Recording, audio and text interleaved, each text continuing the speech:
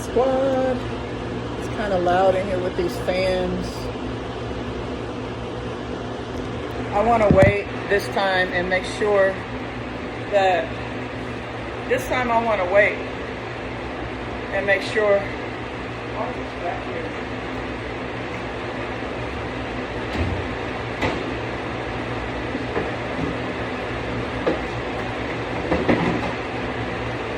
Okay, I'm in my commissary, guys. I got bleach stains all over my socks. I'm gonna have to throw them away. I want to make sure that it's not freezing like it was last time before I start talking again, because I have a lot to tell y'all and a lot to say. But last time it kept freezing. I know I got bleach stains on my pants. I know y'all saw it. Bleach stains on my pants. I know. Everybody please watch from YouTube if you can. Because we were cleaning the freezers, and I guess I leaned back against it, and I got bleach stain on my shorts. But that's okay. That's okay. Yeah, so let's talk about it, guys. Y'all been asking. Oh, let me let Lavette know. I got a lot to tell you guys. And we broke up last time in the middle of all of it. So, it's actually going to be fun. Hold on. For me to clue you guys in on some stuff. And I've done this before. About a year or two ago, I did this for you guys. And, but now, can y'all hear me? Let me turn off.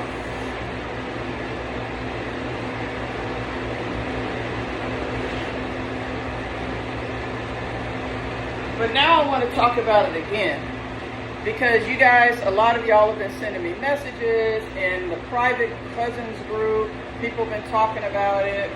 They've been talking about, you know, just different things. It's a lot of chatter. And, you know, there's a person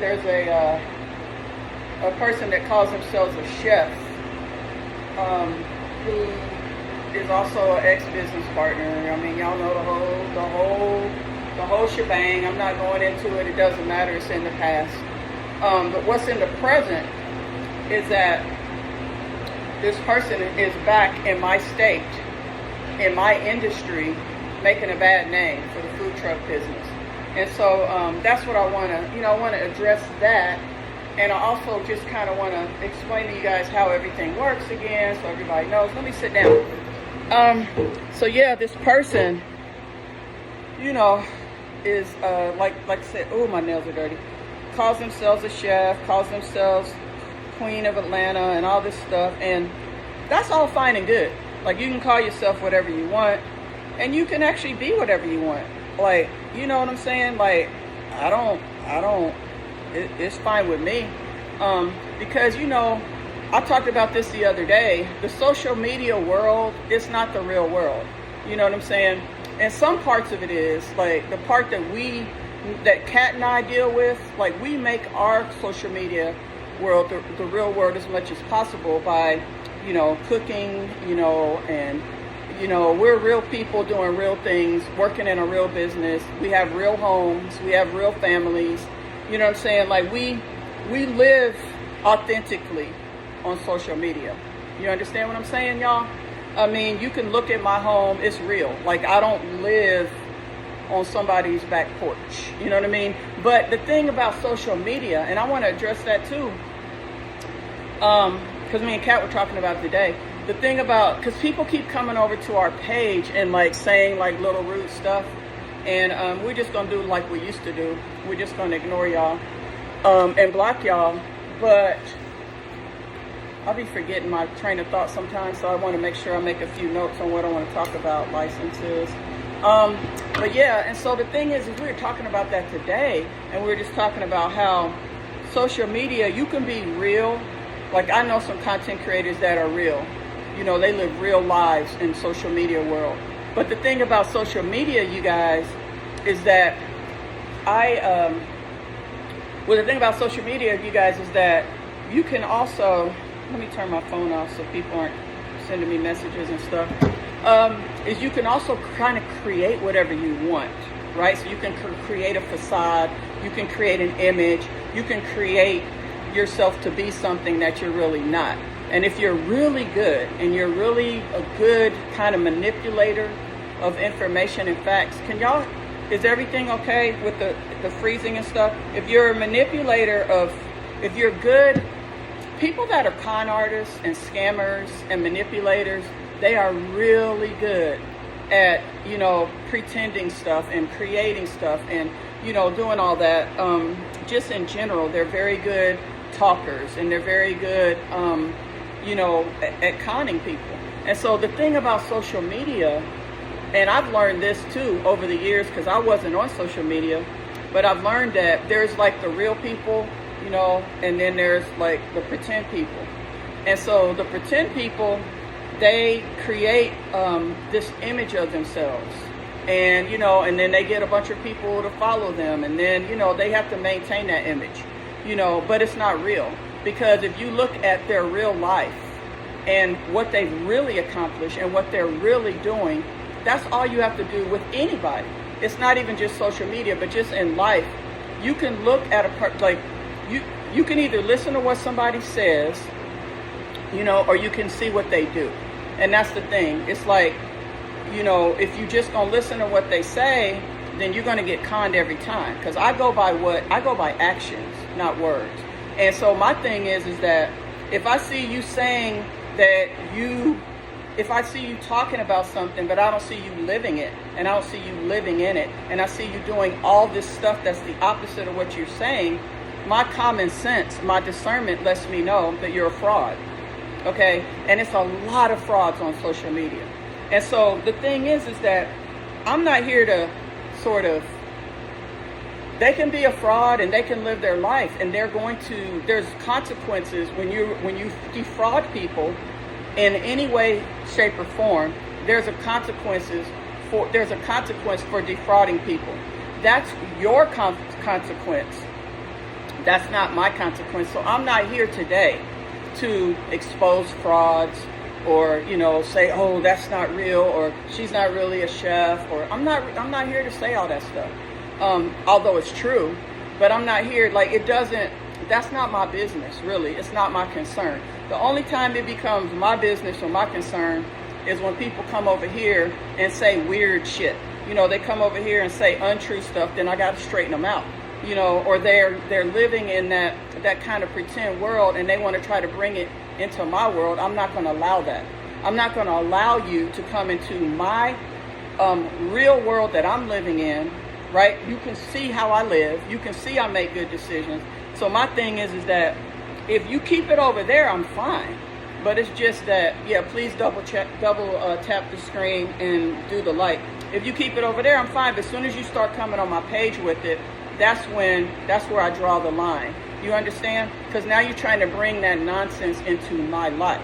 And once that happens, then I'm going to speak. And that's kind of what happened yesterday a little bit on our live. And me and Kat were talking about, we're like, damn. We're like, damn. It's been long enough. Seriously, are y'all still this delusional to be bringing this information over here? We don't care. We don't want it. Keep it over, keep it away. And if you come over here with nonsense, like I said, we block you, whatever. So, somebody said, take a break. We get it. Okay. So I can be long-winded, Jeanette. If you don't like long-winded, you probably won't like me, because, and you may get annoyed with me because I talk about stuff, and that's just how I roll. Just to say that is to say that you can be whoever you want, and you can create whatever you want on social media. I really don't care, okay? But if you are in my territory, and it's affecting me somehow, then that's really when I care. You understand what I'm saying? And so for me, people are like, okay, there's that person, calls herself a chef, calls herself the queen of Atlanta, and she's doing this, she's doing that. And I'm like, I really don't care what she called herself. I really don't care what she's doing. I said, but what I do care is my business and my profession. Don't come to my town, okay, into my industry and be out here like, operating illegally, breaking the law, because that's a bad look for the food truck business. And so that's kind of what I wanted to talk a little bit about. I don't really want to talk about the all the other stuff, because she's got to live in her like I was saying before, it's like you have consequences for all the stuff you do. And the person that does those things is the person that's got to live in it, not me. I don't got to live in it. So I don't really got to care. I don't got to talk about it to the point of like, other than, like I said, only if somehow it affects me, then I'm going to talk about it. It's just like I said before a long time ago, that people can say and do what they want, but if it affects my business, my family, or my life, that's when I take action. People are like, well, why didn't you sue? Why didn't you sue this person, or why didn't you sue that person? Because they don't matter. I sued the person that mattered, and I won. And the person that mattered is the person that was behind it all, the person that was doing it all, the person that I had agreements with, the person that I had, a previous friendship with, the person that I had that was accountable for all the stuff. You understand what I'm saying? All the other little side people, really, I could sue them all, but they weren't the people that I had agreements with. You got to understand that in this life, people can say and do whatever they want. You understand? But for me, when people break my trust, they break the agreements with me, they do things that damage my reputation, my company, they attack my children, they do those things. And there's somebody that was a part of my world that I let, because I don't let people in my inner circle. They were a part of my inner circle. There's going to be accountability for that. And all the other little side people, they can do what they do. They did not matter, because I didn't have any kind of a relationship or any kind of a contract or any kind of a business. Like, there's so many things that were agreed upon that y'all don't even know about. People want to talk about it all the time. Y'all don't even know one hundredth of what really went down and why and how, because I never talked about it. And the other person just told lies. And so I just let it roll. And I'm still going to let it roll. That's not what I'm here to talk about.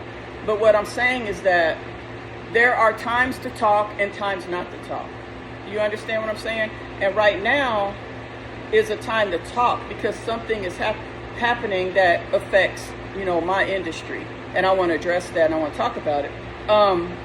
But times, and then the other thing with all the stuff that was happening and all the damage that was done, the time to talk about that was in court. So you have to be smart. You have to know when is the time to talk and when is the time to be quiet and when is the time to learn and when is the time to listen. All these things, I teach my kids. That's why Matthias is so smart. That's why Matthias is so successful. And Andreas is extremely successful in school, straight A student. So, so the thing is that, when people, when people are asking me, somebody even said, well, you should have sued the wife and all this stuff. Yeah, I could have. But the thing is that she's irrelevant to me. Like, I didn't never have no agreement with her. So when people make agreements with me and I hold up my end of the agreement and they don't hold up theirs, that's when I come. That's when I decide what the value was of that agreement and whether I'm going to take action or not. You understand? And so in this scenario, I took action in the correct place that was good for me. You understand what I'm saying? So I'm going to tell you in a second, Gina, just chill out. Gina, you just need to chill. Gina, you need to chill out and listen, because I'm getting to the point. What I like to do is I like to give some background. Okay, right now, I don't care about all that. Like Gina said, I already won. Now it's just time to collect. My thing is I'm giving you guys just a little background because I'm leading up to something. Because when I lead up to what I'm going to show you guys, I don't want a bunch of you guys on here whining, coming over there from the pretend world, whining about, Lee, why are you doing this? I'm trying to explain to you where I'm headed. That's why I'm telling you guys a little bit of a story. You understand? And if you don't want to hear the story or the background, just come back later. Okay? Or like, because the thing is that I don't do the victim thing here. I don't play victim. I don't feel sorry for people playing victim. I don't listen to people that say that, what do you call it? That agree with the whole victim mentality. Like, we don't do victim in my family. Like, that's why we're successful. Okay? So if you want to bring the little victim, oh, woe is me, oh, leave her alone. I ain't messing with nobody. I did what I had to do. You understand? And now I'm going to talk about something that I want to talk about that's important because I'm in the food truck industry. That's why I'm going to talk about that. I ain't trying to like talk about anything else. If I want to talk about something else, I will, but I don't need to. It's just not necessary right now. All I'm doing is giving you guys a little bit of background before we go to the next thing. Okay? Does that make sense to y'all? Can we talk? Can I get to where I'm trying to get without a bunch of people over here talking about leave her alone? Like, I ain't bothering nobody. I'm talking. Okay? So, let me see. Okay, so let me talk. Can we talk? Somebody said they'd like to start a food truck. Well, this will be a good live. This will be a good live for you because I'm going to tell you some stuff, some very important stuff. Part of this live is about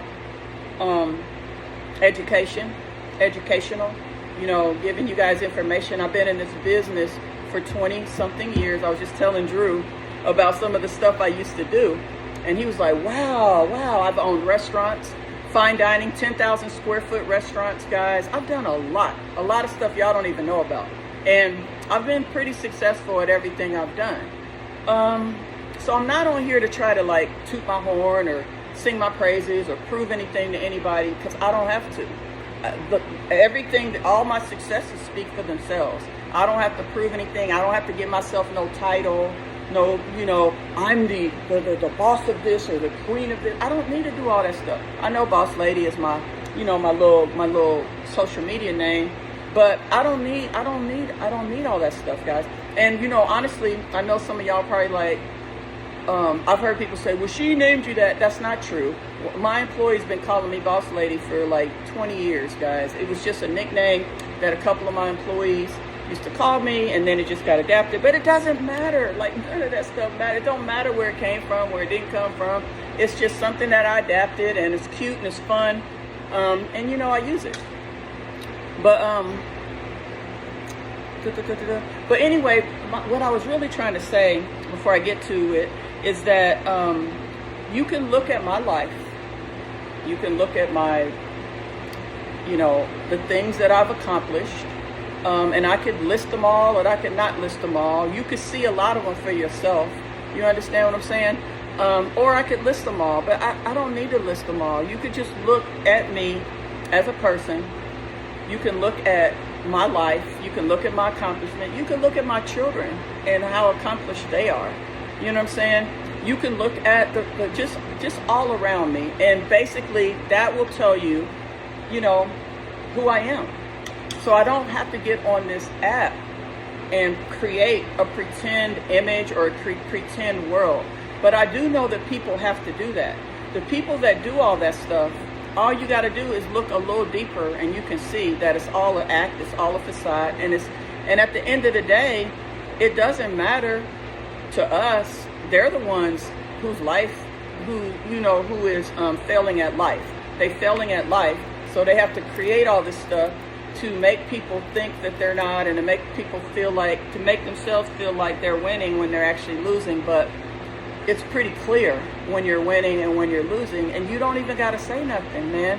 I hang around people that have way more money than I do, and way more success. They don't talk about it. We don't talk about that stuff. They don't go around bragging about it. They don't do anything. They just keep on being successful. And that's basically how I've lived my life for the most part, my whole life. You know what I'm saying? And so, And so I think what I just want the person to know on here is that I'm not, the person that was commenting, is that I'm not, this isn't about that. This isn't about me trying to pat myself on the back. I don't need to. I got plenty of people already patting me on the back. And even if I do pat myself on the back, I do it privately. I don't need to do it on social media. I don't need to do it publicly because I feel good about, you know, where I am in my life and stuff like that. So anyway, having said all that, I wanted to make sure that you guys understand kind of the groundwork or the foundation. Is Lavette on here, by the way? Can y'all all watch from YouTube? Y'all know I'm trying to build my YouTube channel. Hold on. I need Lavette to remind everybody. Hold on, y'all. Plus, I need to pause for a second anyway. Please make a post on Facebook and come to my live. Lavette, are you here, my dear? Are you here, my dear Lavette? Lavette, are you here? I need my Lavette. Lavette is awesome, guys. She's been part of my team for many years.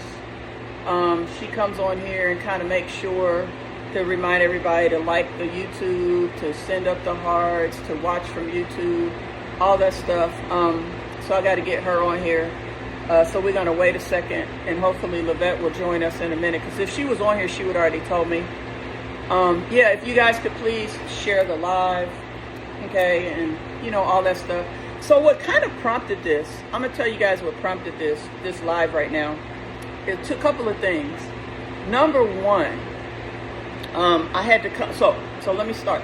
So, you know, Oscar's been sick, right? And so I had to like hire a new team.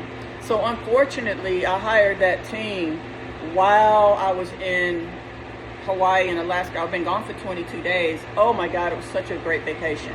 But the problem is that these guys are new and they're like doing the best they can, and everything is like chaotic here. And I don't like chaos. I don't work in chaos. I'm very organized, guys. I have cleaning checklists. I have cleaning checklists on the truck.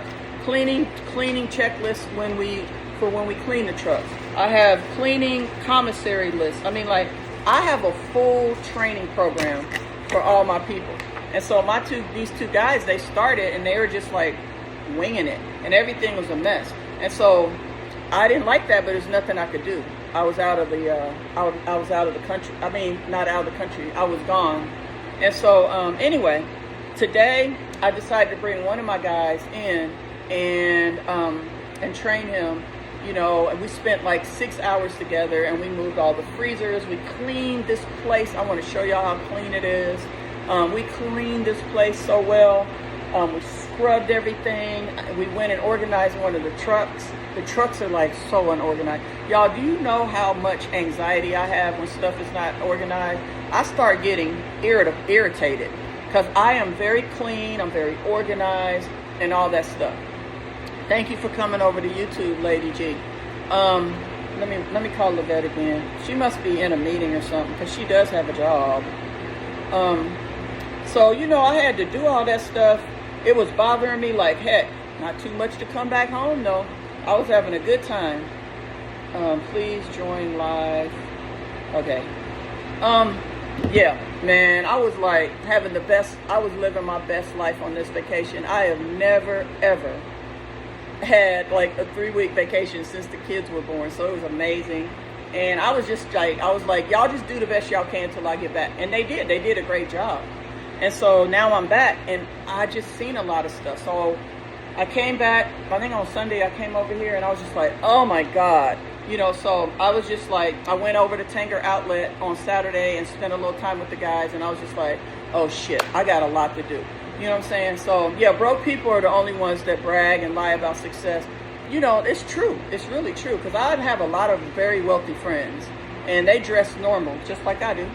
I mean, I'm considered wealthy, but I have friends that are more wealthy than me, and we all are the same. You know what I'm saying? But anyway, so I came, and then we organized this whole place. I can't wait to show you guys everything. We organized, we cleaned. I did training with him. I got to train each person, because they're just out here like, you know, winging it. And that's not how I run my business. I don't do that. So I think Lavette might not be. Oh, we only have 69 on YouTube. Why y'all doing me like that?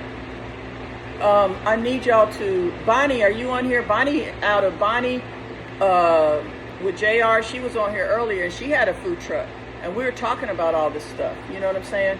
I would love for you guys to watch from YouTube. I really would. So let's get into it. So basically,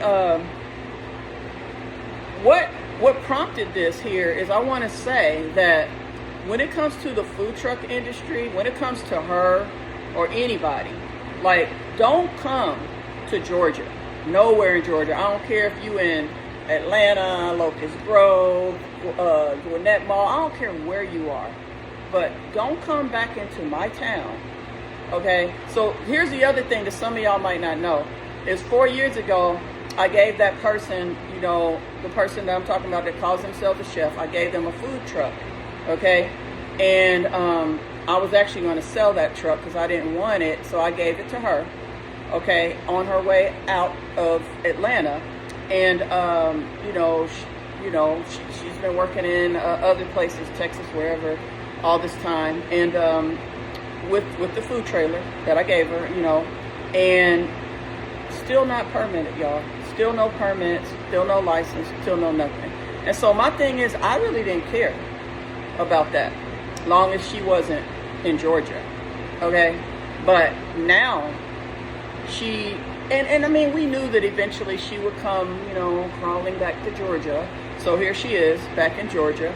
And first thing she does is, you know, start, you know, operating illegally in my town, because I heard that, you know, I heard she was moving back here, whatever. She can live where she wants, she can be where she wants, she can do what she wants, she can call herself what she wants. I don't really care, okay, because she has been completely erased. Like, we don't have nothing to do with her, and she don't have nothing to do with us, and, you know, blah blah blah. So Andreas is sending me notes asking me to make these different recipes for him now that I cook a lot more. And so anyway, so what happened was, it all started, you know, with the whole, like, I'm back, I'm the queen, I'm this, I'm that. Okay, that was kind of like, I was just kind of like, oh Lord, here we go with this again. You know, and I really didn't care. But then the other thing is, you know, I have my food trucks here in Locust Grove. And so people are like, well, you know, she's in Locust Grove, and, you know, she's operating and blah, blah, blah. So my thing is that all I'm going to say about that, I got one thing to say about that, and then I'm going to show you guys what is required in Georgia. Here's what I'm going to say, is people can do what they want, okay? But if you coming into my town and you coming into my industry and you out here operating rogue, operating illegally, possibly making people sick, you know, you operating illegally, you don't have permits, you know, when you could have, it's not like you just opened. You've had this trailer for 4 years. You've had plenty of time to go get, you know, the stuff that you're supposed to get. So you can be inspected properly. So your propane tanks could be inspected properly by the fire department, so you don't blow up the whole freaking, you know, corner. You know what I'm saying? You at a gas station, what if your propane tanks blow up? And then you could blow up the whole freaking, you know, the whole freaking town, and thousands of people can die. You know what I'm saying? So I'm not going for that, because I'm in this industry. If it wasn't my industry, then I probably wouldn't care. But this is my industry, and I'm professional, and I'm part of professional groups in this industry, and we don't like that kind of stuff. We do not like it, and we will. And then because she was complaining and telling her people, oh yes, you know, she called the people on me or whatever, you know what I'm saying? I didn't call, but I would have, I'm gonna be honest, because you don't come in my town operating illegally. Any of us food truck professionals, we are going to call on you. We are. Because you're damaging our reputation when you out here doing this stuff. So you want to operate illegally and you want to do all that stuff, do that shit in Texas. Don't do it in Georgia. Because you're doing it here, you will be reported. You will be shut down, you will be fined, and you will be jailed. Okay? And that's just the way it is. And if that makes you mad and that upsets you, then guess what? Go get your shit together. Go get you a permit. Like, fill out your paperwork. Pay your fees. Like, get you a commissary. You know what I'm saying? You don't want to pay for that stuff, then expect to be reported. Okay? Because my thing is that if you was in like the shoe selling industry operating illegally, I could care less. I really could. You in my industry. Not only are you in my industry, because when you're in my industry in other cities, I didn't care. But you in my industry in my town. I mean, really? And you think that that's okay? It's not okay. It's not okay. It's 100 of us food trucks here. Don't stop nobody's money. I ain't trying to stop nobody's money.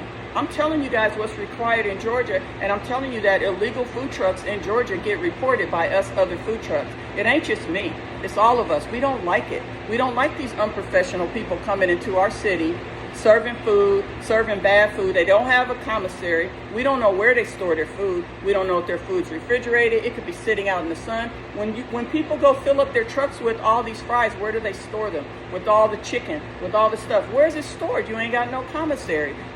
What are you doing? I'm saying people could die. They could get sick. It could ruin it for everybody. You know, then all of a sudden people aren't going to want food trucks anymore. It's going to give a whole bad rap for the food truck industry here in Atlanta. That's why I'm getting ready to show you guys what's required. Because the thing is that you got to pay fees. You got to have licenses. You know why? Because you got to be inspected.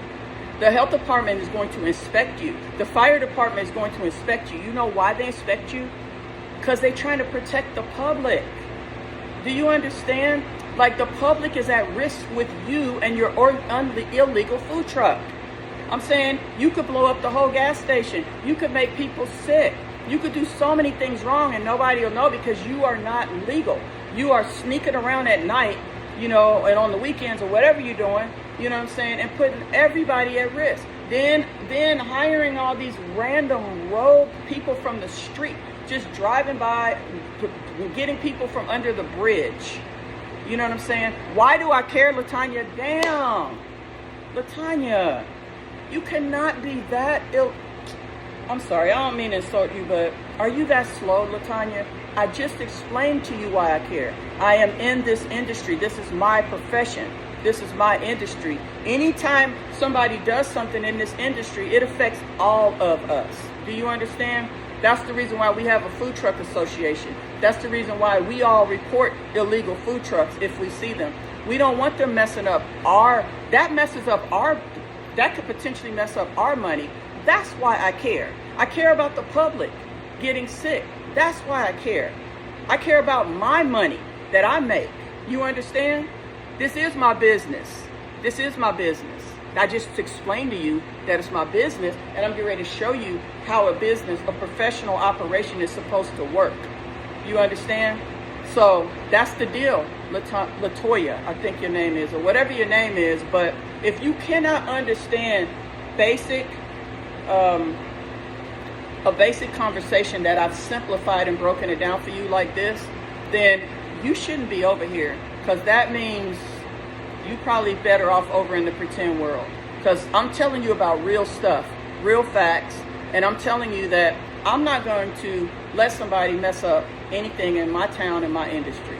Okay? So, all right.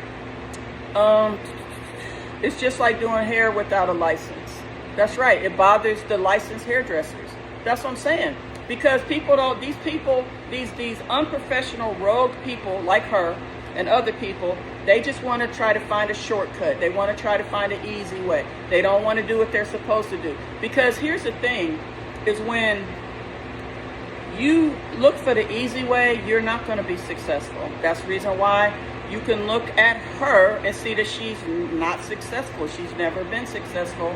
And, well, I ain't going to say that. I'm not going to make it personal. You can look at people that that skirt the laws, that always trying to do something, go around, what do you say, like go around what they're supposed to do, or sneak and do stuff underhanded. Those are the people that's not successful. You know what I'm saying? And they can try to pretend for social media and be like, look at me, look, I got this big old fish sandwich. Okay, well, do you have a house? Do you have a car? I mean, do you got a place to live? I'm saying, like, do you got a legitimate business? I know you got a big ass fish sandwich that a lot of people are like, you know, I don't know, something about like a bunch of like views or whatever. That's great, okay? But go get your permit. All right, so when you're selling that big ass fish sandwich, you know what I'm saying? We don't got to worry about like people getting sick, okay? And get some legitimate people to work. That's not homeless people. That's not putting germs on that big ass fish sandwich. You know what I'm saying? I mean, come on, like this is so freaking. My 15-year-old understands all this stuff. So any of you guys that's on here and y'all don't understand what I'm talking about. I don't know what to tell you because I'm breaking it down to like elementary level. I really am. I'm breaking this down to elementary level, like 5th grade level. And if you still don't get it and you still thinking that it ain't making sense and you scratching your head, then I can't help you. So that's the thing. It's like, you know, this isn't about flexing and social media and the pretend shit. This is about real stuff I'm talking about. You understand?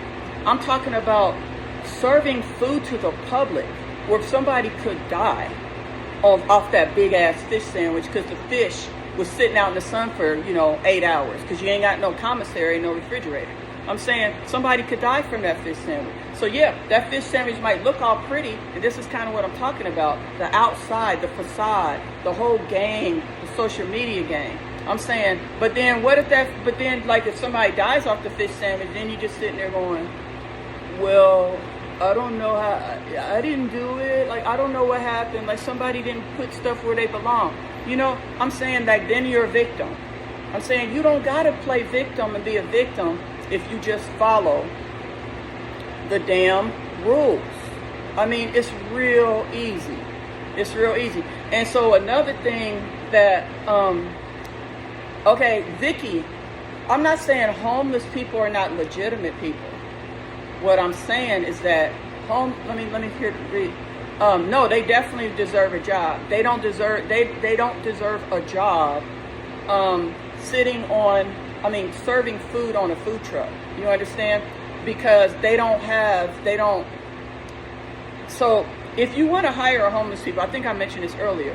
If you want to hire a homeless person, I think that's awesome. That's beautiful. You got to make sure that they have a place to bathe, brush their teeth, wash their hair, get them to a doctor's appointment. You know what I'm saying? Then they can work and serve food.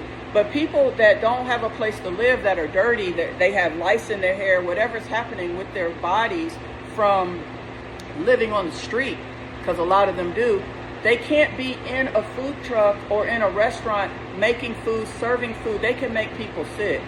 You understand? So what I'm saying is, dang, where's Lavette? So what I'm saying is, because I want y'all to be watching from YouTube.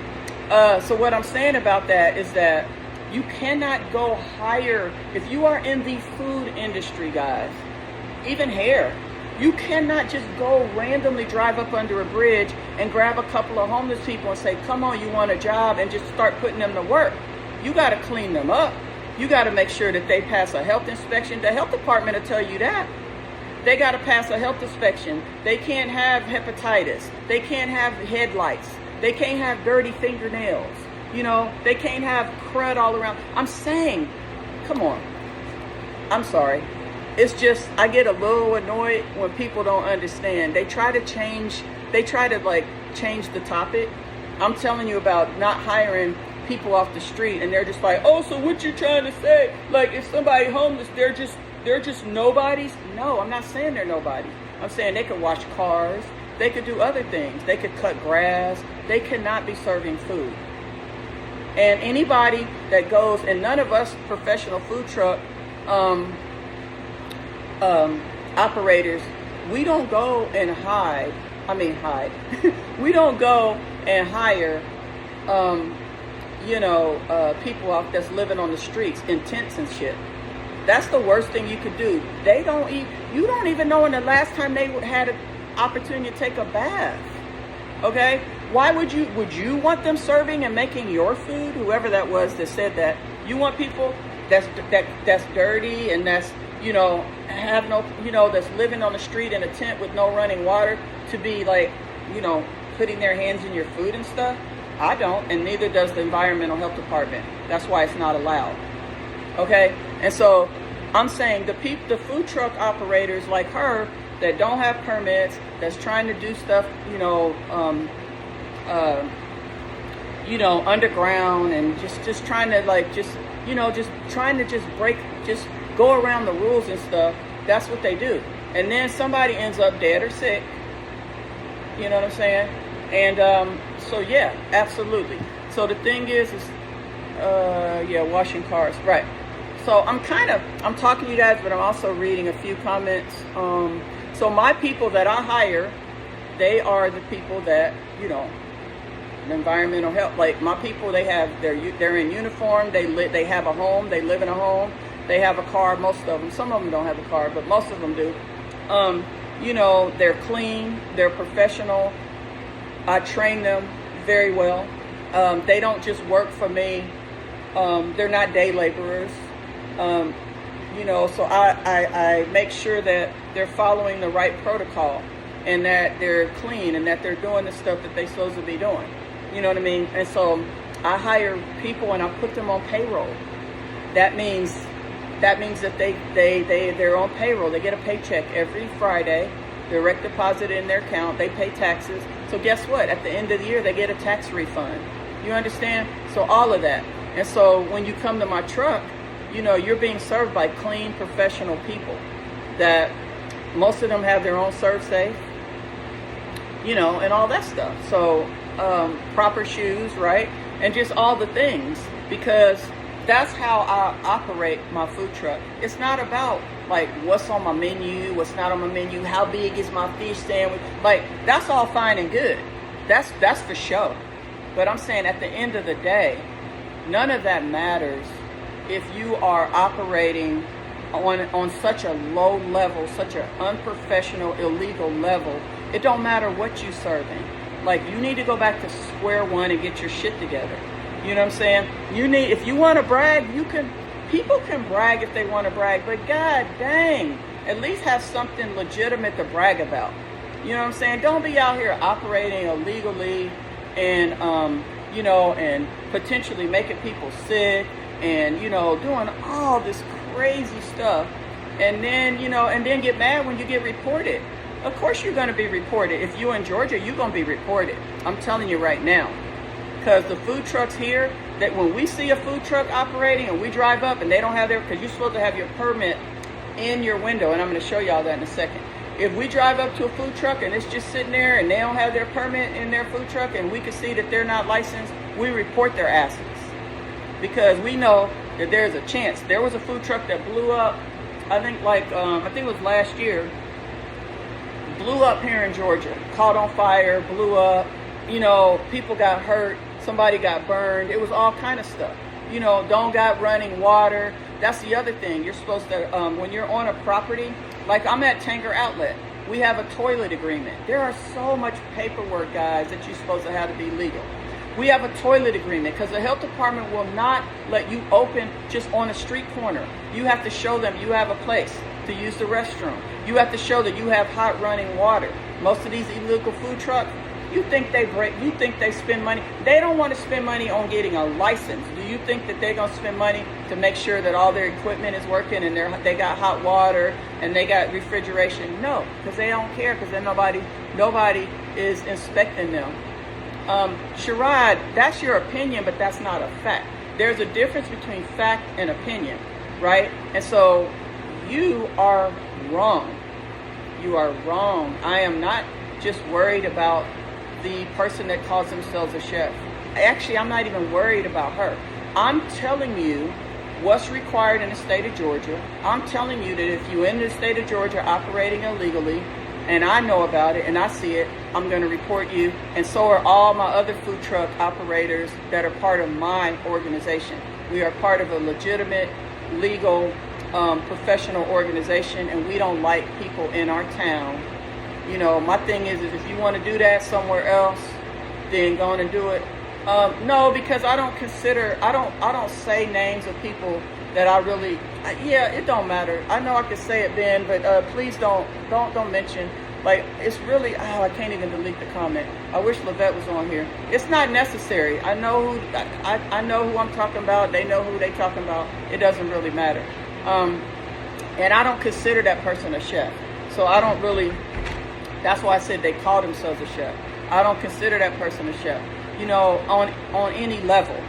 You understand what I'm saying? I don't consider them a chef on any level, so I don't really call them that. But that's me. That's me. And I can do and say and feel how I want. You guys can do and say and feel how y'all want. You understand what I'm saying? So, you know, and really, like, when it comes to cooking, like me and Kat, we cook some of the most amazing, like, we cook so many unique things. You understand what I'm saying? And we don't even call ourselves a chef. Like, we probably, you know what I'm saying? So, okay. So, anyway, I wanted to just, oh gosh, somebody is writing really long paragraphs. I can't read all this stuff, Kimberly. If a person is picked up off the street, hold on, that does not have the means to bathe, wash their hands, they have no business to food. And well, that's what I'm kind of saying. And the health department agrees with you on that. You were in the hospital for 5 days for food poisoning. You can die from it too. Seafood poisoning could actually kill you. You could actually die from it. Lady says she is non-legit on all levels. Yeah, I don't even know if it's a real talent, but yeah, that's true. I think some people have a talent for presenting, you know, something to the public and getting the public, you know, to kind of fall for tricks. Some people are really good at trickery, manipulation, and fraud. And I think some people are just good at that. And it's unfortunate because if you're good at that, you could also be good at the opposite, which is, you know, being professional, being authentic, and, you know, presenting and doing something real. But some people don't want to be real. You know what I'm saying? They just want to play games, and they just want to play games their whole life. And then when things don't work out, then they want to play victim, and then they want to ask people to help them and send them money and all this stuff. And I'm just saying, like, you know, that's not my thing, but, you know, that's what a lot of people do. You know, they a lot of this personality type.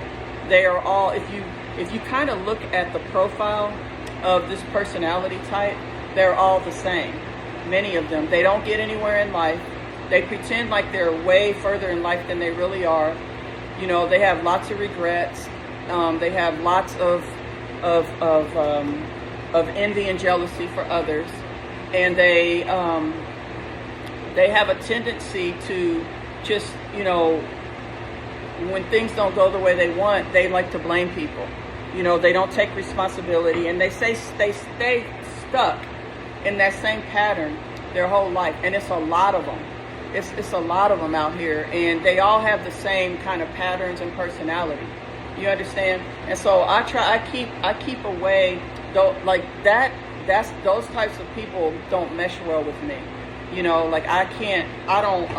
And my kids, like I teach them at a young age, you know, about accountability, working hard, and all that kind of stuff. So anyway, but a lot of the people, I've had people like that work for me, you know, in the past, and it just doesn't work out because it's kind of like you teach them, you show them, they say they understand, they say they're going to do it, but deep down they really were never going to do it. They don't want to do it. They're going to do things the way they want, the easy way, the illegal way, or, I mean, I've had employees like that do that, you know, and they'll just be like, you walk away and you go, yes, now that person is trained and they're ready to go and they've told me that they want to do the right thing, and then they don't never do it. And then once you start holding, and then you go back to them and say, hey, I trained you, why aren't you doing that? Okay. And they don't never do it. They never change. They never learn. They never grow. They never get ahead. I don't care if they're with me or with the next person, they're always stuck in the same pattern. And then what happens though is that as soon as you hold them accountable, they get all mad, hateful, blame you, play victim. You know, they're all of a sudden, now they're the victim and you're the bad guy. Well, I gave you like 3 chances, 4 or 5. I went over everything with you. I showed you. You said you understood. You promised to do right. You know what I'm saying? They don't want to do right. They don't want to do right. They're looking for the easy way. They're looking for the way to con people, to get things fast and easy. And they always broke and they never get ahead. You know what I'm saying? And so what happens is, it's just a pattern. And so I usually can recognize, unfortunately, I didn't recognize this with this particular person, but it takes a while because I'm kind of I don't know, I give people chances. You know what I'm saying? I just try to give them chances. I try to help them. I try to show them. But at some point you realize that they don't want that.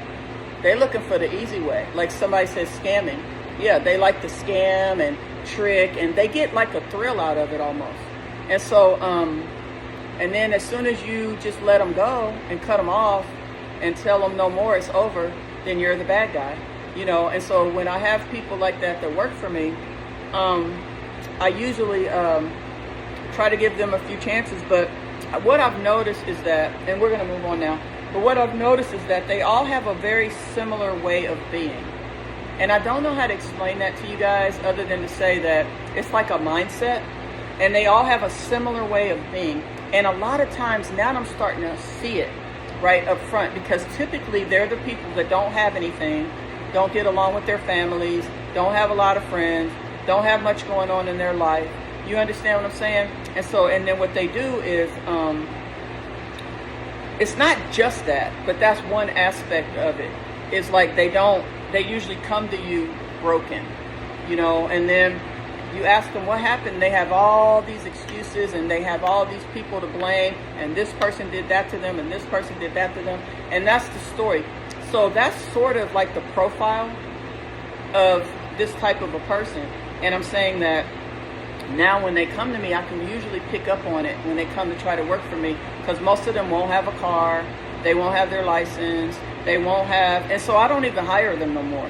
You know, I'll be like, well, where do you live? I live in somebody's basement, you know, but, well, how long have you been there? Well, 3 months, and then 3 months before that, I was over here, and then 3 months before that, I was over here. Okay, well, where did you work? Well, I had this job, but my manager was so mean and so awful and so jealous of me. You know, I was trying to do everything, but then he was jealous of me, or they were jealous of me, and then they just started, like, doing all this bad stuff to me. So that's kind of what happens. So, when you start to talk to them, they all have that same kind of story, and they don't really want to do the right thing, and you can see the pattern. Does that make sense? And so, anyway, I've learned over the years, you know, and now I'm very careful about who I hire, and I can usually pick up on it pretty good. But a lot of these types of people are very good con artists. They're narcissistic. They're very good con artists. They're very conniving. They're good talkers. You know, they got this real smooth way about themselves. You know what I'm saying? And so that's just how they roll, and that's how they get people all the time. That's how they get people's money. That's how they get people's time. That's how they get people to, you know, to just kind of invest time and money into them. Hey, Levette, you're here. So that's how these people operate. It's their personality. And they are like the con artists in our society. You know, the scammers, the people that don't want to do better. And so you really, sometimes it's hard to recognize, because like I said, they're narcissistic, absolutely, 100%. The biggest thing with a narcissist is nothing's ever their fault. They never take responsibility. They're always the victim. People are always jealous of them. People are being hateful to them. People want their life. That's the funny part. They really believe that somebody would want their life. You understand what I'm saying? And they believe, I think a lot of times, with narcissists and sociopathic people, they have a term for it. I forgot what it's called, but these sociopaths, right?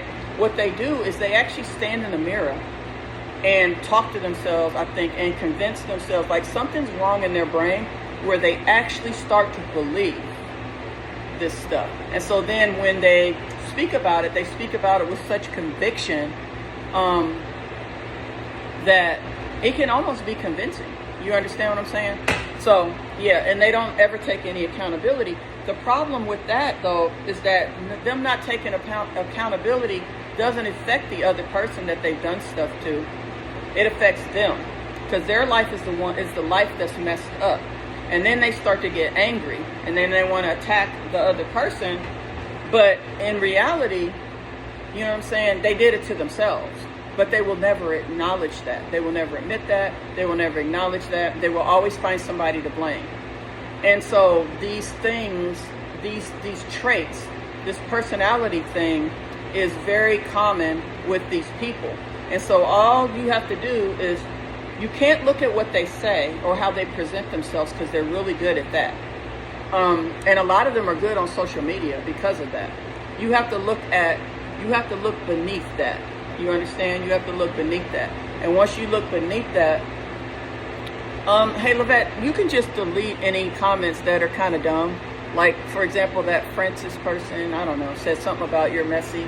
Like, if she thinks this is messy, then, like, she don't really need, like, nobody needs to read stupid comments that are, you know, like, that don't really apply to the conversation. Like, I'm looking for people to contribute to the conversation, because I like to grow. I like to learn. I like my IQ to get bigger, not smaller. Okay? So if you're saying stuff that is kind of dumb, then it ain't really adding to the conversation. It's not bringing anything of value to me. So if you can't bring value, you got two options. You can be quiet, or you can leave. But you either gonna bring value, be quiet, or leave. Do you understand? Does everybody on here understand that? Y'all lucky too, because I can't delete, for some reason, I can't delete comments right here. But I'm saying that Lavette is on here, and she's gonna take care of you. And if you come back again, you're going to be blocked, because you have shown that you are one of these people. You know, the person that I just described, you are one of those types of people that you don't learn, you don't grow. You know what I'm saying? You play, you know, you're just like in like that mental space where you're somebody that can't be reached. And I'm not trying to reach you. Like, I'm talking about me. Okay? So I'm not trying to reach you. What I'm trying to do is talk about the stuff that I want to talk about, but then you over here bringing dumb stuff to the forefront, and you're not adding value to any of our conversation, then you got to go. Okay, so you gotta go. And I don't mind if you gotta go. I'm just letting you know that you gotta go, because like, you're not adding value. You know, and it's gonna be a few of y'all that's still living in like the delusion, because you have been brainwashed. I ain't gonna lie. You have been brainwashed, and you're going to be living in the delusion. And I'm not trying to talk you out of the delusion. Actually, what I'm trying to do is have you not be over here, because I don't need delusional people over here. I need real people, because I'm a real person. You know, I'm a real person living in the real world. I got real everything around me. Real friends, real family, real pets, real money, real house, real car, real business. Everything around me is real. So I don't want, it's not about need. I don't want people like you that live in like that brainwashed place. Like, I don't, like, you don't got to come over here. If you do come over here, you're welcome to come. But if you say dumb stuff, you're going to be eliminated. You know what I'm saying? And so that's just the way it goes in my world. And this right here is my little world, okay? And you can be in it or you can be out of it, but you can't be in it and talking stupid, because we don't talk stupid over here. I'm sorry, we just don't. We talk about real shit, okay? And that's what I'm here to do. I'm getting ready to show y'all facts. See, the difference between me and some of these fake social media people is that once I tell you the stuff that I'm telling you, I'm going to back it up with facts. You understand? I'm not just going to paint this picture and then I'm just going to be like, okay, bye y'all. And then tomorrow I'm going to paint a new picture based on like what I need, what I'm trying to manipulate or scam from y'all. Tomorrow I'm going to be like, today I'm going to cuss you out. Tomorrow I'm going to play victim because I need your money. But then tomorrow when I need you more, I'm going to cuss you out. You know, today I'm going to act like I'm like the greatest, the best. But tomorrow I'm going to be down because I need your money. Like, I'm just giving a few examples. But I'm saying the basic thing that I'm trying to say is that when I do talk about stuff, I'm going to be backing it up with facts. I'm going to be backing it up with, you can see. See, let me show y'all. Let me show y'all my commissary. Y'all want to see it? Look, these, well, not yet, in a minute. But I back up my shit with facts. I ain't just on here just like trying to get, and y'all got to understand, I'm not on here trying to gain favor or gain followers or grow my page so I can ask y'all to cash out me money. Okay, that's not what this is about. This conversation is for the people that are on my page, that are intelligent, that want to talk about real life. What's up? Want to talk about real life stuff, that want to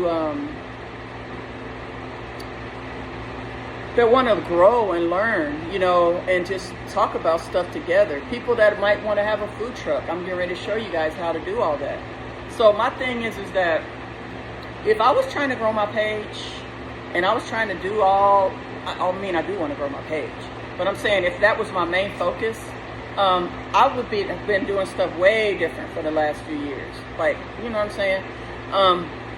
That's not what's important to me. What's a commissary? A commissary is what is required to have a food truck in Georgia. And this conversation all started because there was someone who came here from Texas who was operating an illegal food truck in Georgia, and I didn't appreciate it. Let me see. Boss lady is cut from entirely different cloth. Yeah, I am. I'm not gonna lie. I am. And so are you guys. That's why y'all are over here with me. You know what I'm saying? And all the other people, they don't have to be, guys, y'all don't got to be over here. We don't need y'all over here because y'all don't get it. Y'all don't get it. I guarantee you that 90% of the people that are part of the Boss Squad are successful. They pay their bills. They ain't running from the law.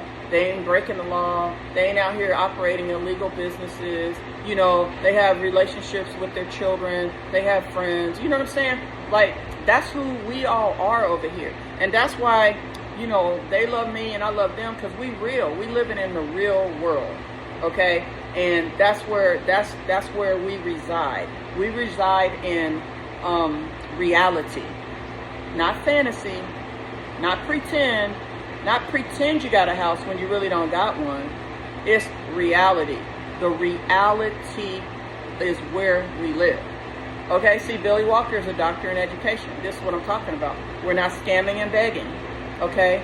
I'm not saying that the people that's scamming and begging, you know, shouldn't scam and beg. They can scam and beg all they want. But I'm saying that understand that if you're coming over here, you're not going to fit in here because that's not how we roll. You got to go over there with the other scammers and beggars and people living in like fantasy world.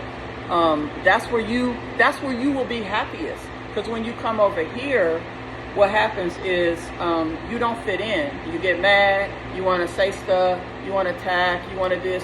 But I'm trying to tell you that this ain't the place for you because you always going to be mad because we always going to be talking about truth and reality.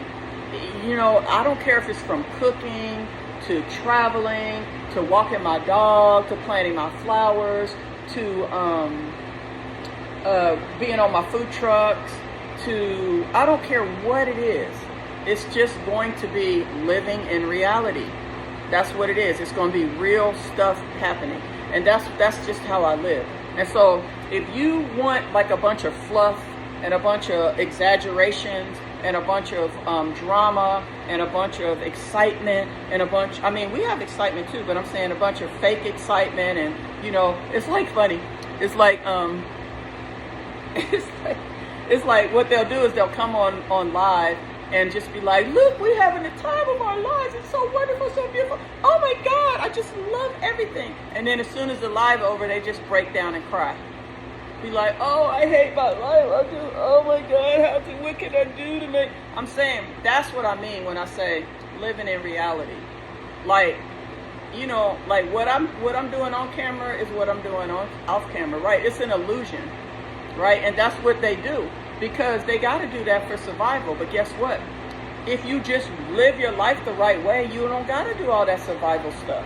You can just be real. You can just be, you know, but anyway, I don't need to keep talking about them because there's consequences for that. I think only reason I brought that up is just to say that some of you guys don't understand what we're talking about here. And that's the reason, smoke and mirrors, that's another good way of putting it. It's smoke and mirrors, baby. And I can see right through it, you know, and a lot, you know, I'm in a private group, the cousins, you know, y'all can try to criticize the group if you want to. I really don't care because I go where I want, when I want, how I want, and for what reason I want. And I got my own reasons for what I do, and I don't got to explain it to nobody. And I don't have to justify it because I make damn good decisions. That's why I'm so successful. But damn, what was I going to say about the group? I was going to say that we see a lot of, like, that's one of the reasons I like being in the group is because, you know, a lot of conversations were had and a lot of things are seen. So it's like the smoke and mirrors, you know, and all the, like, the facade and all that stuff. Like, you know, a lot of you guys see it. But I know a lot of you guys are here. You know, there was a big group of y'all, and then some went this way and some went that way.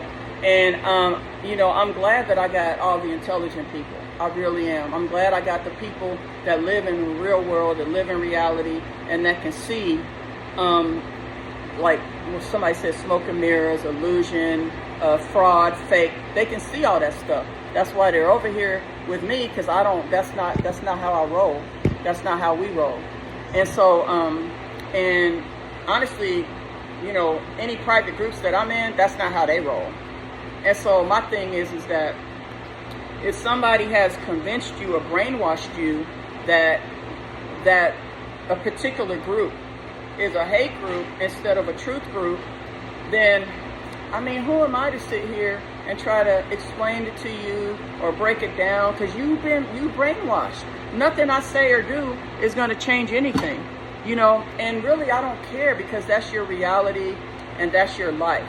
And this is my reality and this is my life. And none of y'all are going to tell me where to go and where not to go. Because some of y'all be like, Mostly, you know, like you're so professional. Like, why are you over there in the hate group? Because it ain't a hate group. If it was, then I wouldn't be in it. Because I don't waste my time on hate. Okay?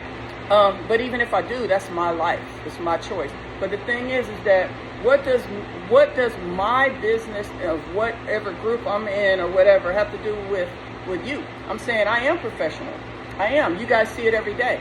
Do y'all see my business closed? Do you see me not having permits? Do you not see me having license? Do you not see my Department of Agriculture? Do you not see us doing all the things that we do? Do you not see me being, do you not see us having a trademark? Do you not see all my permits? Well, you haven't seen me. I'm about to show you. But, I mean, I am professional. I am. I'm very professional all the time. And so, for you to try to kind of be like a parrot and just repeat. That's another thing about people that don't have that good of discernment and are easily tricked and manipulated. They're all part of a group. And the thing is that if you want to regurgitate what was said to you and try to make it seem like because I'm in a group or whatever that I'm not professional, I mean, it's kind of falling on deaf ears. It really is, because I'll be ignoring y'all. Because I know what I am. I know I'm professional. We ship out all our orders same day. Man, we do so much professional shit at I Got You Seasonings and over here at my food truck. I am the ultimate professional. And I taught my sons the same. So we definitely professional. But I'm not going to let y'all try to convince me that I shouldn't be. Oh, and another thing, I'm going to just say one more thing about the group. Do you know that the group is the reason why I got so many great video clips to win my lawsuit? Yeah. Yeah. Can y'all imagine not wanting to be in a group that helps you? Oh my God. Why would I? I shouldn't be in a group that's helping me. Now that's another thing that's crazy. Okay, I got a lot of great information. They have supported me. They have helped me. They have given me stuff. And just because we have something in common and y'all don't agree with it, you know what I'm saying? You're just going to have to get over that. And you got to, at some point, you guys, some of y'all have got to stop drinking the Kool-Aid. You got to start having a mind of your own.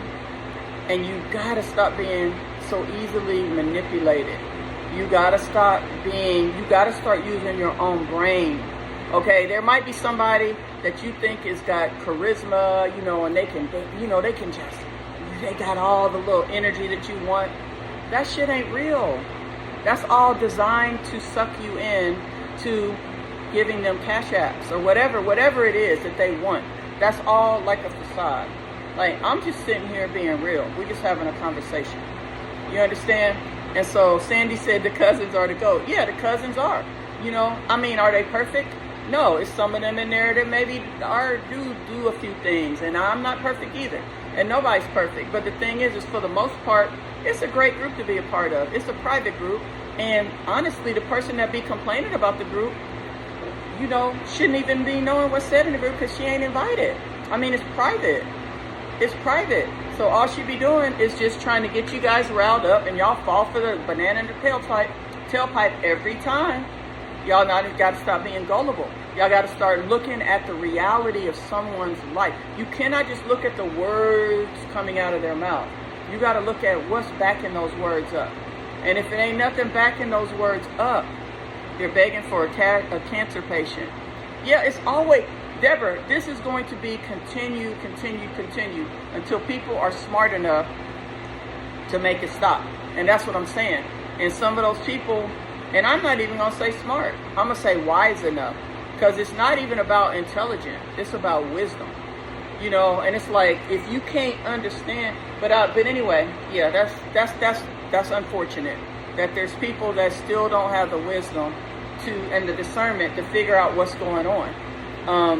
But that's not my problem no more. Like, it really never was my problem. Because my lawsuit is behind me. I won it.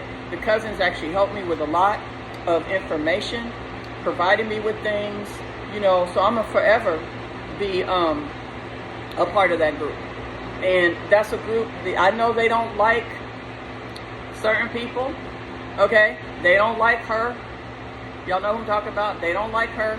But she tells y'all they don't like her because of the way that some of the followers love her or something like that. And it's not that. I know what it is. They don't like to see people constantly taking advantage of others, getting away with it, not being held accountable, tricking people, defrauding people, conning people, lying to people, all of that stuff. They don't like it because they feel it's personal for them.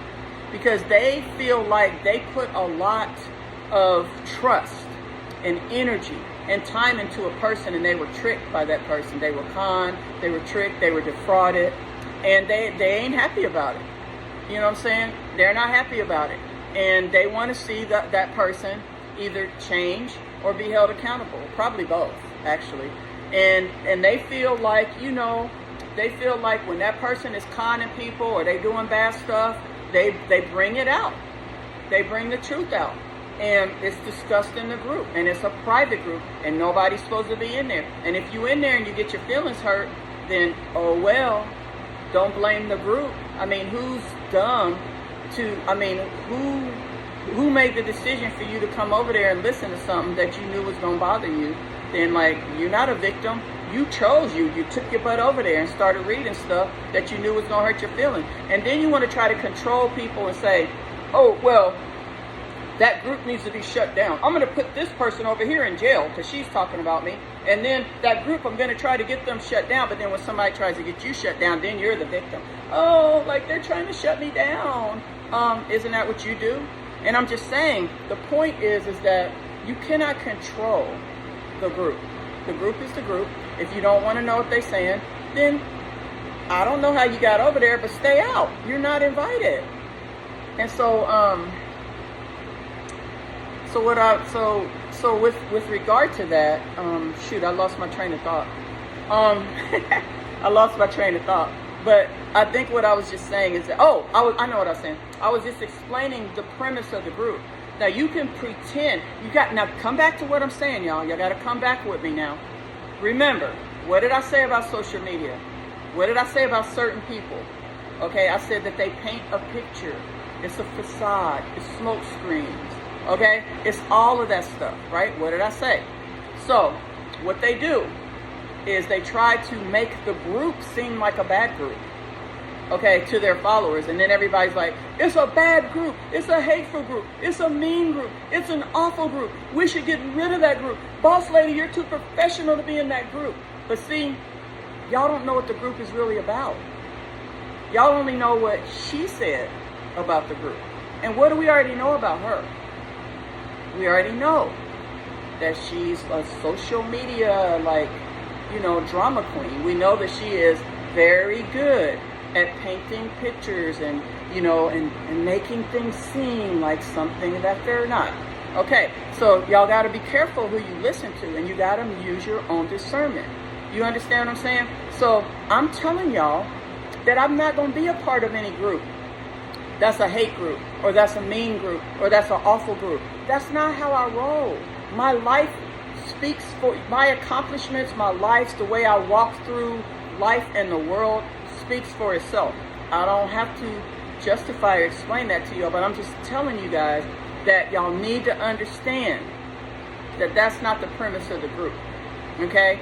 And so the group is about truth, holding people accountable, stopping scammers. You got to understand, some of the people in that group were scammed by this person.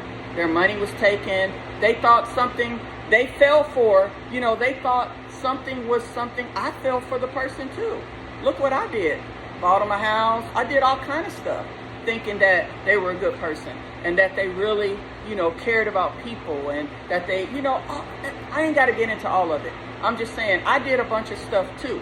That's part, and when people do stuff, when you do a lot for a person and they stab you in the back and they lie on you and they talk about your kids and they make up stories and they do all that stuff, what how you supposed to feel about that? You know what I mean? It ain't a good feeling. And so I think with me, I took the appropriate action that I was supposed to take, but I'm saying with the group, that's some of what happened to them too. That happened to them, and they don't like it. And and so they want to stop that person from. I just got something that said this video or something, but they want to stop that person from doing it to others. That's what the group is about. They want to stop that person from getting away with more scams, more lies, more deceit, more conning, more backstabbing, more mean, just all the stuff. That's what the group is about, trying to stop it. Sasha, I don't think so. I don't think she ever was. No. I just think that, some people they're like chameleons. They can just fit in to an environment because they want something from that environment, and they can just really be in that environment. I mean, some people are really good at conning and manipulating and being chameleons. And so what happens is if they see you're a good person and they see that you have certain things and they want that, they can be a chameleon and fit in and just be like, let me straighten everything up here, and I'm going to present exactly. They figure out what it is, that make people tick. Because con artists, scammers, and those types of people, they're very good at figuring out what makes other people, I don't want to lose my battery, makes other people tick. And narcissists are good at that. They know how to mimic. They know, thank you for that word. They know how to mimic. They know how to figure out what it is. If you are all about family like I am, and all the things about me, right? So then what they do is they just go, yeah, I'm like that too. Yeah, I'm like that too. And then they're like a chameleon, and they just study you and they figure it all out, and then they become that thing that's going to make you like them and make you want to help them and make you want to mentor them and make you want to, buy them a house, and invest in their business and do all of that stuff. And that's what happens. And so Sasha asked me a question and said, yeah, they mirror you. It is. And it's a little scary because these are dangerous people, in terms of dangerous, in terms of what lengths they will go to try to get what they want. You understand? And so it's like, so Sasha was asking me, do I ever think she was a good person? And my answer is no, I don't. I just think that there was a facade and I think that I thought that, but now looking back, I realized that I was completely wrong. Completely wrong. Because now I'm seeing, how hindsight is 20/20?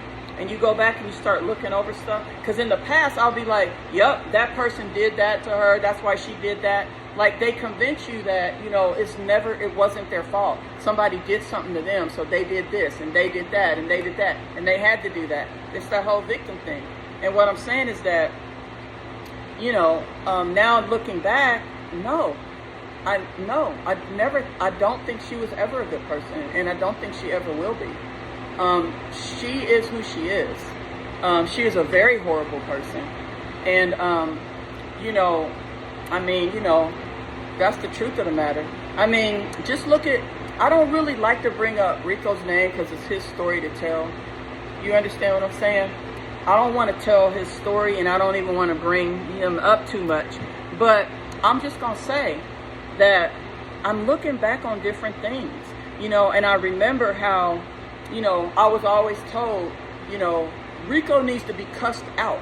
Like Rico, Rico worked for me and stuff, and sometimes, he would maybe, I ain't gonna say,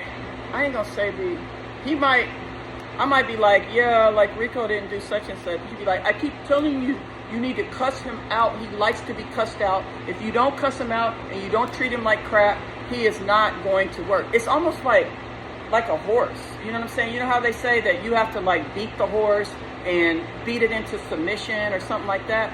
And so, she was like, that's what you have to do to him. And I'm like, oh, I'll never do that. I don't do stuff like that. And so, it's just those kind of little hateful things that would happen over you. And then one time we threw a birthday party for Rico, and he was in tears. He was just like, nobody's ever, did that. And we hung up a banner, and we blew him a cake, and we sang happy birthday. And I'd send her a text. I still got the text, matter of fact. I was like, hey, we're doing a birthday. Today's Rico's birthday. We're throwing him a little party. Can you come? Do you want to come? She was like, no thanks, or something like that. She wasn't even trying to. I'm saying this person is like her, so-called brother, and all this stuff. And so it's like, and I could tell you, I could go on and on and on and on and on forever about all the examples that I look back on. But those are a couple of ones that just kind of came to mind, because this was probably the person who was the most loyal, the most loyal, I'm talking loud, the most loyal, with her the longest 30 years, very loyal, did everything for her, was always there, always. He didn't even want to leave Atlanta. You know what I'm saying? He left because, she was trying to mess up the business, so she made him leave. And he didn't want to leave. I was helping him get a trailer. Not a trailer. What do they call those things you could live in? Mobile home. I had everything kind of like set up. And then all of a sudden, she just yanked him away. And then look at what happened to him. He ended up calling me, when he was like, in distress. And, and he did say, anyway, I'm not going to get into too much. Like I said, I don't want to, it's his story to tell, and one day he may want to tell a story or write a book or whatever, but I do still keep in touch. And the thing is that, I just feel really, those are things. So when you say, like, was she a good person? I look back, how, like I was saying, hindsight is 20/20. You look back on all these different things, and back then, there was always all these justifications and stories and, you know, painting pictures of like how, you know, it wasn't on her, or how this person did this, or how she was a victim here and a victim there. Never any accountability, never. And it's been a repeat story over and over and over and over.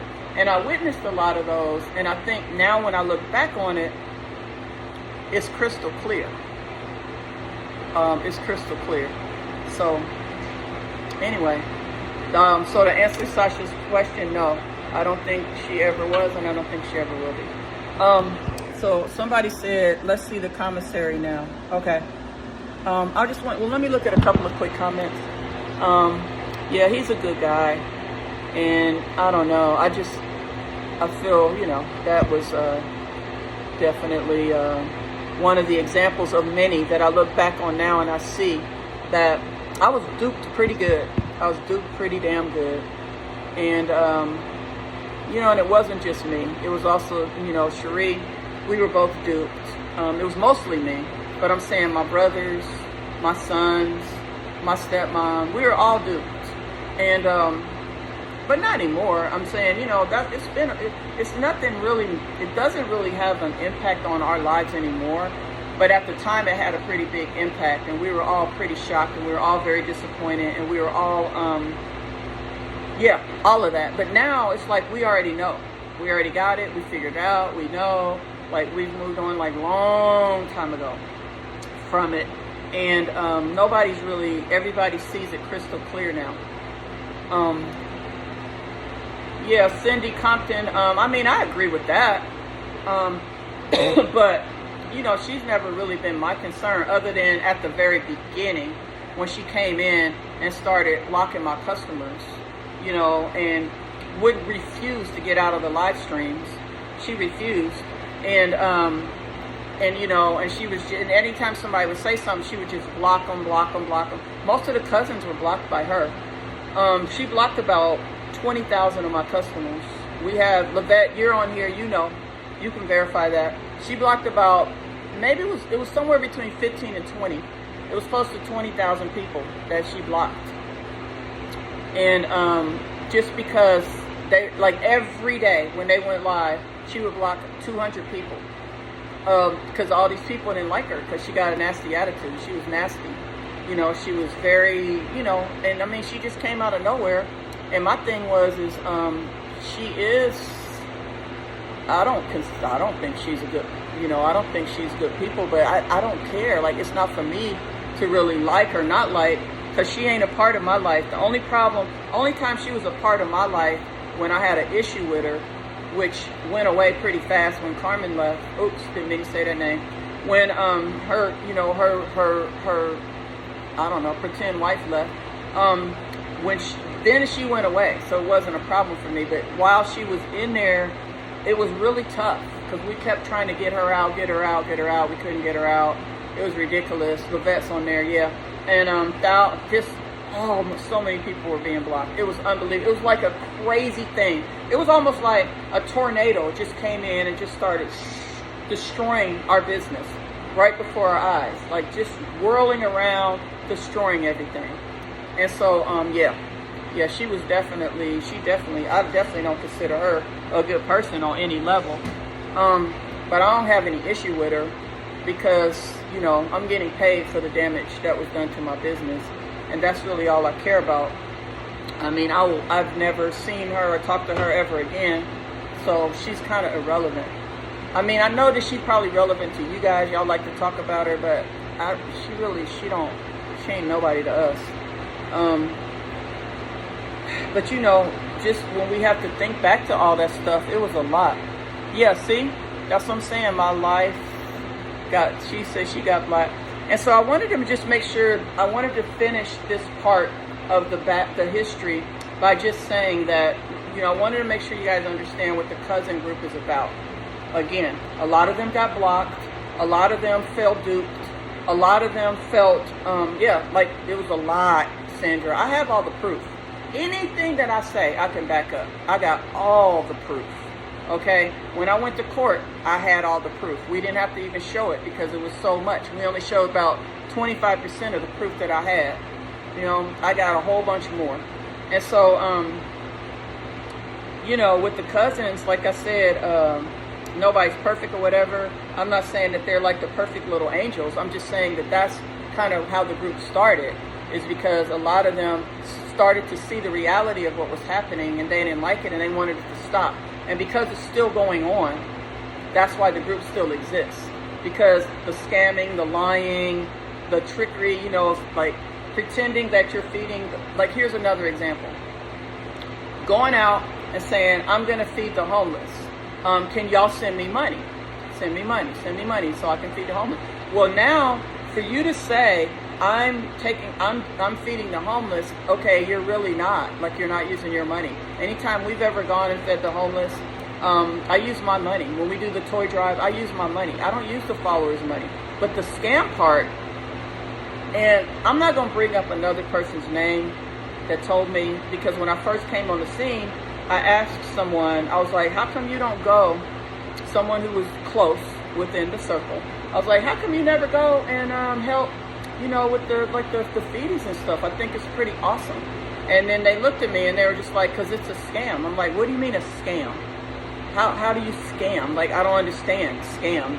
Like, that don't make sense. Like, they're feeding the people. I see them handing out the food. Oh, no. I'm not going to be a part of that, because now I'm speaking in third person.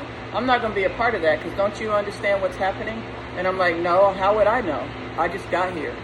And so it's like, you know, the person was like, oh, well, what she does is anytime she, you know, it's time like to go gambling or something, you know, she'll just say she's going to go feed, get a whole bunch of money, and then use like 20% of it and keep the rest. And I was just like, wow, really? I don't believe that. I have to see that with my own eyes. And so, anyway, that's what happened, and that's what I was told. And so I think that, and some things changed, like once I came on the scene, but there's no need to go through all of that right now. My point is just that when, like the people, like the cousins or whatever, a lot of them were donating money, and they're mad. You know, they're mad about it. You know, and so that's part of like how the group came about. It came about from people wanting all that to stop. And I just think that when I think back to that, that's another example, because it's kind of like, how do you, it'd be like this. It'd be like this for me. I'm going to put it on me. Like, you know how I had my toy drive? You know how we did the toy drive and we donated toys and we donated food and we did all that? You guys were trying to send me money and I said no. Okay, you guys, I just told y'all if y'all want to send toys, send it directly to the hospital or whatever. Just imagine if you guys had sent me, and I said it was my toy drive, because, I mean, I said that we were doing a toy drive because we actually did a toy drive. I spent $1,000 on that toy drive. Okay, but just imagine if I said, I'm doing a toy drive, and then I asked you guys to give me all the money and the toys, right? I'm no longer doing the toy drive. Y'all are doing the toy drive, not me. You understand? Y'all are now doing the toy drive because it's your money, okay? And then just imagine if I only used 25% of the money, right? And then the other 75% of the money I kept, and then all the toys you sent, I just like snuck in the middle of the night. You know how Walmart stays open 24 hours. I go to the 24-hour Walmart and I just start returning the toys. Or I just go sell them, you know, sell all the toys and just keep all the money. I'm saying, like, that's not me being a good person and doing a toy drive. That's me using a toy drive as a facade, as a front to get money for myself. That's not being a good person. That means I really didn't help the kids. That means I did that to help myself. Oh yeah, sure, I gave some of the kids some toys. I did. And I did do some food. Okay, but I didn't pay for it. And I got a whole bunch of money from it. That's not me being a good person. Okay, so that's why when you guys were asking me to give money and stuff, you know what I'm saying? That's the reason why I said no. Because, I mean, well, I didn't say no. I just said it wasn't necessary. You know what I'm saying? It wasn't necessary because I wanted to do it from my heart. Like, I wanted to do it from my heart. You know what I'm saying? I wanted to do what I said I would do. I mean, if you guys do it for me, then I'm no longer doing it. Y'all got what I'm saying? And so that's just another example. And so I think I just wanted to say the last thing about the cousins. So I think that you guys need to understand that we got a group of people in a private group that see all that. They were a part of it. They actually gave money. They're not happy. They want it to stop. They see it going on. They see a whole bunch of people still supporting it. They want the truth to come out, you know, and they get together and they talk about it and they try to figure out how they can make it stop. You know what I'm saying? How can they stop it? They're not trying to stop somebody from living, stop somebody from being happy, stop somebody from being loved. They're not doing that. They're trying to stop somebody from being a scammer, a liar, a con artist, a backstabber, a mean person. They want somebody to either take accountability and change, you know, or go away. It's like, you know, but they want it stopped. And so from their perspective, you know, that's what the group's about, you know, is like stopping. They feel like, and I think it's personal for them because it got done to them. You know what I'm saying? And some of this stuff's personal for me because it got done to me. Anytime you believe in a person and you do a lot for them and they stab you in the back and you find out that they tricked you, they lied to you and everything, that the whole thing was all a big fat lie, you know, and then in my case, it was turned, like the person even tried to turn the whole social media against me by saying I was like the evil, the bad, the snake, the this, the that, when it was really them. You understand? That can really piss you off. You know what I'm saying? That can really bother you, and it becomes personal at that point. You know what I'm saying? It becomes personal, and you want to make sure that the universe, that you get repaid for what was done to you. You understand what I'm saying? By someone that you trusted, and by someone that you helped, and by someone, I gotta put this phone on charger, by someone that you, you know, put a lot of, and that you were loyal to, and that you did stuff for. I've got to charge my phone, because I'm getting ready to show you all the trucks and stuff, and I don't want my phone to die. So it's personal for me, so I can relate to the cousins because for them, it's personal also. Because they didn't get harmed to the degree that I did, but they still got harmed. And when you believe in somebody, you trust somebody, and then you turn around and then you find out that they lied to you, they scammed you, and then they laughed in your face. It's not just that they did all that stuff to you, but then they laughed in your face. Like they're laughing in your face, like, nah, nah, nah, nah, nah, nah, I'm going to do it again and again and again, and ain't nothing you can do about it. And you're just stupid, and, you know, and it's your own fault, and, you know, whatever. Like, I'm not saying those exact words were said, but I'm just saying, I'm trying to paint kind of a little picture for you. It's like, so they do all that stuff to you, and then they laugh in your face. They don't ever say sorry. They don't ever take accountability. They don't ever admit anything that they did. And then they just keep doing it over and over and over. Yeah, y'all call it playing in people's faces, right? They do it over and over and over, and then they basically laugh at you. And then they cry, and then they get money, and then they laugh at you again, and then they cry, and then they get money, and then they laugh at you again. You know, and all that stuff, that laughing stuff was actually happening behind my back. I didn't know I was being laughed at. I thought I was really helping, genuinely helping someone. And then I found out that I was just being used and laughed at, you know, and called a fool. So that kind of stuff will rub you the wrong way. You understand what I'm saying? And then it starts to make it personal for you. And I think that some of that's happening with the cousins. So I want you guys, anybody that's here and that's listening, y'all need to understand. I swear I feel like I've been on longer than an hour and a half. Y'all need to understand that that's what the cousins group is about. So anybody that's telling y'all it's a hate group and all this stuff, y'all don't believe it.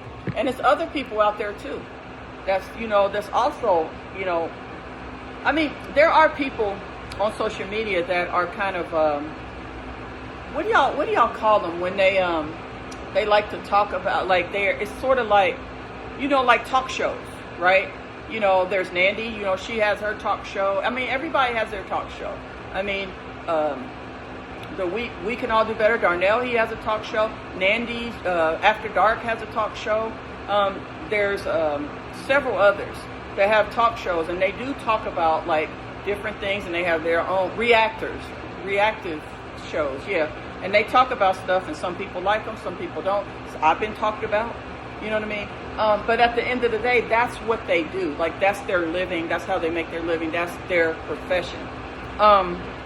Why did I say that? Let me think. So there's people that do that. What was I going to say about that? I forgot what I was going to say, y'all. I was just going to say that there's different levels of, I guess, social media. There's the ones that do that, and then I don't know why. I was trying to make a point by bringing up the different way. I know. Okay, so there's the people that do those things, right? And then there's also the private group, which is the cousins, but they're not doing that. Like, they're not in it for, and this is what I wanted y'all to understand. They're not a reaction channel. They're not in it for the reaction, the views, the click, because if they were, they'd be public. They're private, because what they're doing is they are having group conversations about things, trying to make a difference, trying to make a change, trying to figure out how do you stop somebody from constantly taking advantage of their helpless followers or their overly loyal followers who don't really know who they really are, because these people used to be one of those, and then they saw the light. You understand? And once they saw the light, now they want other people to see the light. So that's what I'm saying, is like, they're not a group like that. They're not just in it for the drama of it, or not the drama, but the I don't want to say drama, because I don't want to take away from what, Nandy does. That's her livelihood. I have respect for her for what she does. I'm just saying they're not a talk show. Understand? Where they just talk about topics and what's happening. They are actually trying to have this. They're trying to fix a problem. They're trying to do something so people don't get taken advantage of. So anyway, that's all I was going to say. I'm going too far. I know. Let me see. So let's guys, if y'all don't have any more questions about that, I want to get to the commissary and the food truck, because I know some of y'all been waiting on that. Oh Lord, it's a lot of comments. You brought her beautiful home. I did a whole bunch of stuff. So can you imagine? I mean, like, not only did I buy the home, I loaned her $120K to get the home.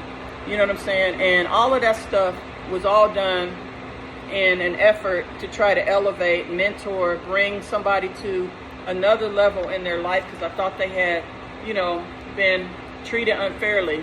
Right? Here's the story. Treated unfairly, or not had a fair shot in life, or just needed a mentor, or just needed some guidance, or just needed somebody in their life. That's what I was told. And so I did that stuff so they could, I'm like, okay, this is the business now. We need to present ourselves, we need a professional kitchen. We need a professional facility to run our business out of, things like that. So I'm just like, I'll co-sign for everything. I'll put the money up. I'll do everything, because I know that I'm investing in a good person that just needs a little help. And I was wrong. I was dead freaking wrong. You understand what I'm saying? And so I helped Linda. I did. It was a loan. But the thing is, it was all part of, elevating the image, elevating the business, elevating the life of the person so they could live a good, happy life, and all that stuff. And what happened was, I got stabbed in the back for all of it. I got spit in the face. I got stabbed in the back. I got painted as a villain. I got all the social media stuff, but not in the real world. That's the good part. I was telling y'all about the difference between the real world and social media. All that stuff happened on social media. That ain't the real world. That ain't my real world. So all the real people around me, like, none of that stuff mattered. But I'm saying, in the social media world, which is what I was trying to become a part of, because I had a business that was in social media, I'm trying to become a part of that. I'm trying to look at y'all, but I'm always looking. Anyway, and so in that world, which was not a real world for me, that's why it did not, how do I say this? It affected my life because it was stressful, because I was trying to figure out how to deal with it, because there was so many lies being told. But at the end of the day, all my friends and family aren't on social media. The people that matter to me didn't even hear, a lot of that stuff. Well, they did, because I told them some of it. But I'm saying that other than through me, because they're not on social media. So that's not my world, and that's not the world I live in. But all that stuff still happened, and it all happened on social media and publicly. And just imagine all that stuff happening to you after you've done so much for a person. You understand what I'm saying? After you've done so much, the person's stolen from you. They've done so many bad things, but you just let all these things go. Because they said they were sorry, and this and that, and this excuse, and it wasn't their fault, and this. And I mean, you just listen to all that stuff. And then you just go, well, you know, and then after all of that, there wasn't even like, it'd be different if they would have just been quiet and went their own way. You know what I'm saying? And lived their life. But no. They had to try to continue obsessing over me, stalking me, and trying to destroy stuff that I had. And so that's when I just went to the courts. But I was going to say, I don't know if you guys know this, but she got $400,000 from me. $400,000 from me total. And that was a lot. What is that chirping?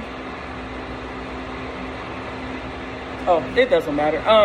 So yeah, anyway, that was a lot of money for, you know, I let her keep the equity in the house. I didn't have to do that. You know, I gave the money for the business, to buy the business. And then after that, you know, like the narrative was like, boss lady stole the business. She stole it and all that stuff. So all of that was rough, guys. It was rough. And so that's the kind of stuff I had to deal with. And I had to deal with a lot of stuff on social media that I really didn't want to deal with. And I had to ignore a lot of stuff. But can you imagine, you know, how the feeling of that is to do all these things for someone to try to, because you were tricked, and then you feel tricked, you know, and then on top of that, there's no apology, there's no accountability, there's no remorse, there's nothing. There's just, you know, now they're just trying to paint you as like, you know, this really awful, hateful person. And I still be having people come over sometimes and be like, you're just a hateful person. If I was hateful, I would have been doing all the stuff that she was doing. Like, I'm not hateful. I was just trying to rebuild, you know, the business and, you know, focus on that. And I just really ignored a lot of that stuff. But, I gotta go in a second. But it was a lot to deal with. And so I think with the cousins, they feel the same way, and they saw all of it. And so that's what I wanted to tell y'all.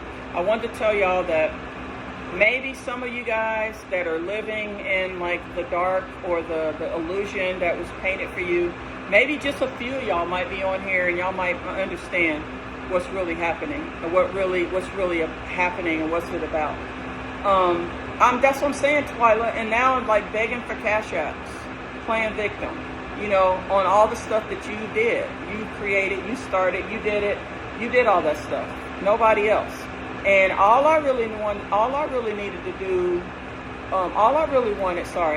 was to just, you know, do my work, you know, elevate the business, which I've done, you know, and just like figure out and learn this whole social media thing, which I've figured it out now and I've learned it now. I got it now, and you know, we just doing our thing. But y'all want to see about my commissary now? Because we could go on. I mean, this could last for hours and hours and hours and hours and hours. And I really don't want it to, because part of this is like sort of starting to rehash things, and I don't want to rehash things. That's not what the purpose of this was. But I do want to be honest, and I want to tell y'all the truth about what happened and what I've been through. And it was not that, it wasn't fun by any means. But, you know, I'm a pretty strong person. I'm a very intelligent person. And I'm a very successful person. I have a great family and friends, and I got a very good support system. So it wasn't that hard to get through it. But I wasn't going to just let somebody do all that stuff and not pay for what they did. Oh, thank you, my journey. Oh, can y'all please go to I Got You Seasonings? Speaking of, I need everybody to go to I Got You Seasonings right now. Let me make sure this code is still up. I want y'all to go to I Got You Seasonings right now, and you can get 20% off, and you can use the code OBSESSED. Let me make sure it's still valid. Use the code OBSESSED.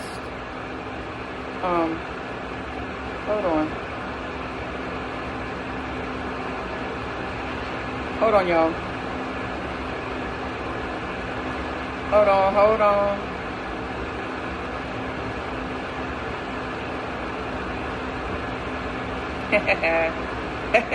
Hold on, y'all.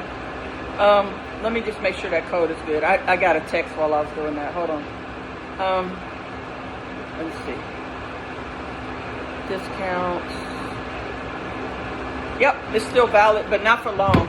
So guys, y'all can go use the code OBSESSED right now and get 20% off of all your orders on my website, IGotYouSeasonings.com. Lavette, would you pin it below? Lavette, would you remind everybody to go, please? Could you please post something on the Facebook page? It's already 5 o'clock. And let everybody know that I would like for them to watch from YouTube. Kimberly Daniels, all you guys that are watching from Facebook, do me a big solid and watch from YouTube. I would love y'all to death. Thank you so much. You love my laugh, Jackie said.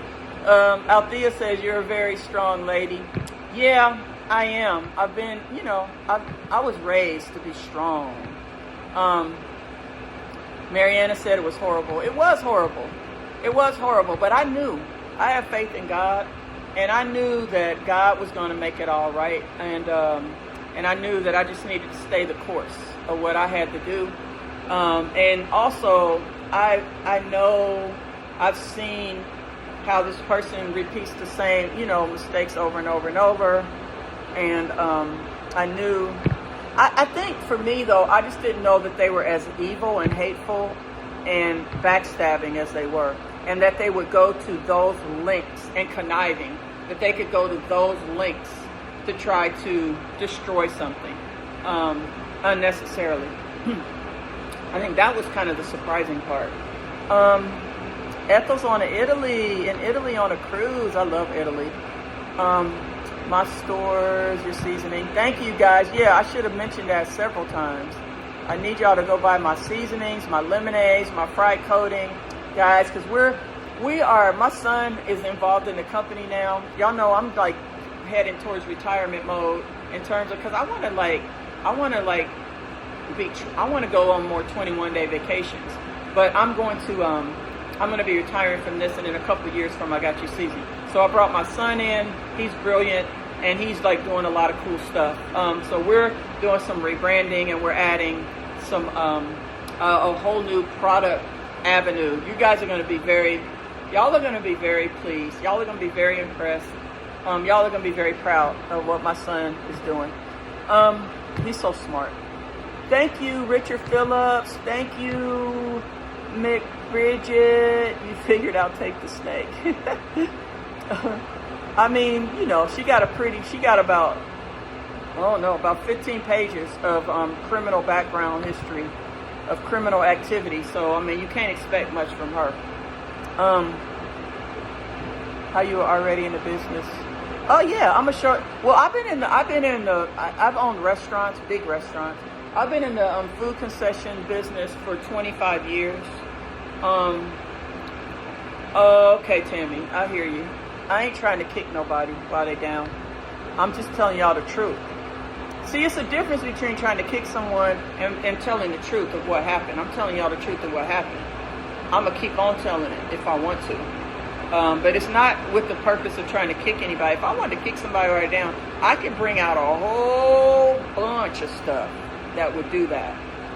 I mean, like, I could turn the internet on its head, okay, with all the information that I have. I'm not that type of person. Yeah, no appreciation at all. Yeah, that was the part that was the most shocking, and I think it hurt my stepmom a lot. And my family was just like, wow. How could she do this stuff after everything you did for her? I'm like, because she don't have, that's the type of person, these people can do this kind of stuff.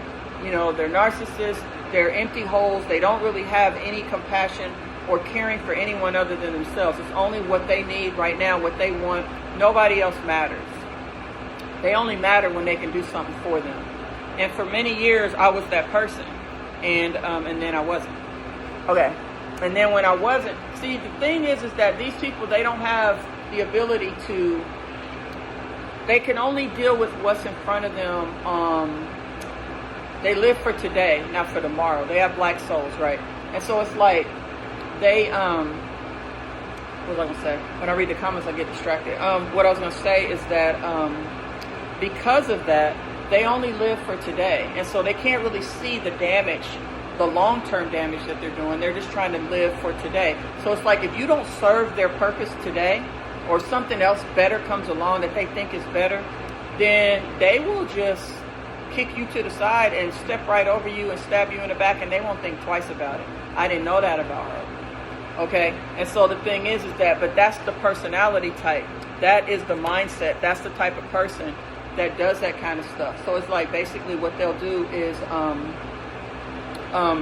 long as they need you, they're doing all the stuff to make you think that they're good and they're this and they're that. But then when they don't no more, you get to see the real them, right? And then what they do is if they think they found something better, I might have to turn that fan on. If they think they found something better, then they'll just be like, you'll be like a nothing all of a sudden, and you'll just be like, well, damn. You know, like if you're like a real person and you have integrity and you're a good person, that can be a shock. That's shocking. But people like that, it ain't nothing for them. That's what they do. That's how they live. That's what they do. And so they do it over and over and over and over and over. You understand what I'm saying? Okay.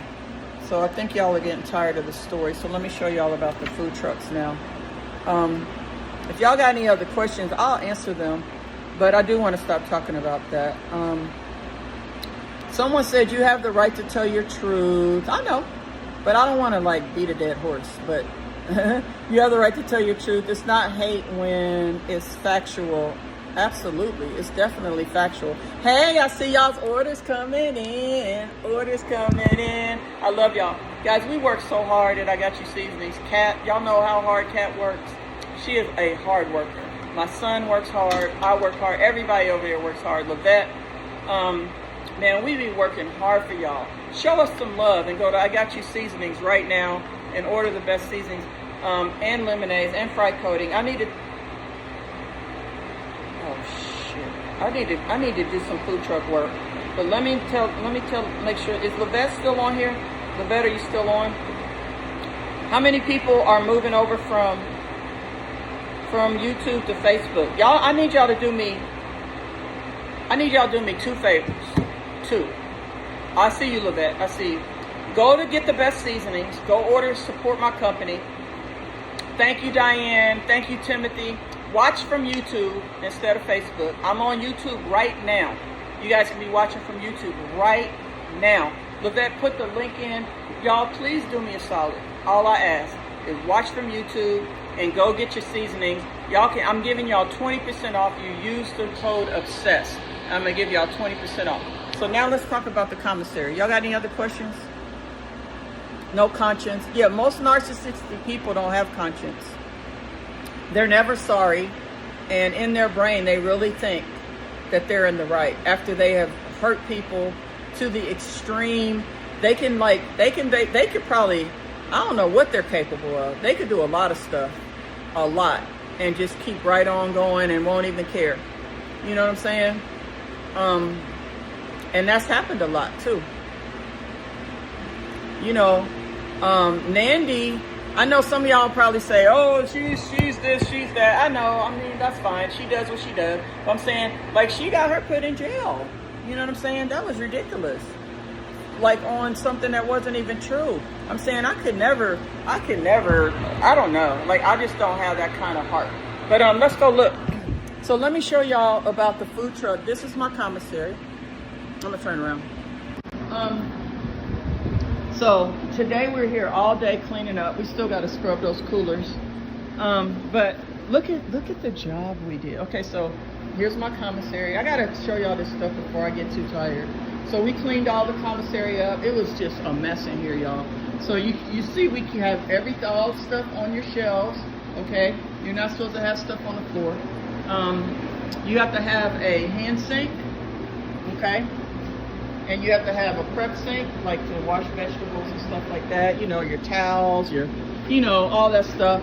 you got the soap and bleach, and then you got a 3-compartment sink over here, and over here, you know, we have so we got our dry goods over there, and then over here we got our other stuff, you know, like mustards, ketchups, and stuff like that. Okay, and then over there, it's still a little bit dirty, but that's the mop sink. It's always going to be a little dirty over there. That's the mop sink. You have to have a mop sink. So you have to have a mop sink, a 3-compartment dish sink with drain boards on each side. You have to have a drain board up here. You have to have a prep sink, a vegetable sink, and then also a hand sink. You have to have adequate refrigeration. I'm gonna show you all my permits because we're reorganizing all the trucks, and we're putting the permits were kind of falling because you have to keep your permits in your truck. Sorry, y'all. Okay, you got to have adequate refrigeration. You know, we have refrigerator, we got the freezers, and then over here we have our walk-in. Yeah, let's move on now. Everybody go watch from YouTube for me. And here is our walk-in freezer. You can see I got my shelves. We have everything organized by meats, okay, per the health, the way that it's supposed to go. And then over here is the fries. And then we have some other stuff. This is my walk-in freezer. You're required to have everything off the floor. We follow all the health codes, okay? Now, let me just say this. In the state of Georgia, to operate a food truck, oh, and let me show y'all this too. These are like, I have checklists of everything. When I hire people, these are the things they have to do. The cleaning day checklist, okay? We have, and I'm gonna show you all my trucks in a second. Oh wait, where's the other checklist? We have inventory checklist. After every event, they have to go and they have to restock the truck. I have checklists for them. This is for the sausage truck. Then we have a different checklist for the seafood truck. Okay? It has all of our inventory on there. They have to go around, they have to count everything on the truck, and then they have to make sure that we have all this stuff on the truck. Okay?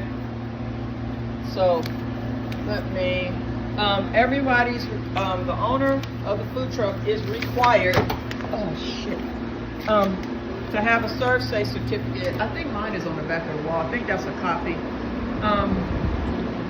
So, does the food truck and commissary have to be ServSafe? Yes, it does. Yes, it does. So you are required to have a commissary. You are required to have a ServSafe. You see my ServSafe? Okay, my manager that runs the truck also has a ServSafe.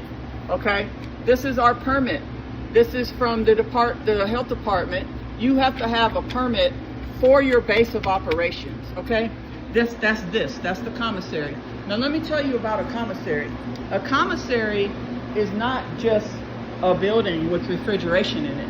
It has to be approved by the Department of Health.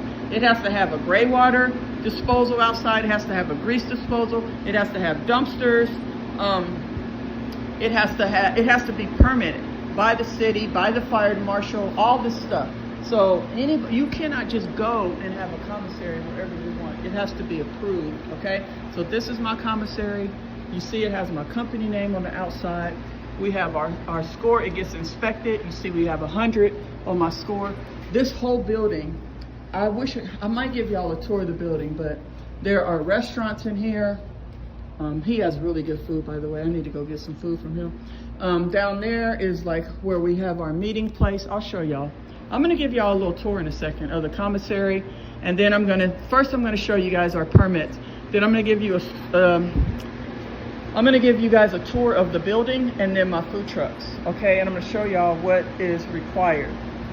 And so my thing is that if somebody is operating a food truck illegally in Georgia, we're gonna report you. So don't come back here operating an illegal food truck, because if anybody here, any of the other food truck operators finds out about it, we are gonna report you. And don't go whining and crying on social media to try to get people to hate me or to hate other people because you're not doing the right thing, okay? Do the right thing and you don't have to worry about getting reported. Do the wrong thing, you know, and that's the consequence of your actions, okay? So anyway, What was I gonna show y'all? Oh, so over here, these are my permits.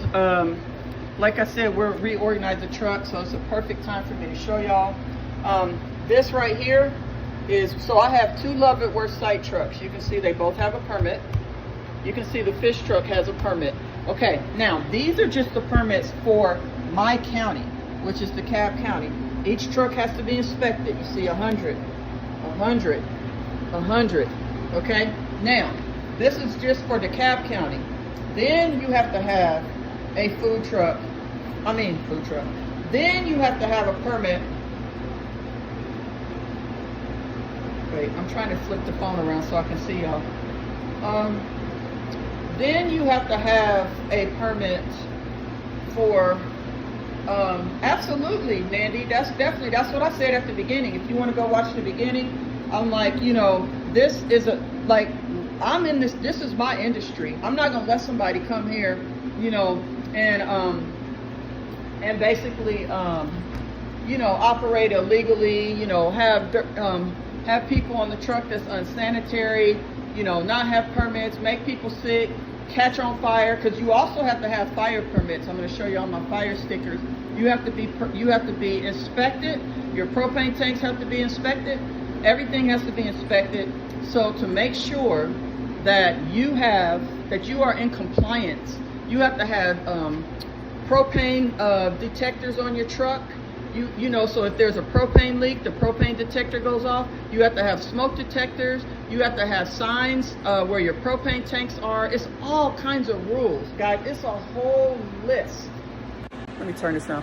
It's a whole list of rules that you have to follow for the fire marshal and the fire department to get your fire sticker. So your trucks have to be, you have to have your hoods inspected.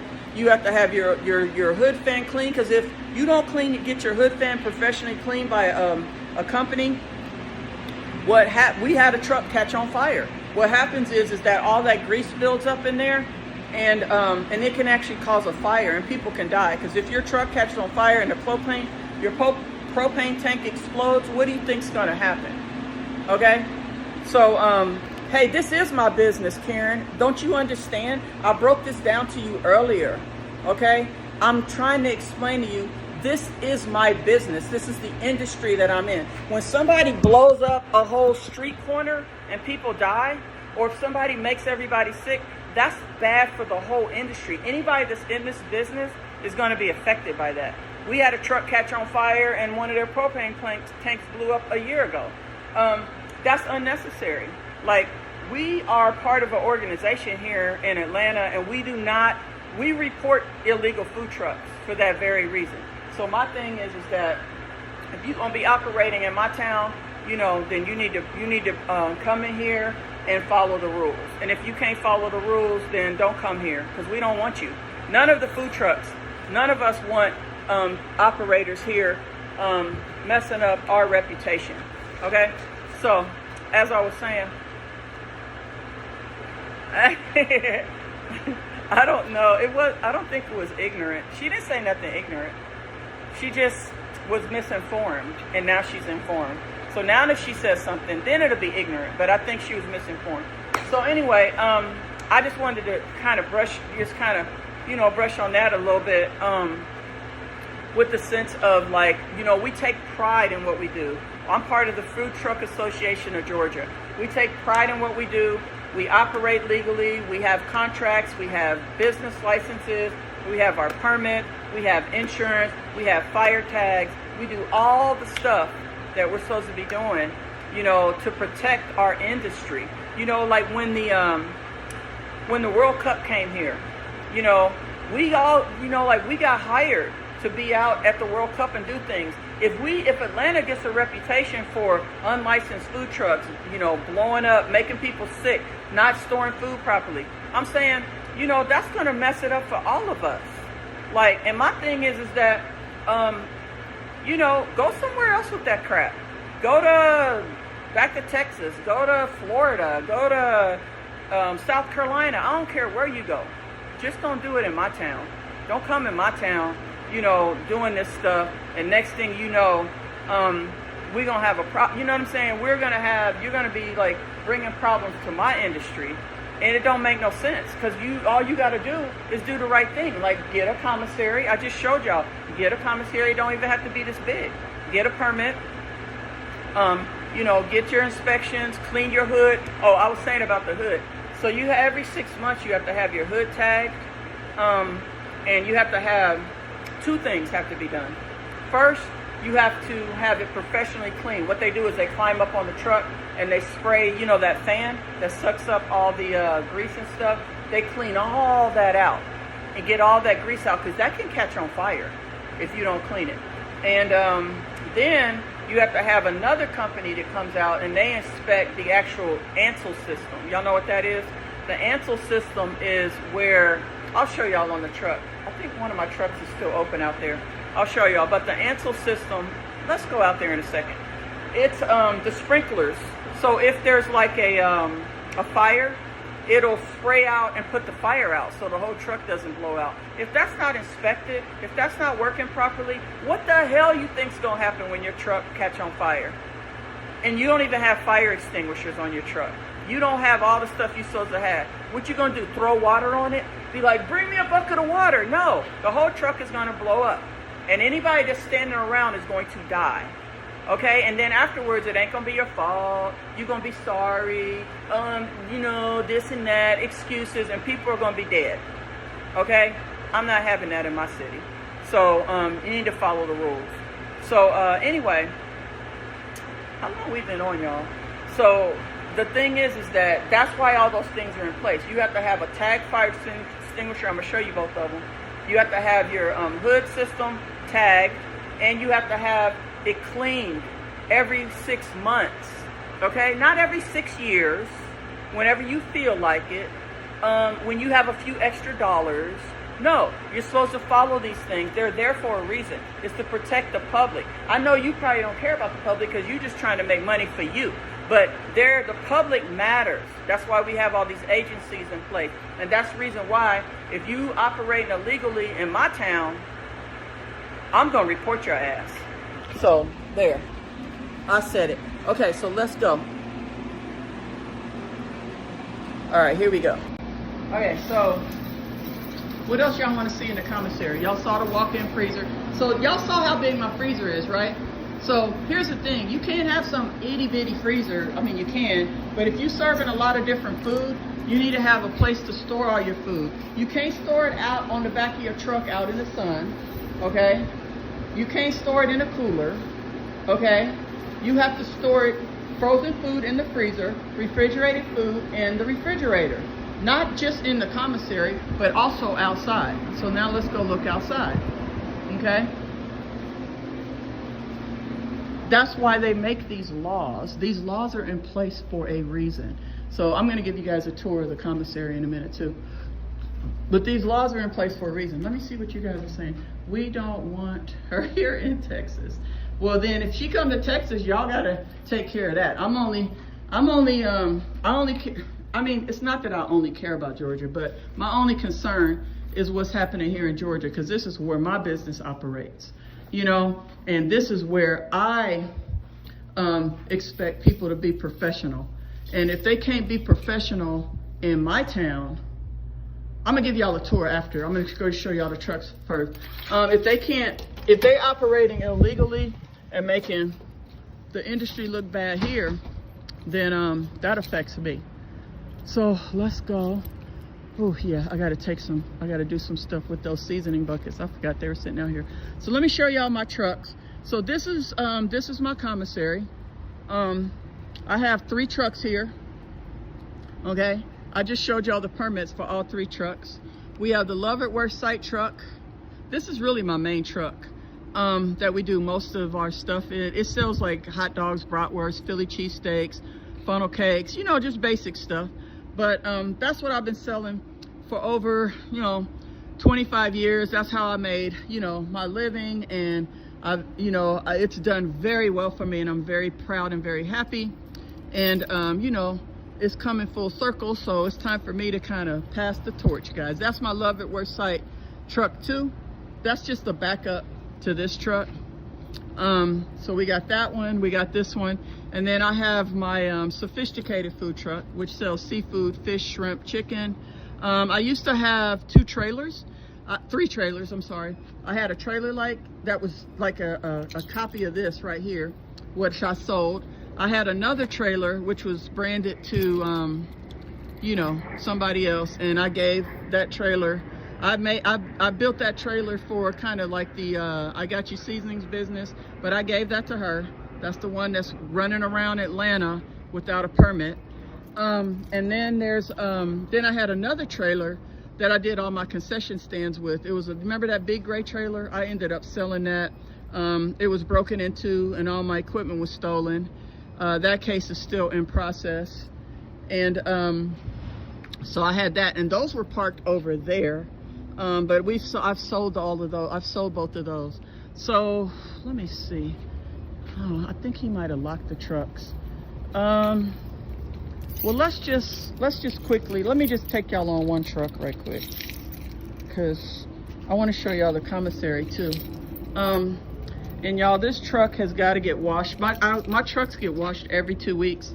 I have a company that washes them, but y'all know I've been out of town for a month, and y'all know Oscar is sick, and so I've got to revamp my whole business right now. I'm scrolling back. I got to revamp my whole business. It's a lot, but you know, we're gonna be okay. We're gonna make it through it. It's actually going quite well. I'm not even gonna sound tired. It's actually going quite well.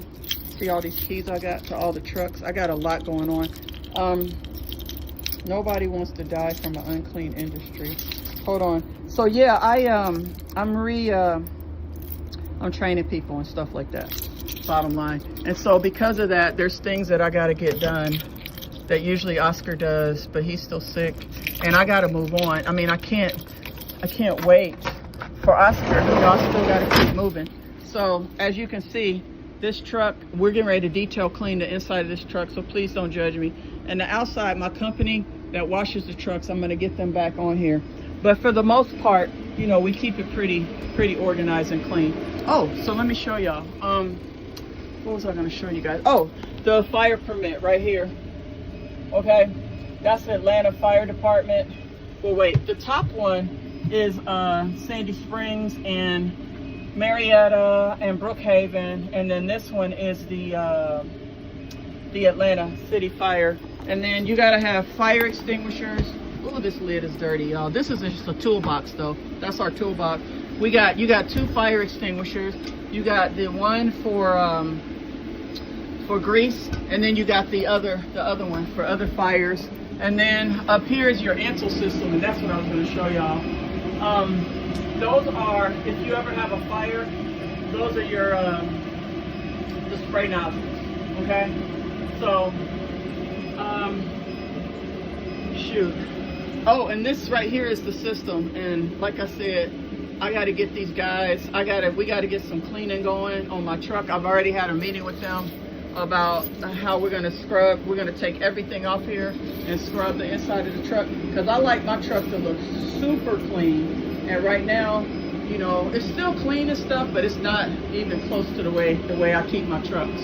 But Oscar has been sick for 2 months, guys, and he's still sick, and I don't know what's going to happen. And so for 2 months, you know, things have been not running the way they normally run. Right there, we got a fridge and a freezer. Reach in, fridge and freezer. So each truck has its own commercial freezer and fridge, and then we have all of our stuff in the commissary. So yeah, I wanted y'all to see the Ansel system. That's it right there. And above those racks right there is a big thing that sucks, a big fan that sucks all the air and the hot and the grease. And you have to have that clean every 6 months. If you don't, you see right here, this is an inspection report. Our next one is 11/26. Okay, so every 6 months you have to have it inspected and cleaned, okay, by a professional company. They come out here with gigantic trucks. They charge $500 to clean this. It's not cheap, but it's required. It's required. If you're not trying to do the right thing, then I guess you don't get yours clean. But one day you're gonna have a fire. And then this tag right here shows you this has to be tagged by a different company. So you got this company here, the fire protection people, they come and they check everything and make sure it's all working. So if you do have a fire, your system works.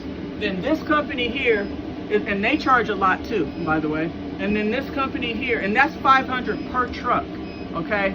And then there's this inspection, which is like $400 per truck. And every 6 months you have to do that. They come and they do the cleaning, and I'm gonna show you what they clean. Okay, and then our trucks, you know, we have jumper cables and all that stuff. So now, let me read y'all. I know, we're praying for him, Shirley. Now, the other thing is that you gotta pay for parking. See, people be trying to take all these shortcuts because they don't want to spend money, okay? To keep your power going, to keep your refrigeration going, you have power right here, okay? We have a power cord. To each truck has its own power cord. Each truck has its own dedicated parking space. These parking spaces cost $175 a month, okay? And then there's, I think it's like 30 a month for the power, something like that. I can't remember, but each truck, each parking space, the commissary inside that I showed y'all, $3,000 a month, guys. It's not cheap, okay? But it's what you have to do. You see right here where it says propane shutoff? You're required by the fire marshal. You're required by the fire marshal to have that written on there, okay? Some food trucks don't do this stuff. Very few. All the food trucks that I know, in order to be here at this commissary, you have to follow all the rules. Over there is our other truck. Now, let me tell y'all another rule about a commissary. Commissaries, yeah, please go and get your seasonings. Order the seasonings right now, guys. Go to IGotYouSeasonings.com. Use the code OBSESSED and get 20% off. It ends tomorrow. You have to have a gray water dump. Guess what? People that don't have a commissary, guess where they're dumping their gray water? I don't know where they're dumping their gray water, but it's illegal. It's a $10,000 fine, I think, for dumping gray water into the city drains or on the ground. It's a $20,000 fine for dumping grease other places. Where are these people that don't have their food trucks, don't have their commissary? Where are they dumping their gray water and their oil, their dirty oil? So this is where our gray water is dumped. Over here you have water, okay? You need water to operate, to clean stuff. We have non-potable water, which is for like cleaning. And then you have potable water, which is sanitary fresh water that you can use to, you know, make lemonades or whatever you do. Like, you're not supposed to take water from your house or from the faucet, from the water hose, okay? You're supposed to have an approved source of water. Do y'all understand? This is where you dump your gray water. The gray water is all the water that's on your truck, if you even have it. We have water. We have a 40-gallon gray water tank underneath our truck, and we have a 20-gallon freshwater tank. So after every event, we pull in here, we dump all our gray water, we refill our fresh tank with fresh water so we can do what? Wash our hands on the truck and wash, you know, anything we need to wash. If a utensil falls on the floor, we can wash it. We have hot water. You're required to have a hot water heater, okay? So, and I'm gonna read y'all's comments too. Let me answer. So you're required to have all this stuff. Then, over here is where we dump our grease. When we clean our fryers, like tomorrow morning, we're gonna be over here and we're going to, and I gotta get home soon. We're gonna be over here and we're gonna clean fryers. I'm gonna teach Drew how to clean. He knows how to clean them, but I still am gonna show him how to do it our way. Over here, this is where you dump your grease. See that? That's where we dump our grease.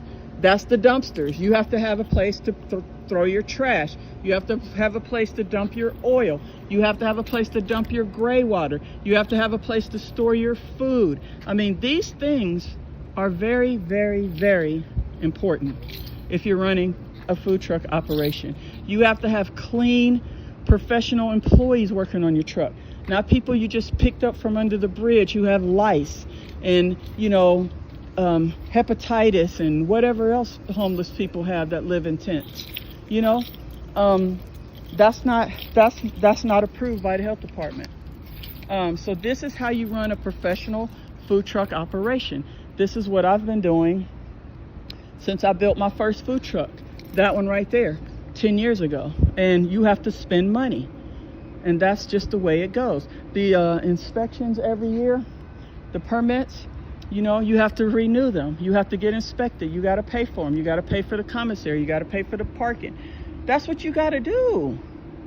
If you want to be in this business, you got to do these things. You can't just have a truck parked at your house with food sitting out and just pull up somewhere and just start selling. That's not how this works. You know what I'm saying? You have to follow the rules. You have to get your licenses. You know what I'm saying? Don't come to my town with that nonsense. Don't come over here talking about you the queen of anything of Atlanta, you know, and operating illegally in my town. Go get your shit together. So let me see if I can open this. All right. So, let me see. I think there's an ice maker back here. Y'all, you know I don't really work here no more. I mean, honestly, the truth is that my guys do everything, and now that Oscar's gone, I'm more involved because I'm training people. But I really don't work. I haven't worked over here, you know, in years. My guys run everything. I just come over and do inspection once a week, which I haven't even been doing that. So these are just walk-ins. We got about 3 ice machines over here. You get your ice. You know, we got ice bags. You fill them up right here. Nice, clean ice, you know, from an ice machine, the way you're supposed to get it. And, okay, so what y'all want to see next? Let me answer some questions. What y'all want to see next? I can show y'all the offices, the mail room. We have bathrooms in here. There's a whole bunch of, like, there's test kitchens. There's a lot of other businesses in here besides just mine. There's this place. There's all these places that, like, what do you call them, guys? Caterers and people that, like, prep kitchens, people that make food, prep it to operate properly. It's crazy that these people are doing this. Let me see. I'm sure a lot of trucks I know aren't doing this. Anita, most of the ones in Georgia are. Let me see. So I wonder where the illegal trucks are dumping. Yeah, where are they dumping stuff? They don't care. You know, that's what I'm saying. They're not gonna make a bad name for me. So this is the hallway. There's a whole bunch of other, like, there's a lot of small commissaries down this hallway. Ow, my ear's popping. There's a really good restaurant here on the right. I'm getting ready to order some food from him in a few minutes. But these are just all commissaries, okay? They're all a lot smaller. They have a lot of small commissaries. Okay, so let's go. Oh shit, is it freezing? Hold on. It might be freezing.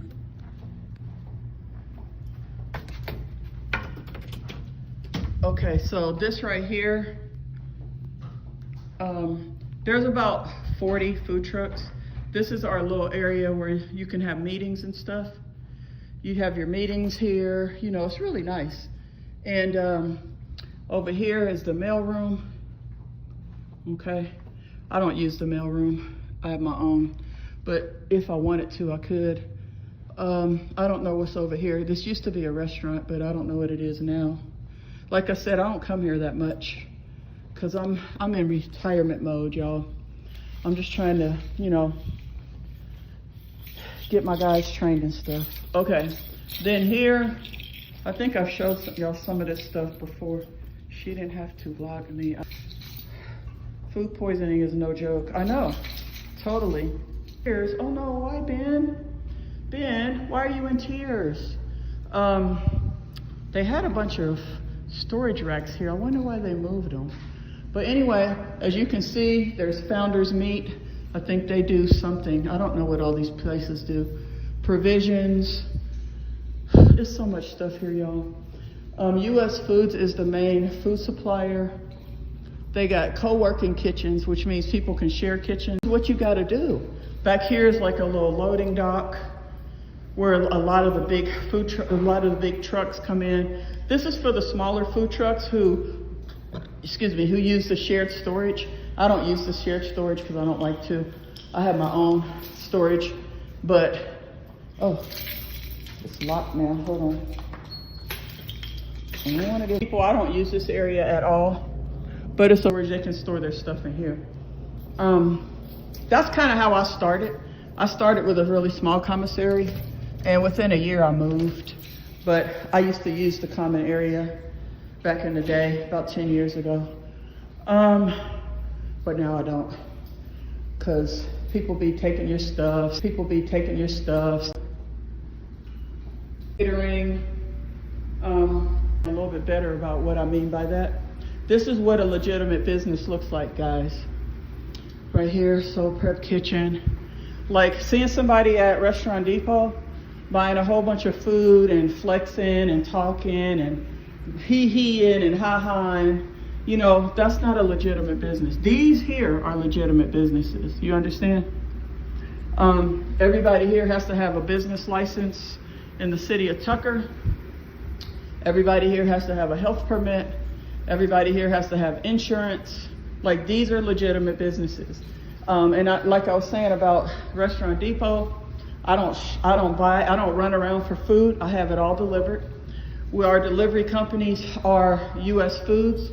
How are they transporting it? See, driven around the city. That's illegal. Oops, wrong way. Told you I don't come here that much.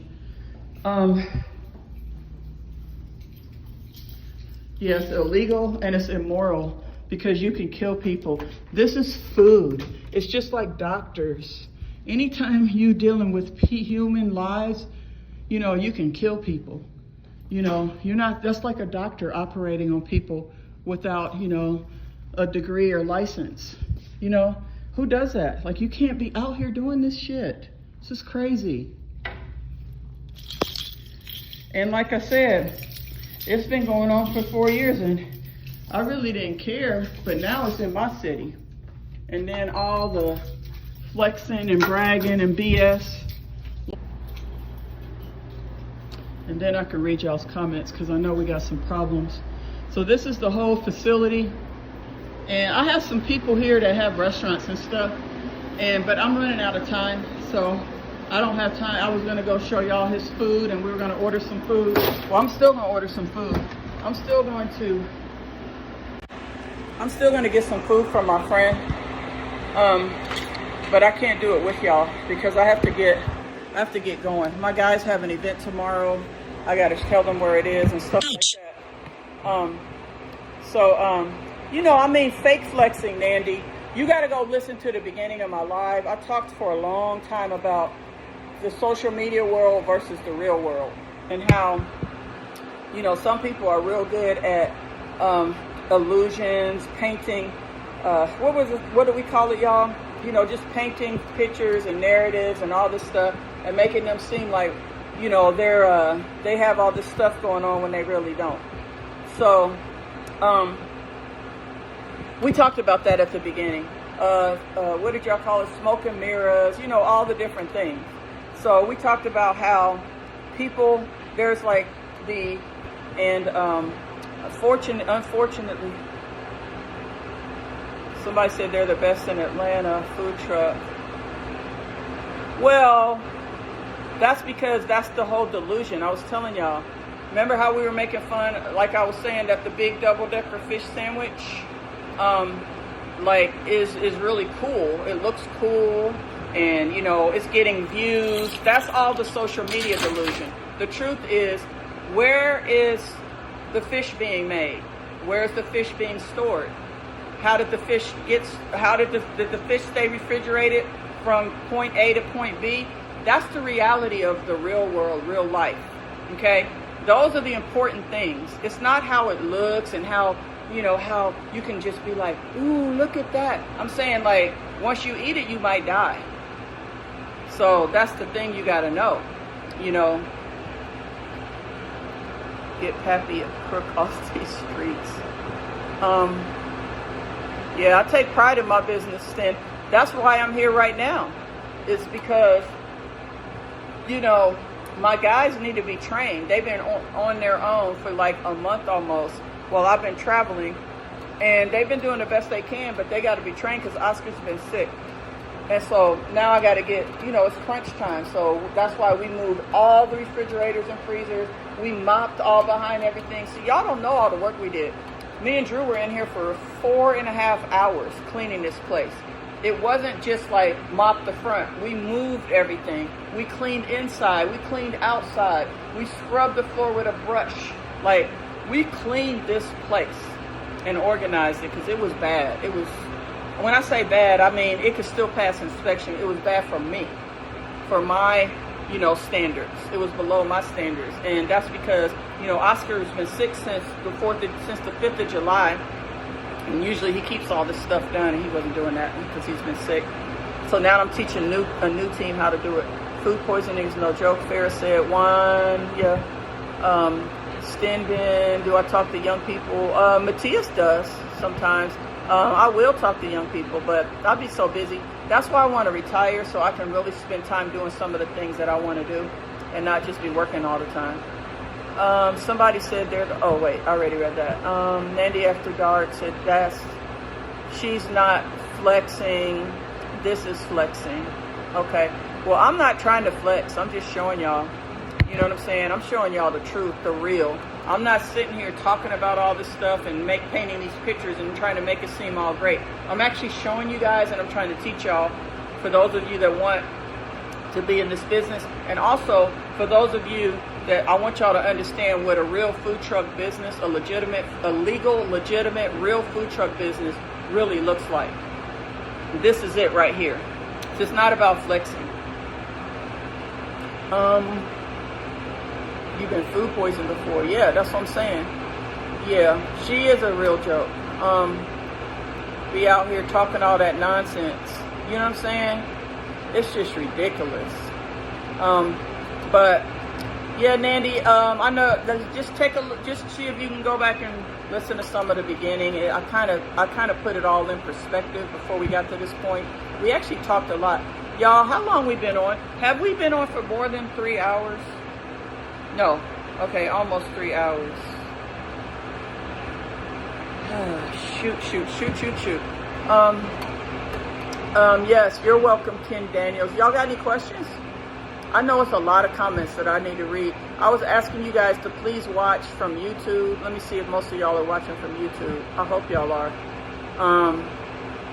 Thank you for sharing. I didn't. Wait. Comments are going fast. Guys, please go to IGotYouSeasonings.com and order the best seasonings lemonade. Use the code OBSESSED.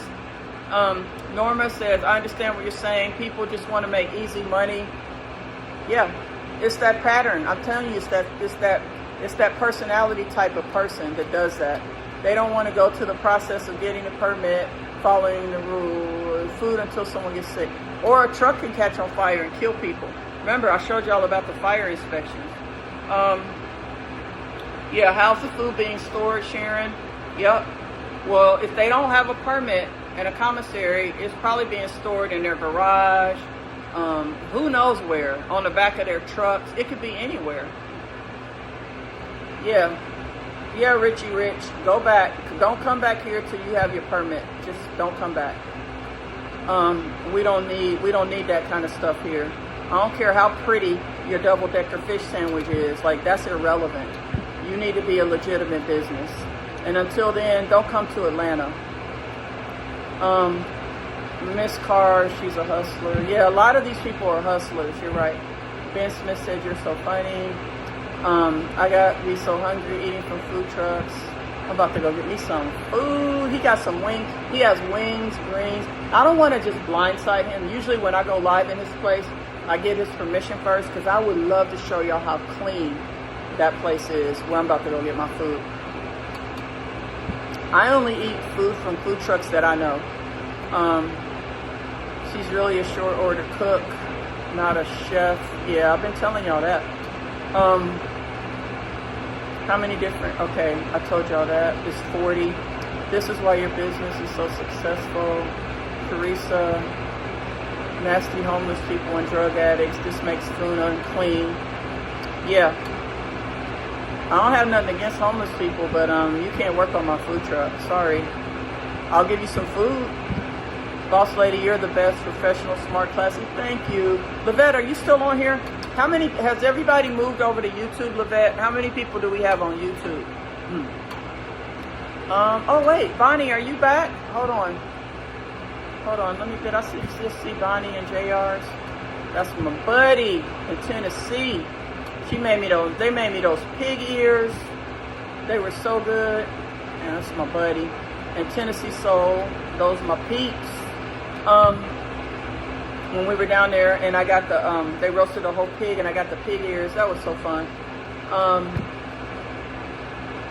You know she not having her, I don't know what she doing with her truck. All I know is if they don't have a permit, then get the hell up out of Atlanta. We don't want you. I get my trucks washed. I have a company that washes my trucks. And then my guys, every 2 weeks we have a cleaning day, which we haven't done in about 8 weeks. So my trucks are kind of dirty. But every 2 weeks we have a cleaning day where we take everything off the trucks and scrub and wash and clean everything.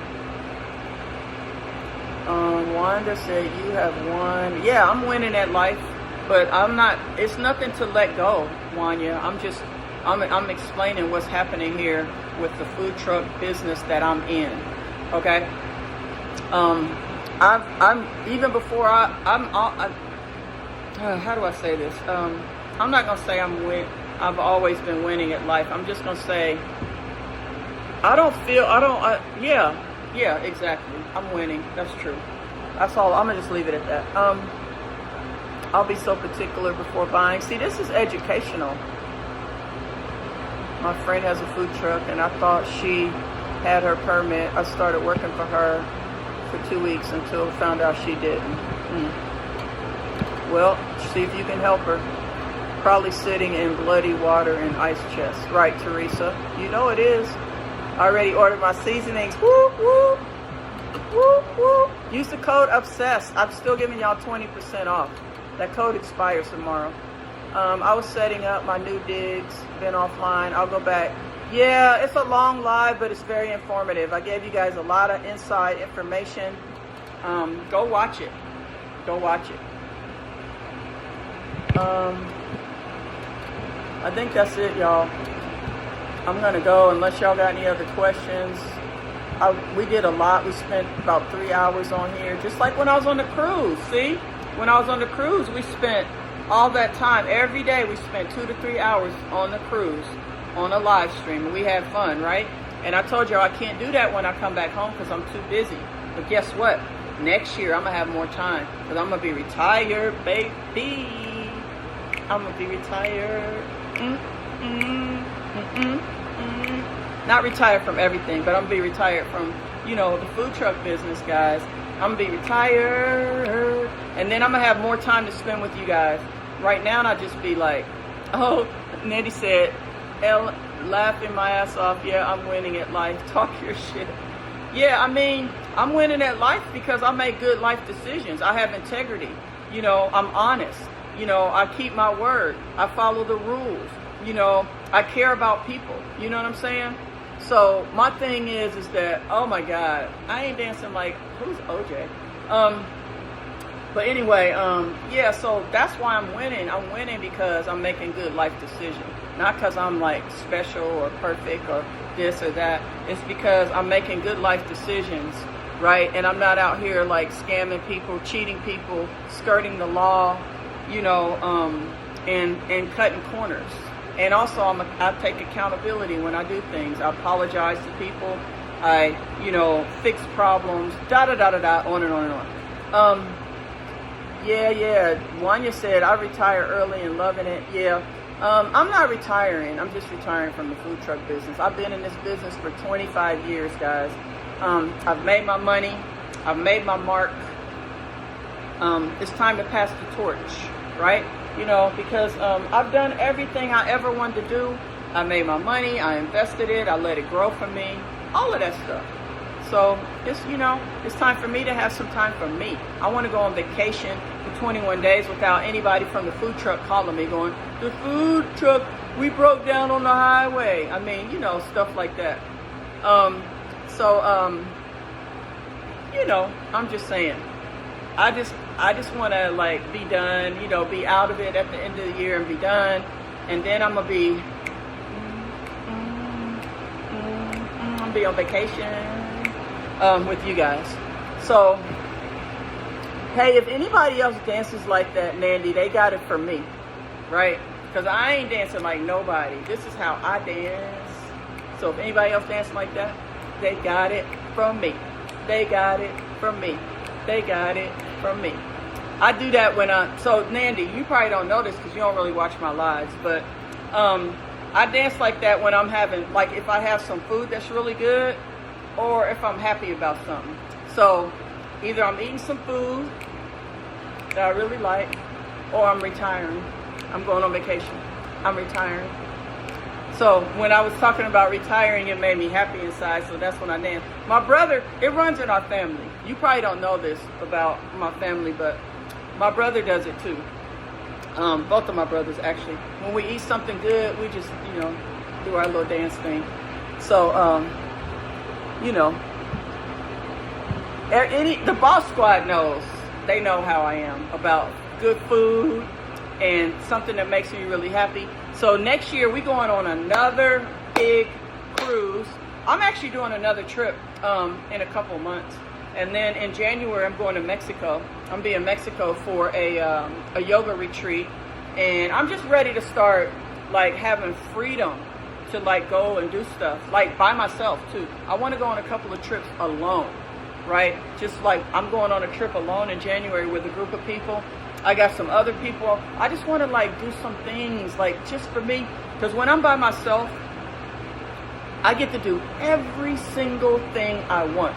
Like, when I'm with my family, they'd be like, oh, you're going live again? Can you please not go live? Can you da-da-da? Can you do this? I'm hungry. I want to go here. No, I want to go there. Well, I want to get up. We have an appointment. I don't feel like it. I'm tired. Like, I don't want to do none of that. I just want to do what I want to do, when I want to do it, how I want to do it. And I really had a lot of that when we were on the cruise, Matthias and I, because we were on different schedules a little bit.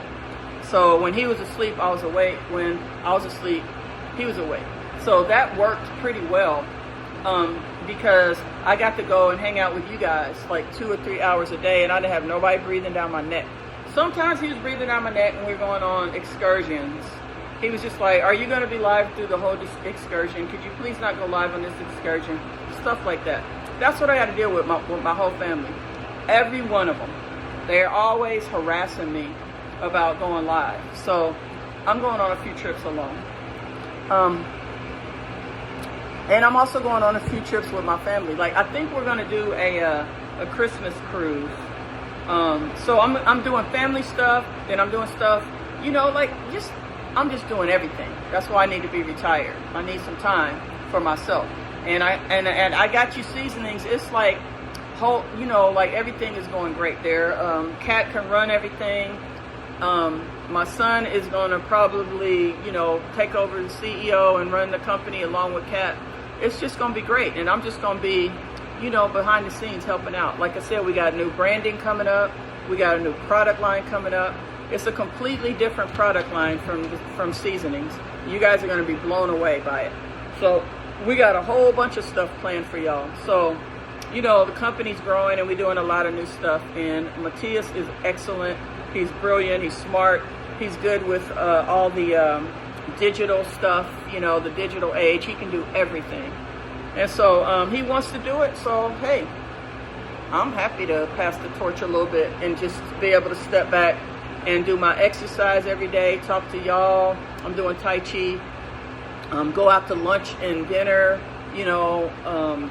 with significant others and friends. And, man, I've been working so hard, and I've been working very, very long and very hard, and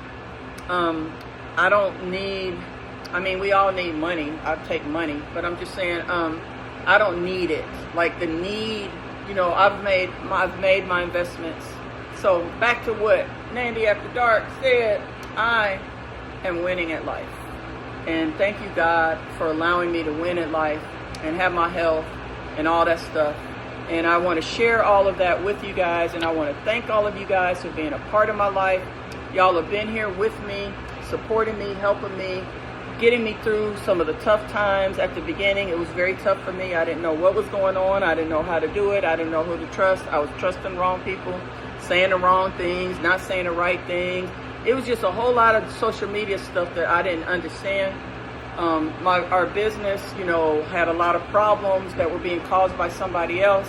And you guys were right here supporting me and helping me. So I appreciate y'all. I love y'all. Every single one of y'all, everybody that's on this live, and everybody else. The teammates, Nandy, the cousins, everybody. Just thank you guys. You know, like Nandy, she has the teammates, you know, sending teammates over to my website to buy seasonings. She's been at my food trucks, like all kinds of stuff. Just support. She's here local in Atlanta. And then I really just appreciate everybody. And y'all can show some more appreciation right now. Go to IGotYouSeasonings.com. My day ones, thank you, Ronnie Stewart. Go to IGotYouSeasonings.com right now. Place an order. The sale ends either tonight, I think tonight. So go on and order. Use the code OBSESSED right now. Use the code OBSESSED right now. And let me get some water. And order, hold on, y'all.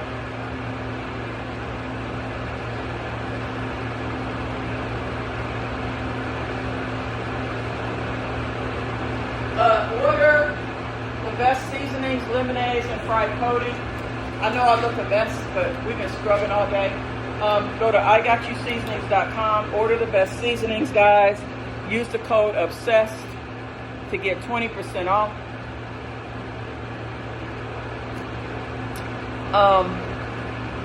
What else was I going to tell y'all? Don't forget to watch our cooking show. Oh, I know. Can everybody on YouTube please hit the like button for me? You know, we're trying to build our YouTube channel. You know, I think we got like 1,000 new subscribers while I was on vacation. I appreciate all of you guys. You know, we're trying to build our YouTube channel. We really are focused and we're trying to get there. I have a friend that has like a big YouTube channel. I'm probably be doing some stuff with her too. She's got about 2 million followers. She gave me some really great tips. But I need you guys to watch from YouTube, and I need y'all to hit the like button and then do the little hearts on YouTube. I need y'all to do that, please. Thank you. The cousins are in here. Stephanie King said, and Lisa Hunt says, I'm a teammate. See, look at that. Teresa Jones says, teammate here. I love it. I love it. The like button on YouTube, I know. I had the same thing, Lynette. At first, I couldn't find it either because I was trying to like people's YouTubes. And then I'm like, where's the damn like button? I forgot. I think it's at the top. Tanya Jones is a teammate. All right. Cousins in the house. Pretty brown eyes. Yeah. And so I talked about at the beginning how the cousins group became a group. And it's a private group, guys. But the narrative that's been painted is incorrect. And I talked about all that. I'm not going to talk about it again. Y'all just need to go back and watch the live. I talked about it, and I explained it, and I broke it all down. So if y'all want to know how the cousins got started, y'all want to know how the teammates got started, not hate groups and not hater pages and all that stuff that that person who's good on social media, remember, failing, I ain't going to say failing at life. I'm just going to say good on social media, but that's about it. That person has convinced a lot of people, you know, that these groups are bad and stuff, okay? And I'm just saying, if y'all want to learn more about how the group started and what prompted it and what their missions are, y'all need to go back and watch my live because I'm not going to talk about it again, okay? Just go back and watch my live. I talked about, y'all can scroll forward if that's all y'all want to hear about, but I talked about how these groups originated, what caused it, how it started, okay? And it didn't start out of hate. It started out of love, and it started out of betrayal, and the need to expose people to keep people from taking advantage of more people and cheating people and stealing from people and mistreating people. That's how this all started. Now, somebody can try to tell you that it's not, and it wasn't, and it's a lie, and it's just bullying and hating. That's not what it is, okay? Go back and watch. I won't talk about it no more. Wendy Rose said the like button on YouTube is at the top. Right. Please, can everybody please hit the like button? I'll never ask y'all. Have I ever asked y'all for a Cash App ever in my life? And I never will. But my thing is that all I ask of y'all is to buy the best seasonings in the universe, which is a win-win for both of us. It's a win for you and it's a win for me. And I'm giving y'all a discount code. And if y'all spend $55 or more, you get free shipping. I'm asking y'all to do that. And then I'm asking y'all to watch from YouTube so you can help me build my YouTube channel. And I'm asking y'all to just hit the like. That's all. When you come on, hit the like and comment. Lisa Hunt says teammates are definitely a positive group. I know. That's what I'm saying. We're not gonna let that narrative keep spinning around social media, are we, y'all? We're gonna keep it real. We living in the real world, the reality of what has all happened, and we're not gonna let that keep spinning on social media. I'm not. Every time somebody says something, I'm gonna straighten it out. You know what I'm saying? Yeah, I'm gonna straighten it out because I know how the groups came about. I know exactly what happened. It all started with that one, what do I say that's respectful but truthful? I'm trying to think of a word that's truthful but respectful. The one person with a big criminal background history came into my inner circle and started blocking people for no reason. No reason other than she didn't like what they were saying. Now, keep in mind, these were not her people she was blocking. These were my people, my customers. The people that buy from me, she was just eliminating my customers left and right. And so that's how this all started.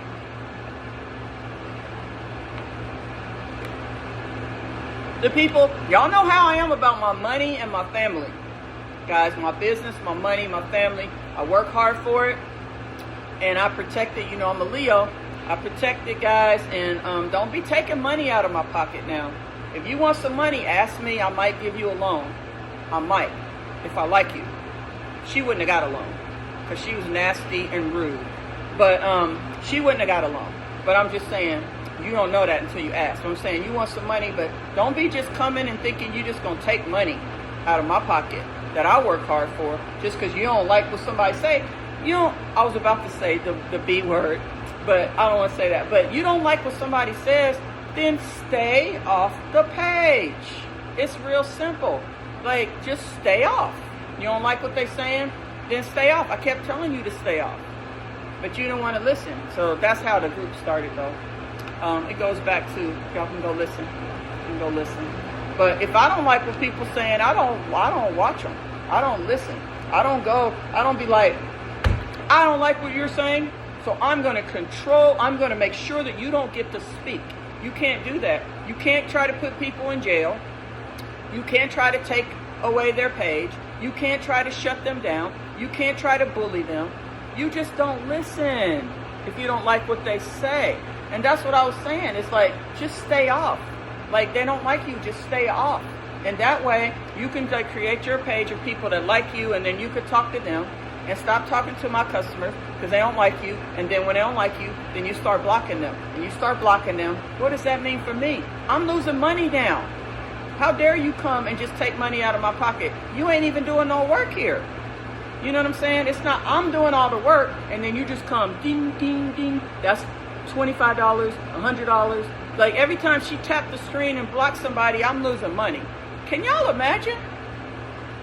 You know, and I'm just like, you just sitting up here eating my food, you know, just stuffing your mouth, sleeping in my house, and sleeping in my bed. I mean, not my bed, but sleeping in my house. You know what I'm saying? Eating my food that my company is paying for. I got you seasonings, paying for the food. Sleeping in my house. Being a rude, nasty person to me.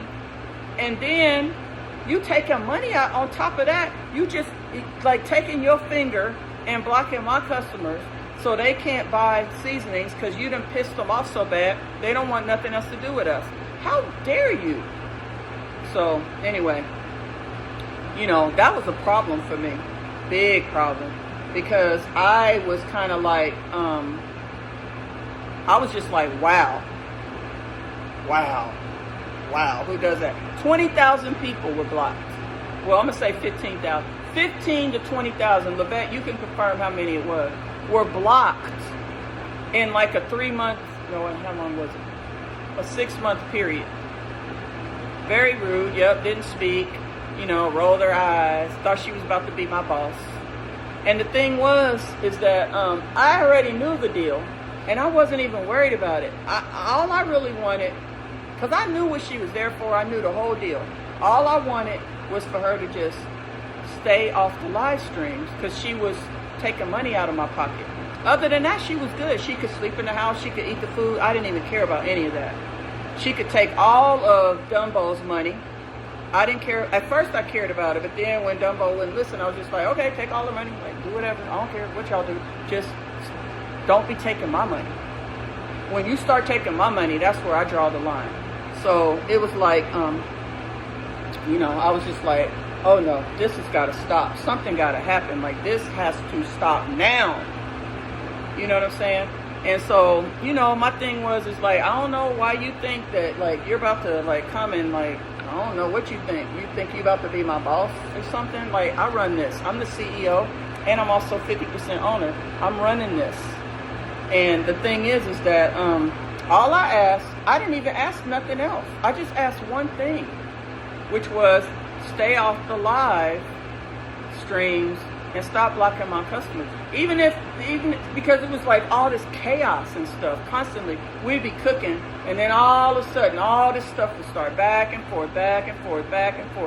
We couldn't even focus on what we were doing because there was so many people that couldn't stand this woman.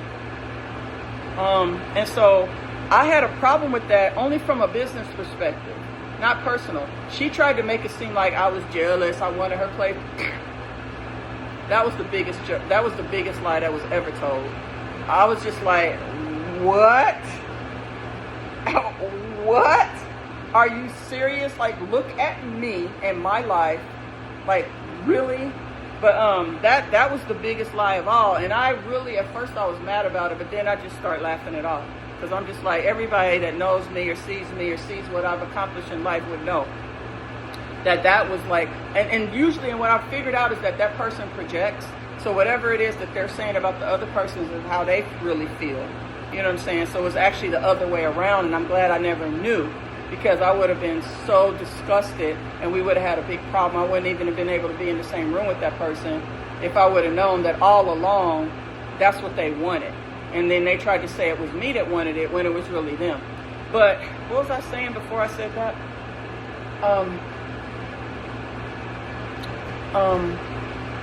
I keep hearing something. What was I saying before I said that? I was saying about shit. What was I saying? Okay, so so that's what I was trying to say, is that it wasn't anything personal. Let me close my door.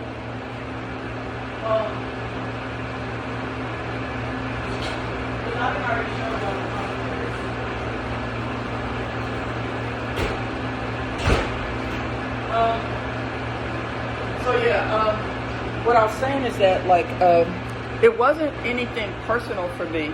Like, I didn't really care about nothing other than the business. That's all I cared about. And so the picture was painted on social media that it was personal, and I was jealous, and it was all because of, falling in love and all that stuff. It wasn't none of that. It was just about money. The business and money. Because business is money. Money is business. And when I saw money was starting to float out of the window unnecessarily, just because somebody wanted to show their face on social media, I was like, create your own page and show your face on social media. Because, and my thing is that's all it was. It wasn't anything personal. I keep hearing something. I'm hoping it's nothing like an animal or something in the ceiling. But my thing is I really didn't care about nothing else. I didn't care that she slept in the house, even though it was mine, even though she was rude and nasty. I didn't care that much. Well, I didn't care at all. I was just like, that ain't my relationship, so do whatever. I didn't care that she slept in the house. I didn't care that she was eating the food that I was paying for. All I cared about was one thing, which was blocking my customers. That's where I drew the line, and that's when like the wrath of me started to come out. Because I'm like, you will not appear out of nowhere, come into my house, eat my food, and block my customers. I'm like, you could do everything except the block. Once that started happening, I was like, something's gonna give here. I don't know what it is. I'm like, but something's gonna give because I'm not gonna tolerate this. And I didn't. And it just kept getting worse and worse. And I was just like, who does something like that anyway? Like, who has the arrogance and the audacity to appear in someone's life, in somebody's business world, in a relationship between two business partners, come in and think you have the right to just start eliminating our customers? I mean, that in itself made me know that there was a problem. That's why I ran a background check, because I was just like, yeah, something ain't right here, and I'm about to get how do they say, like, something in the milk ain't fresh? I was just like, there's too many unclassy actions happening here. I'm like, because people that have class and dignity and integrity and respect don't behave that way. They don't just come in and start doing that. I'm like, so something ain't right with this chick. I'm like, she probably got some kind of criminal history or something. It's probably something, because you can tell when somebody has class and when they're intelligent and stuff. And I'm just like, intelligent, classy people, they don't do all this stuff. They have respect. So I'm like, the fact that she don't have none of that means something ain't right. I'm like, so I could tell. And I was just like, yep, let me find out who this person is for me. You know what I'm saying? And so I'm like, I need to find out what I'm dealing with here. Because before I don't even want my kids around her. I don't want nobody around her. You know, I'm like, let me find out what I'm dealing with. And then I found out what I was dealing with. And it was long rap sheet. Y'all see these pages? It was way more pages than this. It was about 5 times these pages and pages and pages of all this criminal stuff. Convictions and all kind of criminal stuff. Just actually, I didn't know it was going to be that bad. And I saw it and I was just like, holy shit. You know, I'm just like, oh, I got to take action way faster than I thought. You know, I was just like, wow. And so that was just, it kind of like just, you know, it brought it all full circle for me. And so, like I said, if she would have just, I wouldn't even have cared, honestly, if she would have just not take money out of my pocket and block my customers and keep causing friction in my business. And my business kept causing friction. And then, you know, I was just like, well, I'm just going to have to start taking some action, because all my team was all upset. It was just all this craziness going on behind the scenes. Y'all had no idea of the level of crazy that we had to deal with. Y'all don't even understand. I'm gonna write a book. Because if I started telling y'all the level of crazy, and I showed y'all all the text messages, the group messages, and all that stuff, y'all would be like, what in the hell? Y'all probably would have been like, boss lady, I would have just walked off and left it all. But that's not my personality. But the level of crazy and stupidness that I had to deal with, most people would not have done it. They wouldn't have done it. And it was rough. And I was trying to hold everything together and not tell y'all what was going on. But it was some crazy stuff going on behind the scenes. And, you know, I had to hold it all together because I'm the CEO, I'm the head of the company. I had to, like, hold all that shit together, and it was not easy. And one day I'm probably going to talk about it more, about some of the stuff I had to deal with. But it was all unnecessary, because none of that stuff would have happened if, like, she would have just stayed over there, ate the lobster tails, and slept in the house, and quit her job. I don't care about none of that. If she just would have stopped blocking my customers and stayed off the live, it wouldn't have, because the chaos really started when, all the arguing and all the back and forth started when I put my foot down. And I was like, no, I don't. This can't keep happening. We have to do something. And then that's when it all started. And see, a decent, classy, decent person would have been like, I'm just gonna step out because I don't want to cause all this friction between two business partners that's been doing business for so long and that have a good business and that have a good understanding. I'm not gonna just cause all these problems with them and make them fall out and make them start arguing. And I'm not saying she made it. That's the wrong word. Not make them fall out and start arguing. I'm gonna say be the catalyst. You know what I'm saying? And it was like a norm. Anybody else would have just been like, let me step aside and let them, work all this stuff out and all that. No, no, she was loving it. She was loving it, in my opinion. I could see it. And then it was just went on and on and on, and it's more. It's a whole lot more, but I'm not going to talk about all the stuff because I could go on for hours about what happened and how it all happened and what things were done and what I did and what other people did, and I could go on and on and on. But another teammate. Miss Carr is a teammate. I got all the text messages, Mandy. I got the secret recordings. I got it all. Let me see. There's a lot of teammates and cousins on here. Let me shout some of y'all out. Hold on. Boss Squad. I need y'all to all go to I Got You Seasonings. All the cousins, all the teammates, all the Boss Squad, all the new people. Everybody, go to I Got You Seasoning and get the best seasonings. Use the code OBSESSED. She just came over to I Got You Seasonings, just rolling her eyes at me, just snooting her nose up, kind of like, you're nobody. You know what I'm saying? And I'm just like, no, you're nobody. You know what I'm saying? You're going to find out who I am. You're nobody. And so we were just laughing about it. Me and my team over at I Got You Seasonings, we were just laughing. We were just like, wow, look at this chick. Coming over here, snubbing us, walking around like it's her place, you know what I'm saying? Won't get out of the live streams, blocking our customers. I'm just like, yeah, I got something for her, because this right here, this is not how I roll. I don't roll like this. I'm respectful to you, and if I enter somebody's business, I'm respectful. I speak like I wasn't spoken to. I'm like, God dang, I'm the CEO, the business partner of the person that, you're going to marry, and you ain't even speaking or nothing. You know what I'm saying?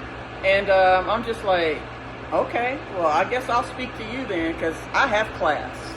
I know how to speak to somebody, even if they don't speak to me. Because at the end of the day, I know who I am, I know what I can and can't do, and I know who has the power around here. You know what I'm saying? So I don't have a problem speaking because I don't have to, I'm not insecure, I'm not insecure where I have to be like, who you think, I don't have to do all that stuff. My thing is that I'm going to be respectful, but I'm going to be taking action against your ass if you doing something I don't like you bothering my company, you bothering anything, you're going to find out who I am. You know what I mean? But I'm not going to be rude or disrespectful with the process. I'm going to handle you in a very classy, respectful manner. You understand? But you're not going to be in here destroying my stuff that I'll be working for. That's just crazy. And I don't even know who does stuff like that. I don't know. I've never met anybody that just comes and does that kind of stuff. So I had to learn a whole new way about, myself and what to do. And then it was all on social media too. I was like, oh my God, on top of this shit being all in my life, which I don't have drama and conflict in my life. You understand? So on top of it being all in my life and in my business and at home, because at home I was just going back and forth with that one. You know what I'm saying? Not in my family, but the business partner. It was just all this stuff. And then I was just like, not only do I got to deal with all this stuff behind the scenes, but now the shit is on social media. It's public, and I'm a very private person. And she just brought it all to social media and just started all the social media drama. So I was a wreck because I was trying to do the right thing and make the right decision. And then I was told by the business consultant that I need to go on and follow, you know, that I needed to. He was like, I can't do nothing. He took his $12,000 and was just like, good luck with that one. He was like, I never met nobody like her before. He was like, I don't know. He was just like, I never met somebody so hard-headed, so stubborn, so unwilling to just cooperate. He was just like, I can't do nothing here. He was like, I'm sorry I took all your money. I thought we were on a good path. He was like, but, and he was a professional with an MBA and everything. And he was a really good consultant. And then he was like, yeah, I'm sorry. He was like, he was a friend of Cherie's too, a business associate. He was like, I have consulted for lots of companies and been able to help anybody. He's like, she's, I don't know how you got involved with this person. This is what he told me. He's like, I don't know how you got involved with this person. He was just like, but run, just get away. He was like, she's not going to be, if this is not going to end, she is not going to be somebody. He was like, I've met you and I've met her. And he was just like, you need to move on. He was just like, because I've never met anyone in my life that just is so defiant and unwilling to be reasonable, be logical, or focus on business. He was like, well, the stuff that her position and her stance and her unwilling to compromise, he was like, doesn't even make sense. It doesn't make business sense. It doesn't make personal sense. It's just being stubborn and defiant for no reason. He was just like, I've done all I can here. I don't want to take any more of your money. He was just like, either sell your half or buy her out. He was like, but you need to move on from this person and don't ever look back. And that's what I did. But I was painted out to be like a villain and a hateful and taking this and taking that. I paid for everything I have. Everything. She got $400,000. Okay, and a trailer and a truck. Okay, so and not only that, the house equity was mine. I owned the house, but I gave her that. You know, because that's just how I roll. Because I'm not money hungry. And I was just like, whatever I got to do to get rid of this person. Because once I talked to the consultant and other people and my attorney, at the time, she was both of our attorneys, which is why she couldn't represent me in the case. But once I talked to Jocelyn and I talked to the business, they were just like, just get away and don't ever look back. And that's what I did. Me and my team, we never looked back. But it's like we just kept getting pulled in by all the social media BS. And we wanted to just shut down our social media and be gone. But we couldn't, because the business was started on social media and it had to stay on social media. It's slowly moving away from that. But, you know, we couldn't just walk off because we just wanted to shut everything down. And then all the noise would have been gone. You shut it down, the noise is gone, it's over, it's done. But we couldn't do it, so we had to just keep on going, and it was rough, you know. And people like, you know, Nandy and the teammates and the cousins and everybody was like seeing it all, you know, and it pissed them off. And not because they loved me so much, but they love, you know, decency and truth and professionalism, and they saw some of that in me, you know, and they saw the way that all these lies were being spun, you know, and narratives were being created, and all these thousands and tens of thousands of people was, you know, falling for the BS, you know, the banana in the tailpipe. They were all falling for that stuff, and I had to deal with all of that for years. Who said Ugmo? Hold on, let me scroll up. Hold on. So that's the story, guys. Her mother said she was a menace. Oh, yeah. I know. I heard about that. She blocked most of her wife's followers because I was one that she blocked and didn't do anything. I am a natural follower. I barely comment. Oh, Deborah. Yeah, a lot of y'all on here saying that y'all got blocked.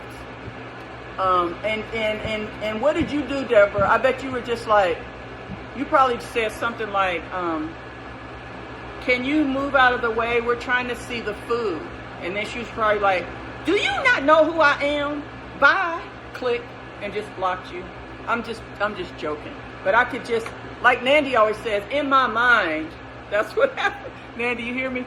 In my mind, that's what happened. In my mind, that's what I think happened, Deborah. Tell us what really happened. Let me see. I'm sitting here. I need to go home. You don't like the conversation. I'm having a great conversation. I'm like releasing, what do you call those things? Pheromones from my body that I've been holding, you know, not real life pheromones, because in real life everything is wonderful. I'm doing great. The business is great. Everything is great. But my social media life, I'm releasing pheromones, because I think that's what they're called.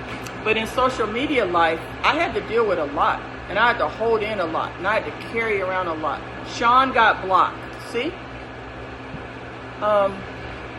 Sean says she watched it happen in real time. Yeah, and just imagine, Sean, you only got to watch what was shown on social media. You don't even know all the stuff that I had to go through behind the scenes. It was crazy, and I have it all documented. That's why I think I'm gonna write a book. She truly. Ooh, okay, so should I start at the bottom and go up? Let me start at the bottom and go up. I've learned. Okay, can you please delete me from this page? You keep coming up. No, Michelle, you can delete. No, Michelle, just block the page. It's so easy. Like, I'm not deleting you. Delete yourself. Deborah says, no, she's trying to sell her brand. Oh, damn. Okay, hold on. How did you get a judgment? Easy. I just brought facts to the judge. And he saw it all, because the courtroom is not a social media game. You can't play games. You have the right to release all the buildup, Sheila Josie said. Tara Stewart said, she being messy. I don't know who you're talking about here. But if you talking about me, you must like messy, because you over here. Because I'm not messy, but if that's what you think, why you here? Like, if you think it's messy, bye. Float away. Do you think, oh yes, absolutely, Way. Oh yes, I don't do anything I don't start stuff that I can't win. It's not letting me comment on YouTube. I'm sorry, I don't know what to do about that. I was blocked also, Mary Brown said. I'm telling you, it was like 15,000 of y'all. Lavette, are you on here? Tell them how many it was, because you and Brooke have records of all of it. Y'all kept all the screenshots and all the information. Oh, Tara, sorry. Oh, I'm sorry. Terry, love you. I thought you were talking about me. See how we can jump to the wrong conclusions? I'm sorry. I talked about Rico earlier, Shamika. You can go back and watch the live. Not float away. Float on, float on. Remember that song, y'all? Float. Float on. And then one of them's like, I'm a Leo. My name is da-da-da. I forgot all the words to the song. But I release cortisol, not pheromones. Okay. I don't know. I just be saying stuff, y'all. When I'm talking, sometimes I'll say stuff. I'll be there in like a minute, and I'll let him out for the morning. I'll see you tomorrow morning. Okay. Sonya got blocked. Look at all. It's a lot of y'all on here now that got blocked. I'm telling y'all, it's like 15,000 people. I was pissed. I used to hate the way she talked about you at times, nasty. Oh, yeah. I know. But we played a lot of that stuff for the judge, so don't worry about it. It's okay. It's okay. She just was showing her true self. And then, what cracks me up, though, is she would talk about me every other day. And then be like, I wish she would stop, leave me alone. Like, just, like, why does she's obsessed. She's, like, jealous. She's this, she's that. And I'm like, we ain't talked about your ass in 2 years. We don't even think about, like, you are completely erased. If you guys come over to I Got You season, you will not find one remnant of her over there. We don't mention her. We don't think about her. All sometimes we do is laugh. Like, if something pops up on social media or something, we'll just be like, look at this shit. Because we know the real deal. See, y'all only know the social media stuff. Y'all don't know all the real stuff that happened behind the scenes, but we do. So me and Kat, we'll just start laughing and be like, If they only knew, you know, if they only knew, like when she was saying she was the queen of Atlanta, we start laughing. We were like, what is that? What? She's sleeping on somebody's back porch and she's the queen. Okay. And then Kat was like, well, does she even have a, never mind. I ain't gonna even say. Never mind. I'm not gonna bring Kat into it. Okay, hold on. SMH, I was talking, oh, okay. I'm trying to go up. It's not letting me come in. See, every time I go up, it pushes me back down. Endorphins, okay, yeah. Guys, I don't even know. I can't remember what pheromones are. What are pheromones? Is that something? I don't even know. Hold on. Hey Siri, what are pheromones? A pheromone is a chemical that is secreted or excreted by an organism. Oh my God! No! Never mind. It wasn't pheromones. Hey Siri, what are, wait, what did y'all say it was? Shit. Anyway, I had to release some stuff, you know, that I had to carry around for 4 years from all this social media shit I had to deal with. Man, I had to be quiet and listen to all these lies being told and all these narratives being spun and, you know, all this stuff, man. Endorphins. Hey Siri, what are endorphins? Endorphins are peptides produced in the brain that block the perception of pain and increase feelings of Okay. Oh, I gotta let my guys, everybody is texting me, y'all, my family. Oh shit. Okay, all right. Let me do a little more and then I gotta go. Cortisol, right, cortisol. Thank you, Nandy. That's what it was. Richie Rich. Yeah, man, if y'all only knew the stuff I had to deal with and stay quiet about. It's time to drink again, Richie Rich. That must be Richard Phillips. I'm gonna go home and have me a drink. Both of those dummies think we are jealous of him, Deborah said. Y'all don't understand how me and Kat be laughing about that whole jealous thing. We be like, what? I might as well be jealous of, I might as well go down to the homeless shelter and just be jealous of somebody down there. Seriously? At least they know who they are and they'll admit who they are. They'll be like, yeah, I'm homeless. This is what happened to me. I'm trying to get better.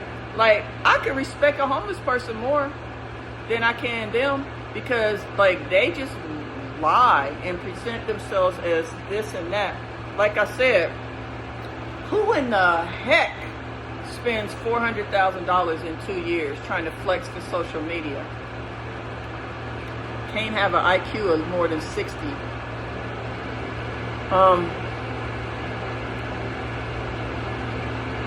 Yeah. There was a lot of y'all on here saying y'all got blocked.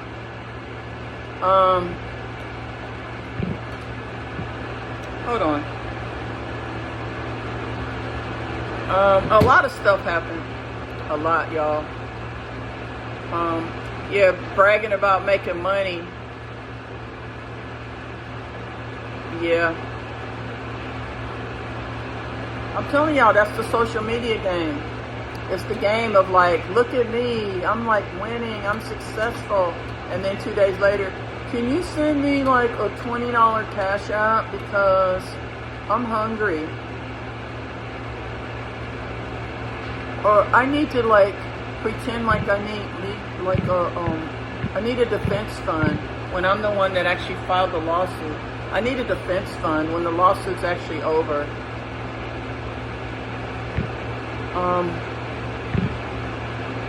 Flexing, way too real.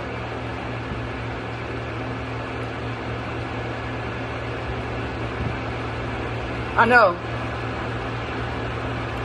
I told you she projects. Whatever's true about her is what she accuses others of. Nandy, I hope you get your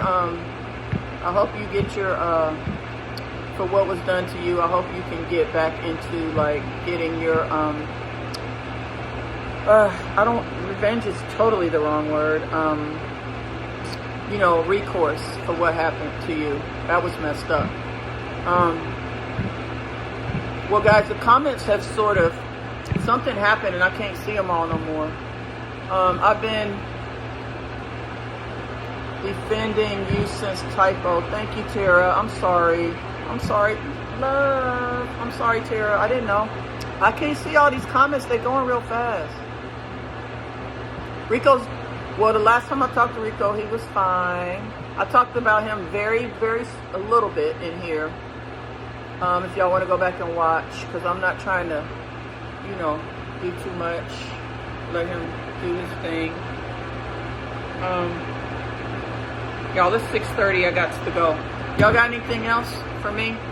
It's been the longest live I've done about this topic. I need to go take me a shower. I've been working. I followed her for 8 years. She was all right at first. Her ego started taking over, and she's just a nasty person, a horrible person, Beauty. Horrible person. I didn't know. I really didn't. Yeah, no defense needed, Ronalyn. It's just another scam to get money. I don't know what it's for. I can't speculate on it because I don't watch her, and I don't know what she up to now.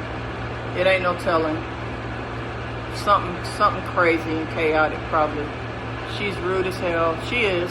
But she be like, I'm a good person. I do good things. I do this. I do that. I do this for the community. Nah, you was doing that for yourself. Let's be honest. Tell the truth.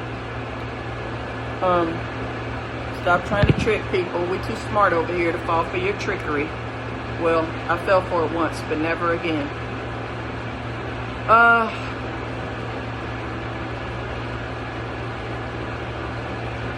Y'all, so I gotta get some work done somehow. I gotta be back over here tomorrow.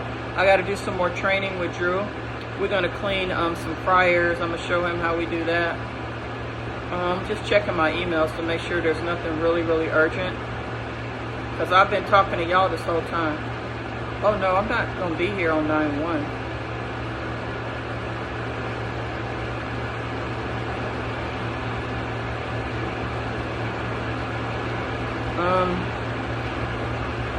Shit. I gotta look at some stuff. I forgot about an event that I had, y'all. Because, I got a catering manager and, Oscar and all this stuff. It's like I'm trying to...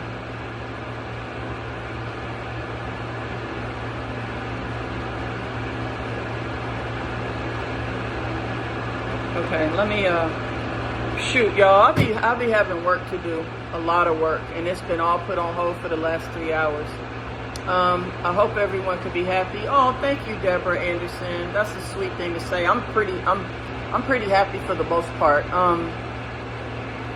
I can't say I'm always happy, but I'm pretty happy. Things are really great. My life is, I'm very blessed. I'm very blessed. And now I actually feel real happy because I released a lot of, I don't know, I just got to say some stuff on my own. Not in comments, not under somebody else's live, but I got to do my own live and say a few things that I, wanted to say. I mean, I could say a lot more and I could show a lot more, but I don't want to and I don't need to. I got to say what I wanted to say, and all the other stuff really don't matter because it's like, I mean, I don't know. In a month, I might decide I want to say some more. But right now, I'm good with what I had to say, and I feel good, and I feel like I released what I need to release. I think I'm going to go home now and spend some time with my family. I think I'm going to go grab some food if he's still open and hang out with my neighbor for a little bit, 5 minutes, get some food. Linda says I have my own mind. Any special holidays coming up? Hope you're having a wonderful day. Thank you, Tanya Phillips. Darlene Brown says Satan, her following Satan ruined everything. Yeah. Well, I think that person was sent here by the universe to expose the real her. And that's what I think happened. That's another reason I'm not really mad at the person. The one I was talking about that was like blocking our customers and stuff. People are like, why did you sue her too? I ain't really mad at her. I'm kind of grateful that she came along and exposed who the real other person, ex-business partner, she exposed who she really was. And I wouldn't have got that.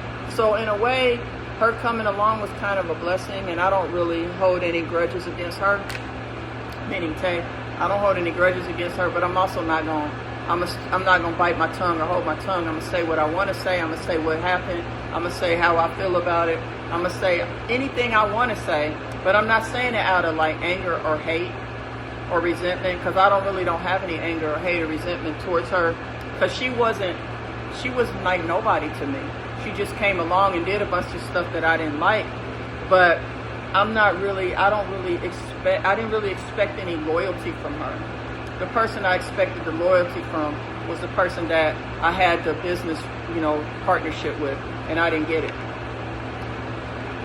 So when it comes to her, I'm just gonna say that I'm kind of grateful she came along and exposed everything and helped me to see. Because just think if this had happened, some years down the road. It happened when it was supposed to. I think God and the universe brought her into our world and our circle for a reason, for me to be able to see some things I needed to see so I could get away, get myself away from that demon. I'm going to be honest, that's what she is to me, a demon. So I actually kind of grateful to Tay. I'm kind of grateful, and I don't hold any animosity towards her whatsoever, like none. I mean, zilch. I hold no, and even though that time when she was banging the seasonings and shit, that was messed up. Okay? I didn't like that. I didn't like some of the stuff she said and some of the stuff she did, but she ain't nobody. She cool. She fine. She came along and exposed everything for me. So, for that, I'm grateful. So, that's what I needed. And I know y'all are kind of sad and y'all are disappointed. I mean, I was kind of sad and disappointed at first too, but now I'm really happy. And the thing is that I know y'all are kind of sad and stuff because the picture was painted and we were living the picture, and y'all thought it was all going to be hunky-dory and roses petals and all that shit, or whatever you want to call it. And that didn't happen, so it's disappointing for y'all. You understand? But for me, it was revealing. And it was awesome, and it was good.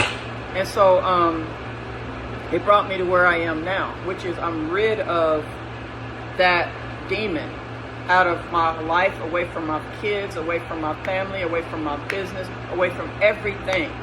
So for that, I'm grateful. You know what I'm saying? For that, I'm grateful. And so, and really, honestly, I never had a problem with the girl. I thought she was kind of dumb. I didn't think she had any class, and I thought she was rude.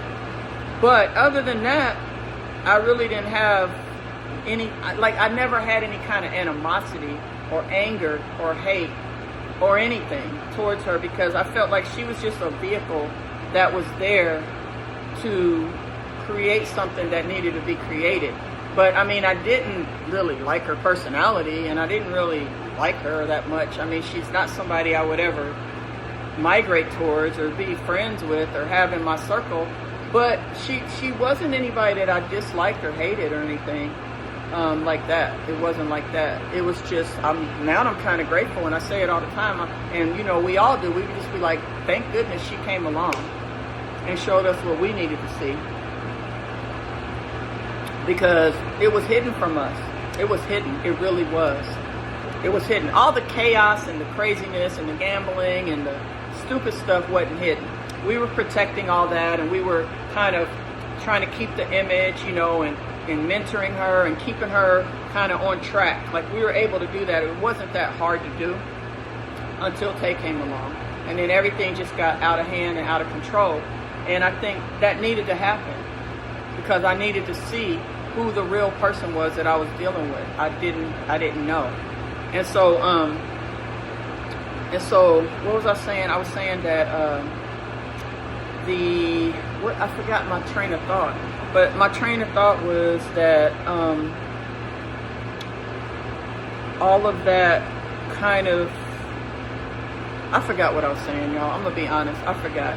I know what I want to say too. It's just that it kind of, I was just saying that we kind of had everything under control pretty well, but then it was like the universe brought her to kind of, just show us what was really happening, and that it was, that ain't what I was trying to say.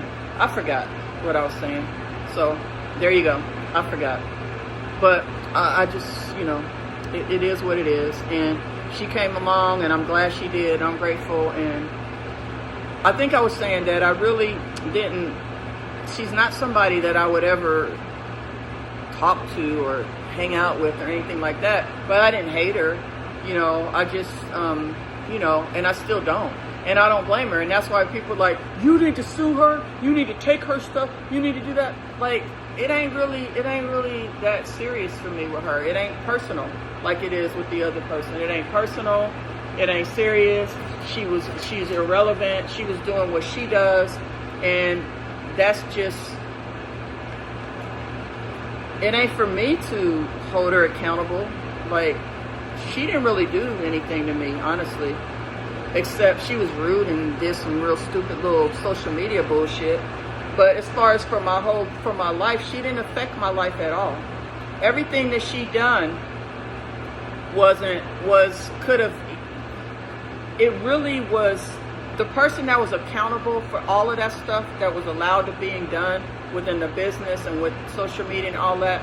That's the other ex-business partner. It's all her responsibility. I mean, not her responsibility, but I'm saying, like, she allowed all that stuff to happen. So really, I don't have anything, like, I don't have any reason to try to take anything from her or do anything to her. I could it could be easy to do if I wanted to, but I don't want to. I don't want to. My fight has never been with her, and I don't even have no bad feelings or no grudges or nothing towards her, and I don't really care what she got or don't got, and I ain't trying to take none of it, you know. So, you know, that's the truth. And I know a lot of y'all have a lot of hate and anger because y'all blame her for everything, but really y'all can't blame her for all that stuff, because she just came along and was just who she was. The other person is who allowed it all to happen. And so, you know, I think she'll always be the person. Now I'm talking about Tay. I think she'll always be the person that she is, because that's just who she is. And so as she goes around her life in the world and targets certain people or target or meet or whatever, it's only that person that will allow her to do whatever she does. Like,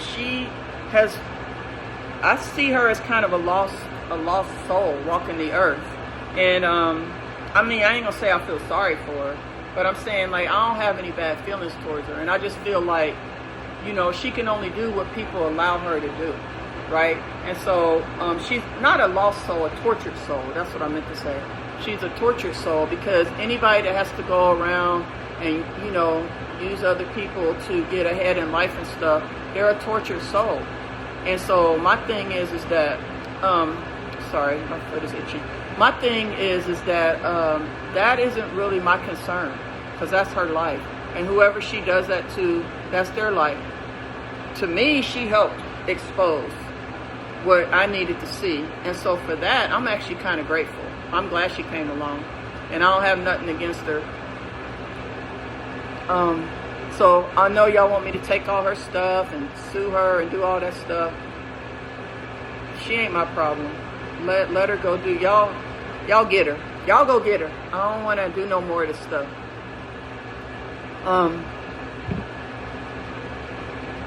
Yeah, No Love Lost said, trust, she ain't no saint, but in this case, we ain't worried about her.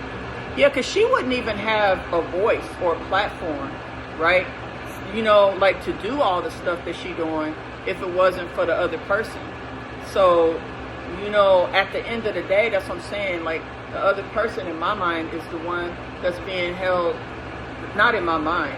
That's the person I hold accountable for all of it. But then again, she ain't done nothing to me. Now, if she do something directly to me, we got to this. That changes the whole conversation. You understand? So if some of y'all, she might have done something to, so y'all might feel different. But I don't. She asking for money, Rosalind said. Well, maybe y'all, I don't know. Like, if somebody is asking for money and they scamming people and stuff, I don't know what to tell. I don't know what to do about that, because that is, you know, the people that's giving them the money, you know, maybe y'all should try to talk to them and tell them, or maybe call the authorities. I mean, like, there are legal agencies that deal with this kind of stuff, right? Maybe get them involved, because if you know, in Georgia, there's the GBI, and there's a lot of organizations that get involved with the fraudulent collecting of money for charitable reasons and things like that. You're not allowed to do that kind of stuff, and you're supposed to have a paper trail and all that. So maybe if it's bothering you guys, it ain't really bothering me. But I don't like it. I think it's wrong. But I got bigger fish to fry. But if what she's doing is bothering y'all, then y'all should report her. Oh, I thought y'all were talking about Tay. Y'all should report her to the appropriate agencies for fraud. And as far as that other one, yeah, it is a scam, Rosalind. Ronalyn. As far as that other one, yeah, she definitely scamming people, and she doing all that stuff again. I mean, she does it all the time. I'm saying, you know, y'all could report her, I guess. You know, report her to the proper agencies. I'm not going to go that far. You know, I've done what I'm supposed to do. I've won my case. She will be held accountable for that. She's out here tricking people and doing all that stuff, and look at how miserable her life is. She's failing. You know, there's so many things messed up for her, you know, since she started all this scamming stuff. So the thing is that, you know, that's she's living in her karma, and it ain't for me to sit there and monitor everything she does and try to stop her. Like, I don't have the time, the energy, or the interest in doing all that stuff. All I really want to do is hold her accountable for the direct stuff that she did to me and get what's due to me. And then the other stuff that she doing, I don't know, like, you guys are going to have to hold her accountable for that, or the universe, or karma, or, I mean, she already suffering pretty damn bad. So I ain't really that interested in, like, you know, going to different agencies and reporting her and doing all that. And she tried to say I took her page down.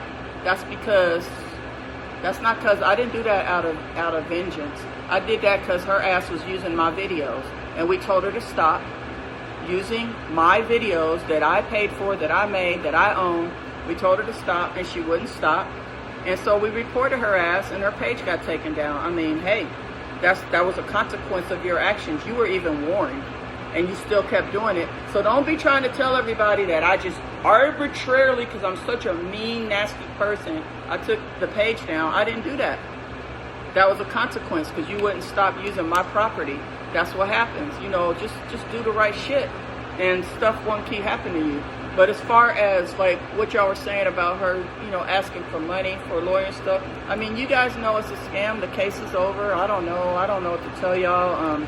You know, just maybe y'all can convince her followers to stop being fools and sending her money like dummies. I don't know. I don't mean to call them a name, but I mean, at some point they are kind of dumb because they keep, like, playing this same, like, song and dance constantly.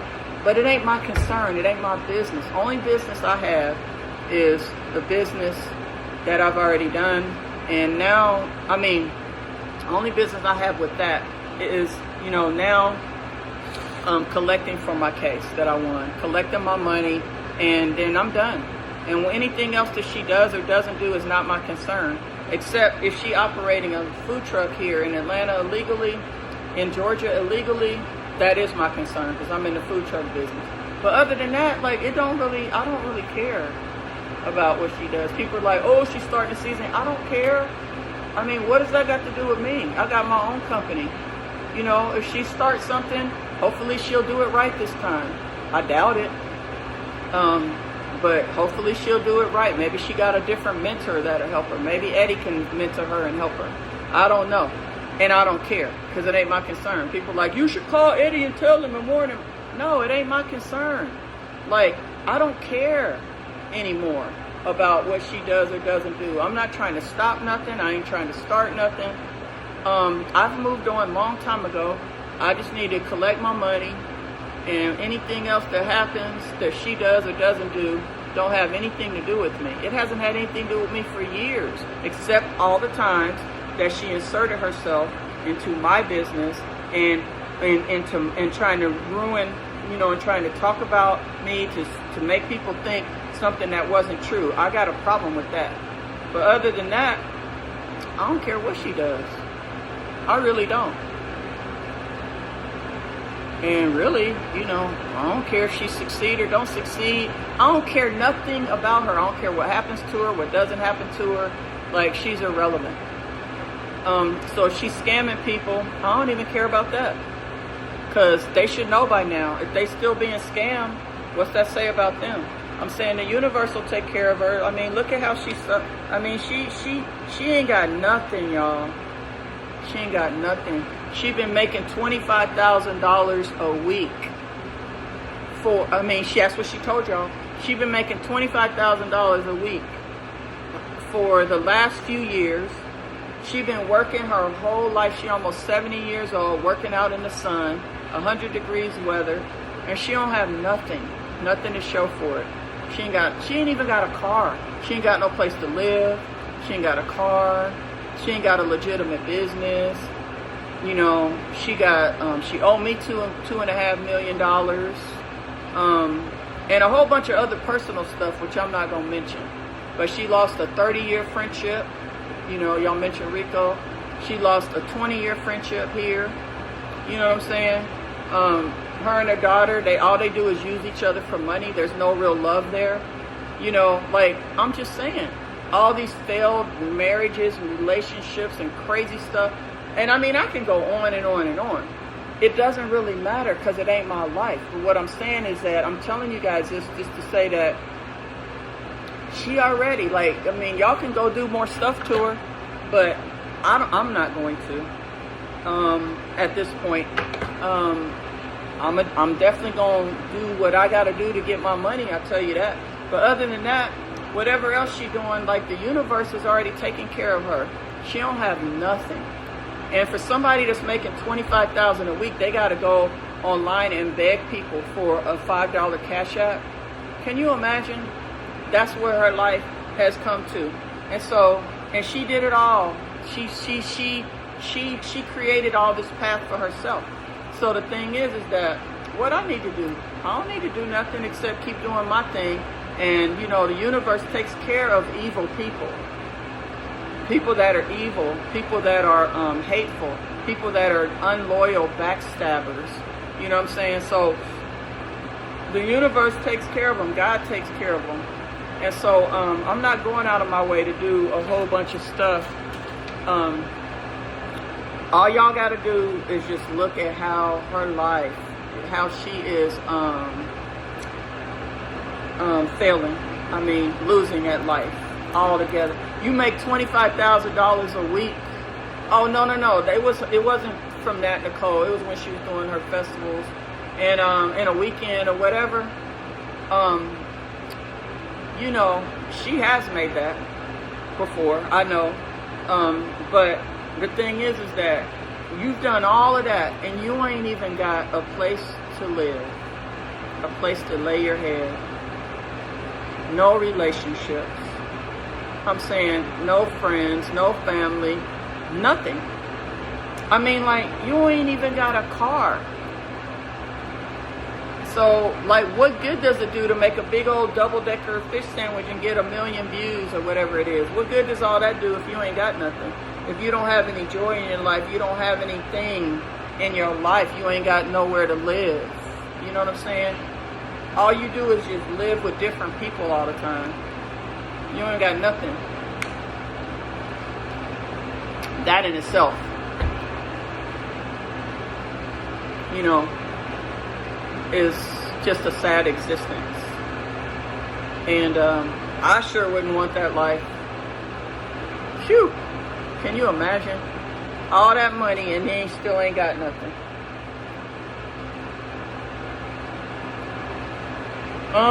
Classy Cat didn't say buy her truck. I don't know. I think it's finance. I don't know. I ain't been in there. I ain't been around for 4 years. I don't know. I just read some of the stuff I read in my group. I get the information from the private group that I'm in. They're the ones that give me the information. They check that stuff. Deborah Jeter said, but we jealous. Every time somebody says that, my whole body just gets tickled inside. I start laughing. That's one of the biggest jokes. Me and my brothers will laugh about it sometimes. I mean, like, we just be like, what the what? Sleeping in motel, living in fear. And the thing is that, you know, it's just poor decision making. Poor decision making, arrogance, and hatefulness. That's what keeps you stuck. Worrying about what somebody else is doing. Worrying about me trying to take me out. Instead, you end up taking yourself out. That's how it works, guys. I wouldn't cheat. Yes, she cooks. Yes, sir. This has been the longest live I've ever done, I think. I feel so good, though. She say owes money. I don't know what that means. Did you see? Oh, God. It's so many comments. Lavette, are you still here? Hold on. Let me call Lavette. Hey, Siri, call Lavette. You'll need to unlock your iPhone. She probably even got tired of me talking. Right, because you have class. Oh, thank you. Thank you, Lisa Washington. I watched you try so hard to upgrade that person. I did. I tried hard. Hey, Lavette, are you still on with me? Huh? Are you still on the live with me? Okay, I just wanted to make sure.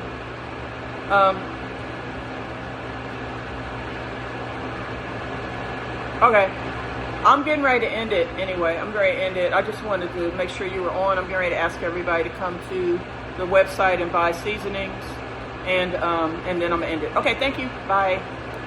All right. I need y'all to go to IGotYouSeasonings.com. Buy the best seasonings. Cynthia said jealous of what? Out of head. That was messed up. It was messed up.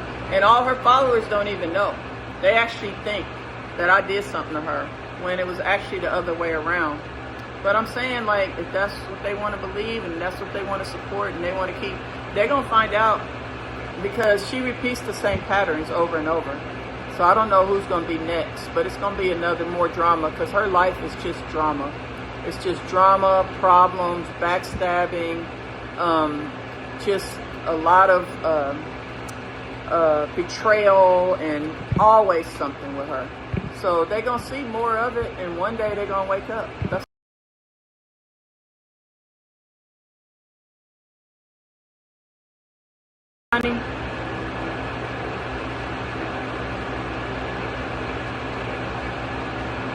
yeah, send me what you want. I'll be home in like 15 minutes. No, 30. Let's say 30. Okay, love you. Bye. Okay. She took your kindness for weakness. She did. She thought I was stupid just because I did. I mean, I guess I was stupid. I bought a $500,000 home. Most people don't do stupid stuff like that. I was advised not to do that. Damn, Andreas won 3 double cheeseburgers from McDonald's. That boy can eat. I actually thought that at first, but it's 3 sides to every story, and I believe your side because it makes sense. Yeah, I appreciate that. But you know, I have everything. I have facts to back up everything I say, and I got a lot of facts to back it up and evidence. She made an awful, Classy Cat. Oh, hey, Classy Cat. She made an awful decision to cut ties with you. You and your family still building wealth. Just look at how your son, yeah, Matthias is a multi-millionaire. I'm so glad she cut ties with us. We all are. We don't want nothing to do with her. Oh my gosh, she's such, I don't want to say the word. Let me let Mel say it. Jealous of what? She's trash. I was going to use that word, but I didn't want to. She's trash. She kicks it with pedos. Maybe. Oh, okay. I don't know anything about Maybay. I remember she was saying she was going to Maybay to get more followers when we were trying to fix the page and grow the page, and she was doing all kind of underhanded stuff. I should have known then, when I was seeing her doing all this underhanded stuff to other content creators. And I was like, well, I guess that's just how it goes in the content world. I wasn't in that world. I mean, I was just working behind the scenes and holding the phone, but I seen her do some really bad, some really ruthless, underhanded stuff to the other content creators. I should have known then. I should have known then. She showed me then what kind of person she was. But she said they were the bad guy, and she was just responding to them. So I was like, okay, I believe you. I'm a dummy. But I'm not a dummy. I was just being kind of giving her the benefit of the doubt and just thinking that she was a good person when she wasn't. She ain't got a pot to piss in, Ben Smith said. It was a lot of comments. At some point, the lesson should be learned. She don't learn. She don't learn. I mean, I hate to... I don't want to quote that person, but it was somebody in her camp that said that she's hard-headed, stubborn, and never learns. I mean, you know, I knew that. All they should have, excuse me, everybody in her camp, they should have came and talked to me first, but they didn't do that. They just believed everything she said and ran with it because she had all those followers. When she got all those followers, people be thinking that's something special. It's not. It's only special in the social media world, not in the real life. They would have came and talked to me, each one of them. I would have told them the truth of what really happened, and I'm just telling the truth. I'm not even speaking with hate. I'm speaking with the truth of what happened and who this person is, and it's real clear now. I know the feeling. People take your kindness so far. Yeah, I'm pretty kind. I'm a very kind, generous person. Till you cross me, and then if you was drowning. Wait, what's the saying? Yeah, that, you know, if you was drowning, I wouldn't sense. Well, I'm not gonna go that far. You never know what you would do if somebody's drowning. You might save them. What's up with not wanting other people to come up? And Gilbert, if you're doing great, if you like her. Oh, Ann. Are you okay, Ann? I never said anything about not wanting people to come up. Ann, come on. She make $25K a week, Ann. Go watch her live, she'll tell you. I got copies of all that stuff, by the way. So I heard she was deleting stuff, but I have all the copies. Yeah, and you're misinformed, my dear. I love people to come up. In fact, I have a whole slew of people that'll tell you how I support them, help them, how I've loaned them money for cars. I've done so much for people. I don't like people that stab me in the back, trash my name, try to destroy my company, talk about my children, lie on me and my spouse, all that stuff. That's the type of people I don't help. Okay? Would you help those kind of people? Okay? So you need to live in reality a little bit now and listen to what I'm saying on this live, and don't make up stuff, because that's not what I said. Okay? I was helping somebody. I was helping her come up. I did all of that stuff. And then she turned on me and knifed me in the back when somebody came along that she thought was going to be better. And that's what you call an opportunist. That's what you call an ungrateful person. That's what you call a disloyal person. That's what you call an evil person. Okay? So let's get it straight now. Let's get it straight. Okay? Court is over. Court is over, Melissa. I've already gotten my judgment. Court is over. But if she keep talking about me, you never know. I can't make no promises. Okay. So that's about, I think I got everything. When the payments start, that's up to the judge will let me know.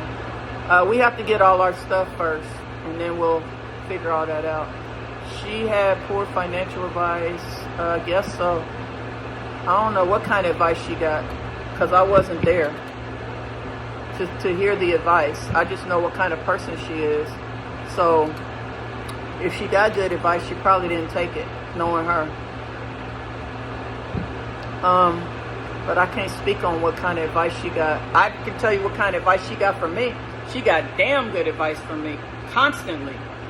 I mean, I was getting her to a place where she could retire, in a few years. I had her set up for success. She threw it all away. And that was okay. But after she threw it all away, she stabbed me in the back. That was the problem.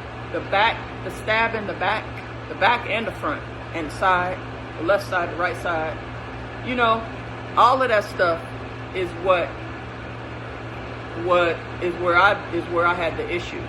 If she would have just moved on, we wouldn't have had no problem. But she was just like, oh, I'm going to come back now and try to destroy you and everything, and, you know, all that stuff. We already talked about it. But I'm just saying, all that stuff that was done is why we are where we are. If that stuff wouldn't have happened, we would have just went our separate ways and everything would have been fine.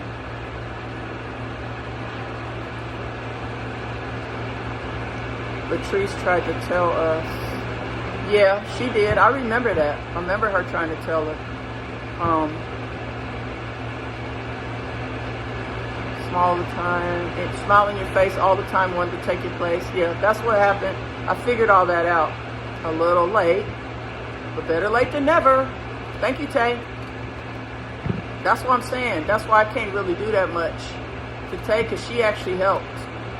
She brought it all out to the forefront. Angela said, Boss Lady, I got your season. You were always a loyal friend. Oh, I know. And I appreciate you guys saying that. I know. That's why it wasn't super hard for me to try to defend all that stuff, because when you know something in your heart and in your soul, you don't got to defend it. But good thing she didn't stab the heart, because you still have one. Oh, thank you. Thank you.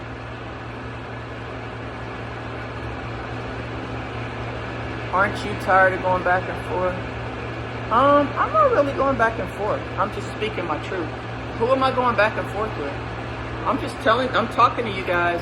If it sounds like back and forth and it's making you tired, it ain't making me tired, because I don't see it that way. But if it sounds like back and forth and it's making you tired, like, you know, you don't gotta listen. It ain't making me tired. It's actually making me feel relieved. Okay, I think that's, y'all got any other questions or comments? It's been a lot. It's been a long live. I've enjoyed it. I've enjoyed the interaction. Once Tay did Marion like that, I couldn't support them anymore. Yeah, that was kind of messed up. And then they never even said sorry or told the truth. It just went on and on and on. That shit was crazy. That's what I'm talking about. You do understand, though, that there is a level of unhappiness and depression and failure that comes when you don't take accountability for your actions and you don't have compassion for others and you can't admit the truth except in the dark corner of the closet or in the mirror at night before you go to sleep. You know, there's a very big amount of depression and unhappiness and failure at life that happens when you can't admit the truth for basic things or say you're sorry for basic things. When you cannot do that, those are some of the most unhappiest people. So I know everybody wants to hold accountable and do all that stuff, but just understand that these people are going through a lot of depression and anger and self-hate. Self-hate. You can see that Tay hates herself. Look at how she tried to change her body all the time. A person who loves themselves don't have to change this, change that, change this, fix this, do this. You know what I'm saying? They don't. I mean, they talk about my teeth. Hey, I'm happy. So, I mean, one day I might straighten them out. I mean, like, they don't bother me. I'm happy with myself. I love myself. You know, but people like that, they're very unhappy. They hate themselves. They're unhappy. They're depressed. You know, and so a lot of it comes from not living in reality, not taking accountability, not being honest with yourself and with the world. Because basically they're telling the world one thing, but when they get by themselves, they know the truth. You know what I'm saying? And so what happens is that causes depression. It causes self-hate. It causes all the things that you see those two going through. It's simply, you know, it's simply because they can't even say I'm sorry. They got so much pride and insecurity. They can't even say, I'm sorry, I did that. It was a bad decision. I'm really sorry. It won't happen again. You understand? They can't even do that. So how happy can you be in your life if you can't even be honest? You can't even have that. And so for Marion, I know that was a horrible thing to deal with. But I'm saying that, you know, it's pretty messed up. It's pretty messed up. That messed up for the person's life. You know, they fail in their life because they can't even take accountability for nothing that they do. Okay? I mean, that's kind of their, what do you call it? Karma, punishment, or whatever. Until they change, they're going to always hate to be unhappy and miserable and mean and hateful and cussing people out and worrying about what somebody's saying or what they're not saying and all that stuff. You know, it steals your joy when you can't apologize and you can't tell the truth and you can't take accountability. It steals your joy. Like, the poorest person can be happy. The richest person can be depressed. It's all about your mindset and how you live your life. Okay? And so that's how they live. And they ain't never gonna say sorry. They ain't never gonna take responsibility to nobody that they've harmed. Nobody. I don't care. You could see it on camera. We saw it on camera with Marion. And they were still like, she crazy. She's wrong. She's lying. I mean, we saw it with our own eyes. And you still can't even admit it. It's sad. It's a sad life that they got over there. Hold on. Let me tell Marion. I'm talking about her on my live. That y'all are talking about her. That we're talking about her, but y'all are talking about her.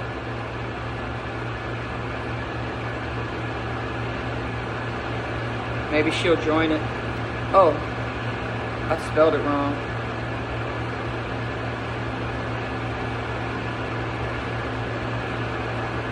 Okay, I just sent her a note. The person you're talking about is also a user, and she took all that buyout money and used it on herself. Probably John Silva. Absolutely. Rhonda Prince can't wait to run into Tay. Her entire family. Yep, I heard that. I don't know that much about it, but I remember it has something to do with a toy drive. I don't know the ins and outs of it. Annette Boyd, that's what I'm talking about. People that have so much pride and so much insecurity and so much low self-esteem that they can't even say sorry for something that the world saw them do. They got to spin a narrative, make up this, make up that. I'm saying you get so much more respect and you feel so much better inside of you if you just admit what you did, say you're sorry, and don't do it, and say I won't do it no more. You understand? Cynthia Will said, well, the reason why she's saying that, Cynthia, I already explained that. Don't forget how you want her. Guys, the reason she's saying that, Cynthia, is because it was the other way around. Okay? And I just never knew. But she's basically exposing herself over and over. Every time she says that about me, she's really projecting her feelings onto me. So all this time, that's what she wanted and was hoping for, and she never got it. You understand? So she tries to turn it around and make it seem like it was me. But see, I don't deal with people that have, that are gross. First of all, gross is number one. Then I like people that are intelligent. So I like people that are clean, take care of themselves, don't have addictions, so they got to be clean, they got to be intelligent. I like people that can have intelligent conversations, you know, that aren't embarrassing, that can eat properly, you know what I'm saying, that have class, that are well-traveled, you know, that are educated, that have finished school, you know, that just, there's so many things, you know, that present themselves, you know, with class. Like, I don't like, you know what I'm saying? So those are the kind of people that I like, and that are attractive. I don't like people that are unattractive. You know what I'm saying? And so, I mean, I like them, but I'm saying I don't date people that are unattractive. And especially the main thing is like dirty, stinky, dirty mouth, don't take care of it, rotten teeth, all that stuff. And then just absolutely low intelligence is the thing that irks me. This bad smell and low intelligence are the two worst things that I don't even like being around at all. And definitely wouldn't even consider dating someone like that ever in life. So I'm just saying what she was saying was just the way that she was feeling. about, like, she wanted that all along. She wanted that. But I just never knew, and thank God I never knew, because it would have changed everything. So yeah, I know she said all that stuff, and it was very disrespectful. It was disrespectful to me. I knew it was a joke, obviously, but it was very disrespectful to my children, to my mom, my stepmom, my spouse. It was very disrespectful to my family that did not even want her around. You know what I'm saying? That let her stay in our basement, let her go on vacation. They didn't even want her around. They thought she was so dumb, illiterate, and like bad etiquette at the table, all that stuff. They didn't want her around. So it was very disrespectful to them, okay, and rude and ridiculous. And it was what she wanted all along. Hey, Marion. I told Marion we were live talking about her. Marion, we were just, somebody just brought up we've been talking about a lot of stuff. Marion, you should go back and watch my live. It's kind of long, 4 hours. But one of the things, we talked about so many things from like the beginning all the way through. And when somebody had brought up how Tay was like at your house and and did that thing where she blocked some of your people from your page and stuff, and all of that was brought up. And I was just telling them that it's really sad when a person does something like that and they can't even take accountability. They can't say sorry. And I was just telling them that, and I was telling them how those people are depressed and miserable, and they have a very, because to live like that is unbelievable. When the whole world's seen what you did, and then you just act like the other person is crazy or that's not what happened, and try to make the other person basically bully them to go away, instead of just saying, hey, I'm sorry, I shouldn't have done that. It was an emotional reaction. I didn't like what somebody said. I shouldn't have done that, but it made me mad, and I made a mistake, and I'm sorry. That's all you got to say. You know what I'm saying? But no. So we were just talking about how that happened to you in your house, and how a lot of people were saying after she did that, they were just really mad and they were done with her. So I was just telling you, hey, hold on.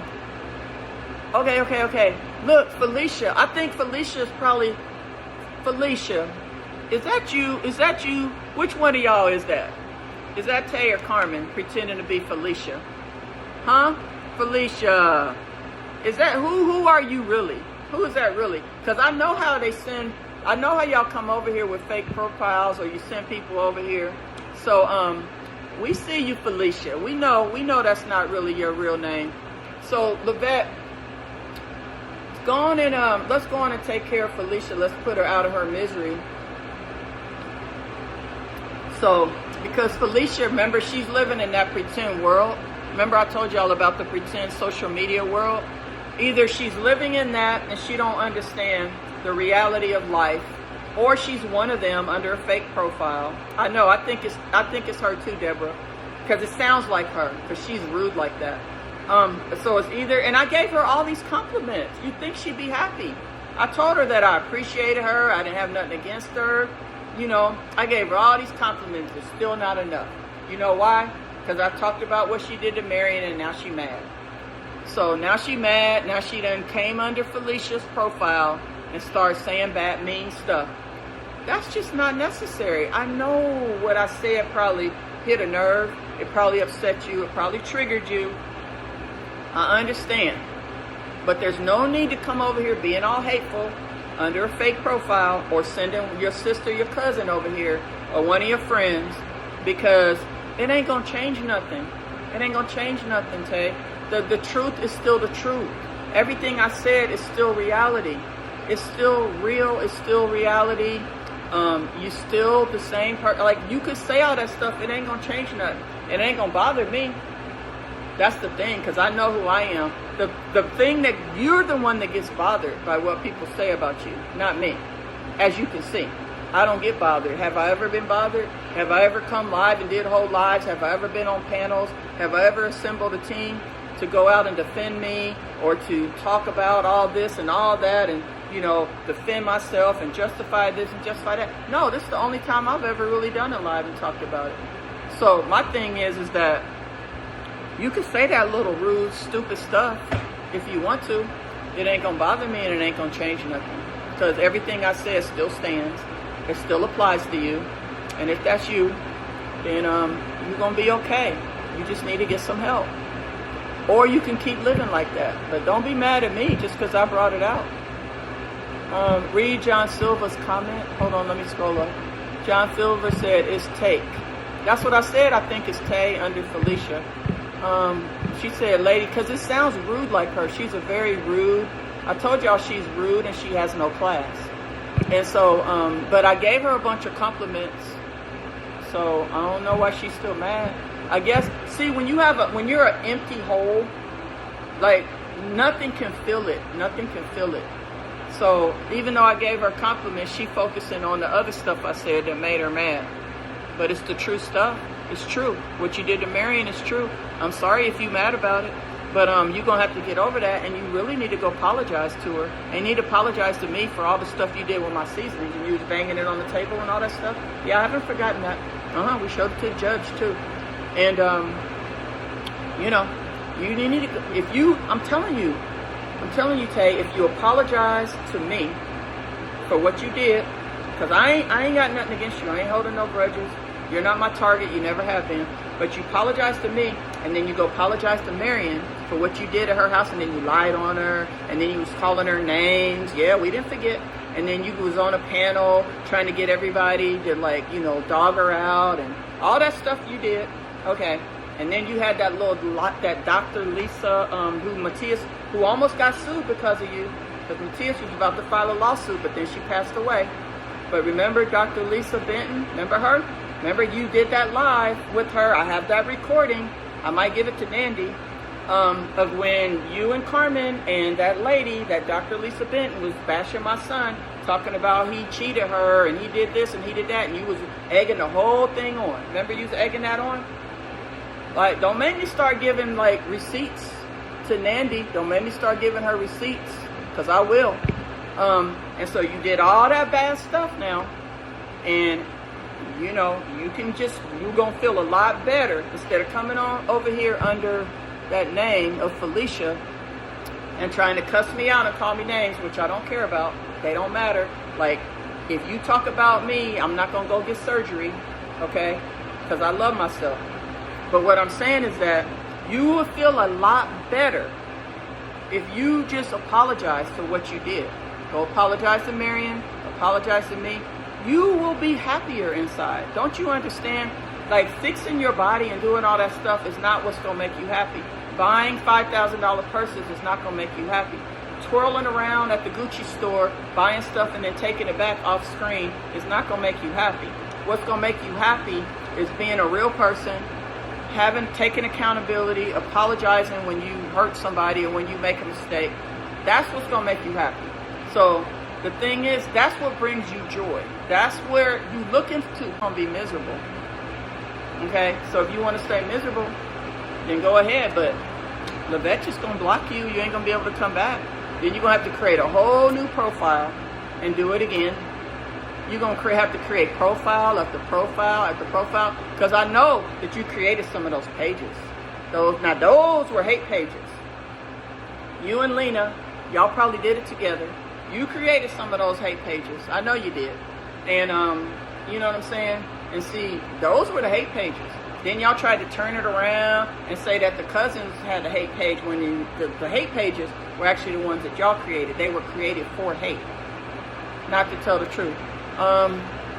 Who attacked Nandy? I don't think anybody attacked Nandy. But, hold on, let me see. Did they? Hold on. But anyway, so if you just tell the truth and just apologize and be nice, you're going to be happier, and you're not going to have to run out of the country all the time fixing your body, because you'll just be happy. And when you're happy with yourself and how you look. But when you're not happy inside, that's when you always got to fix your body and stuff. And then eventually, you ain't never going to be happy, so just tell the truth. Just tell the truth. Felicia, hey, whoever you are, like, I don't care that you call me a name, like, da-da-da-da-da, we're not in preschool, we're not in elementary school. Oh, she called me a name, that hurts. I don't care. This is just social media for me. This ain't real life. I don't live in this world. This is the world y'all live in. So, but if you wanna go apologize to Marion, I would suggest you do that now, and you're gonna feel happier. How's she gonna apologize if she blocked? Because she could apologize by picking up the phone. She got Marion's number.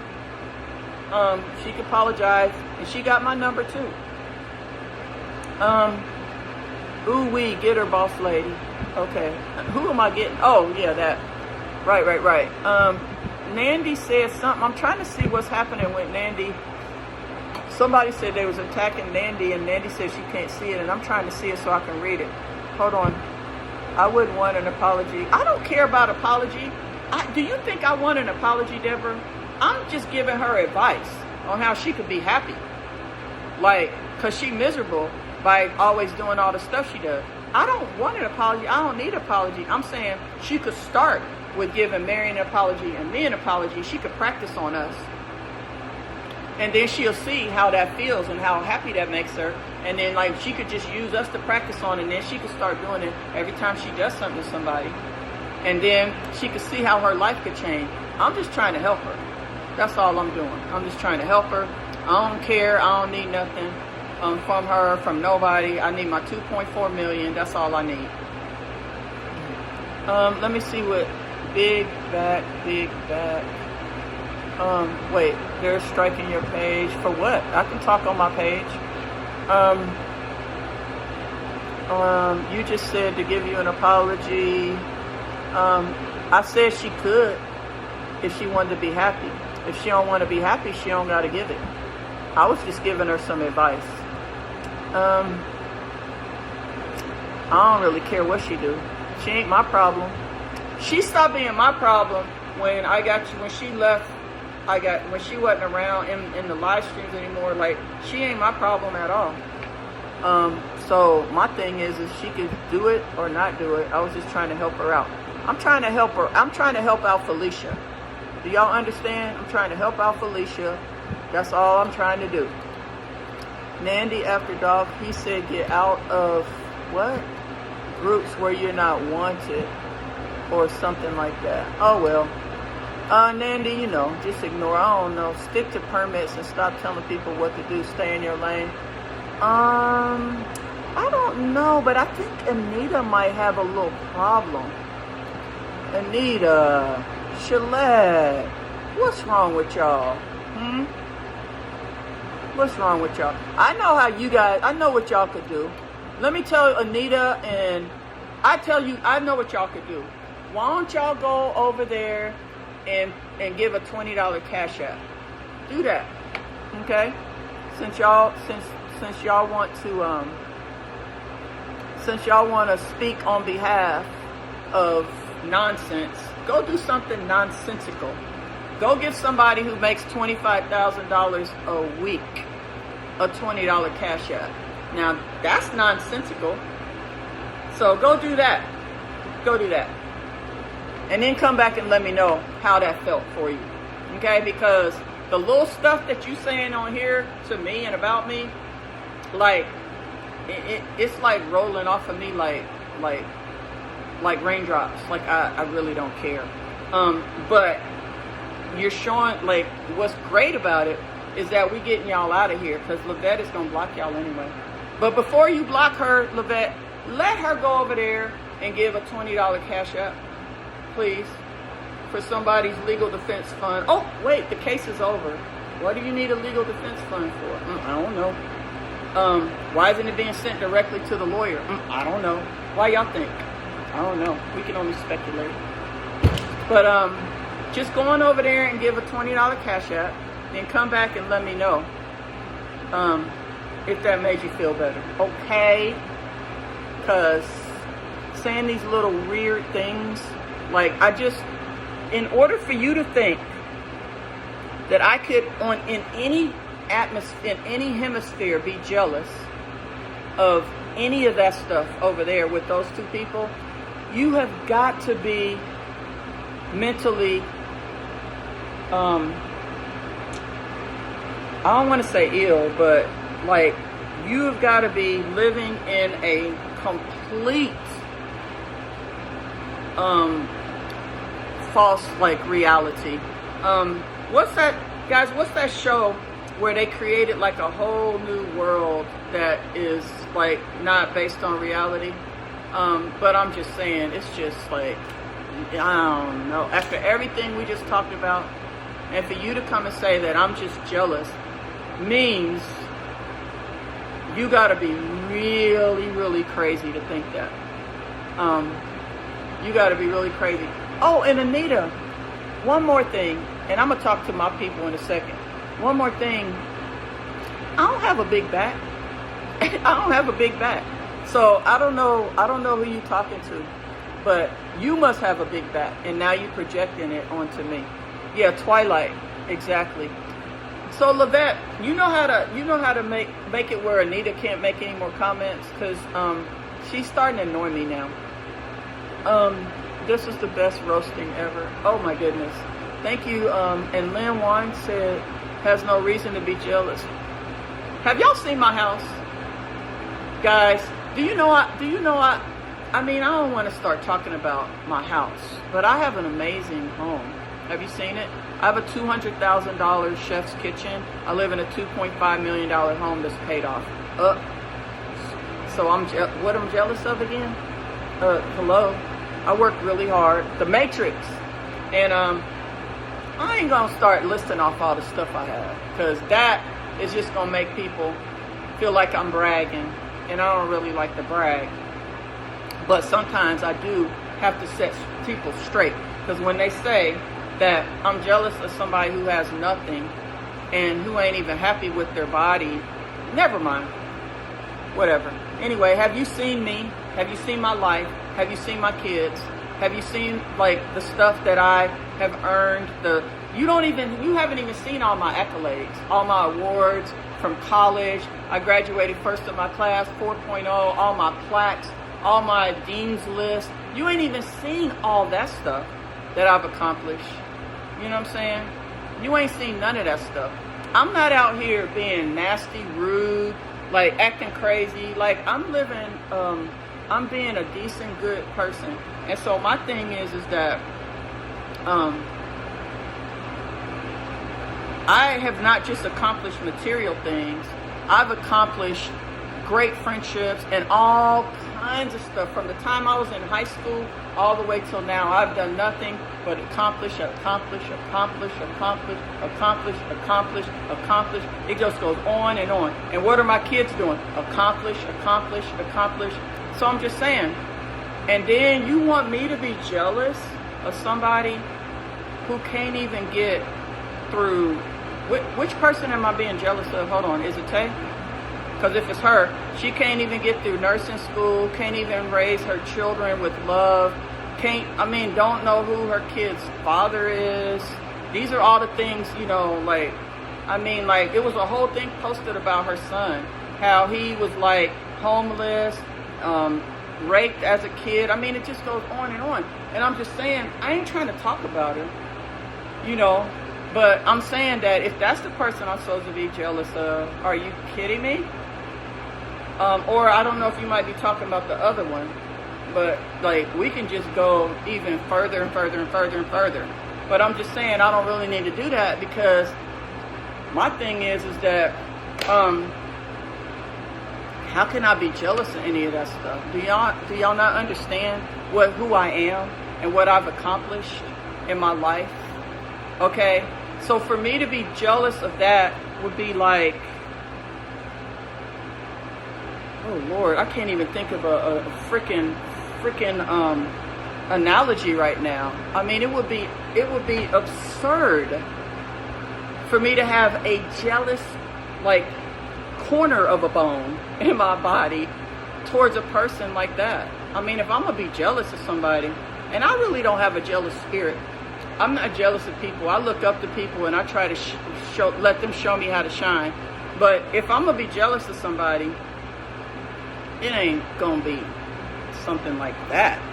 So for you to say that, like, something is not right up in your brain. Either something ain't right in your brain, or you just got here and you don't know who I am. So you need to research me. Research me and my history, okay? And then come back and tell me if you think that statement that you made makes any sense, okay? And if you still think, after you research me, you still think that that makes any sense, then something ain't right in your brain, okay? So here we go with this. This is funny. You are too old for this. Move on. Yeah. Okay, I know. We too old. Like, we ain't doing nothing but speaking the truth. Somebody said something. They said I was jealous. So I'm just saying, I'm responding to it, and I'm letting them know that that's an idiotic statement. It's the most dumbest statement I've ever heard. And I'm going to respond to it. It don't have nothing to do with maturity. It has to do with stating facts. And if it's bothering you, then you need to go listen to my life from the beginning, and you'll understand how we got here. Okay? Because I'm not trying to, be mean or anything. Thank you, Go Hawks Penny. I know it sounds a little harsh. But I'm not trying to be mean, and I'm not trying to be harsh. I'm stating the freaking facts. Okay? You guys are saying dumb stuff. So I'm stating facts. And the thing is if I'm speaking about myself, okay, and it's bothering you, all my successes are bothering you, don't accuse me of dumb shit. Don't come over here and be saying I'm jealous, because then I'm going to have to start listing all the stuff and all the reasons why I'm not jealous. And then you're like, she's mean, she's bragging, you should be better than this, okay? Well, don't say dumb shit, and I won't have to list off everything, because I don't brag, I don't talk about it. Everything that I've accomplished speaks for itself. But then, you know what I'm saying, I have to start stating the facts, and then you get all mad. Then it hurts your feelings, then, because you don't want to hear it, all right? Because now, I've pointed it out. You understand what I'm saying? And so I'm just saying there ain't nothing for me to be jealous of. It's idiotic for anybody to suggest that. And I just wanted you to go research me, and I gave you a little bit of insight on who I am. Go research me, and then let me know if you still think that. Okay, that's all I'm going to say. Because I don't want to start seeming like I'm bragging or something. Because I'm not. And let me see what Nandy said. Talk your shit. Nandy said something. I do gotta go, y'all. Nandy said, thanks, Bern. I wasn't worried, Missy. I'm sure it was some filthy slob with poor hygiene. LOL, I'm on my way back up, and ain't an MF thing anybody can do about it. Watch and hate. Yeah, Nandy, you gonna be alright. You had a situation, and you did not let it get the best of you. And I'm proud of you for that. And just keep up the good work. You admitted it. You're not in denial. You working on things. It takes time to work yourself out of a situation like that, and you're doing it. And I saw how you moved into a new place. Congratulations. And I'm just saying that, that's what you call accountability and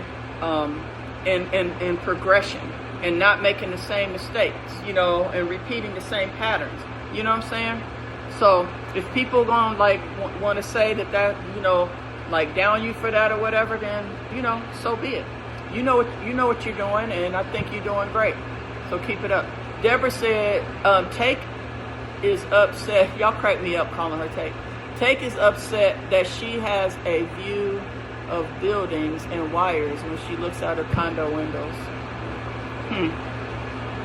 I sure wouldn't want that view, but she might like the view. I don't know if she upset or not, because I don't talk to her, and I definitely damn sure don't watch her. Stacy Jones said, boss lady, thanks for finally speaking out. Oh, you're welcome. I'm sorry it was so long, but I just got on a roll, and I just wanted to keep talking, and I didn't want to stop, because I may never talk about this stuff again. So I figured I'd just get it all out. You know what I'm saying? I got to go get some food for my son too. I love how you can clap back with intellectual sarcasm and precision. Thank you. I don't know how yeah, I guess it is precision. I work for every dollar. Nobody donated. I didn't steal nothing. Anyway, you know, my life speaks for itself. I don't got to explain nothing. I don't got to justify nothing. I don't got to explain nothing. I don't got to do shit. You know what I'm saying? Except be happy, live my life, and talk to who I want to talk to about what I want to talk about, when I want to talk about it. My life has got a lot of freedom now because I earned that. You know, I worked hard. Sorry, y'all, I got to get out of here. I worked hard. Hold on, I got to plug this thing back in. Shit.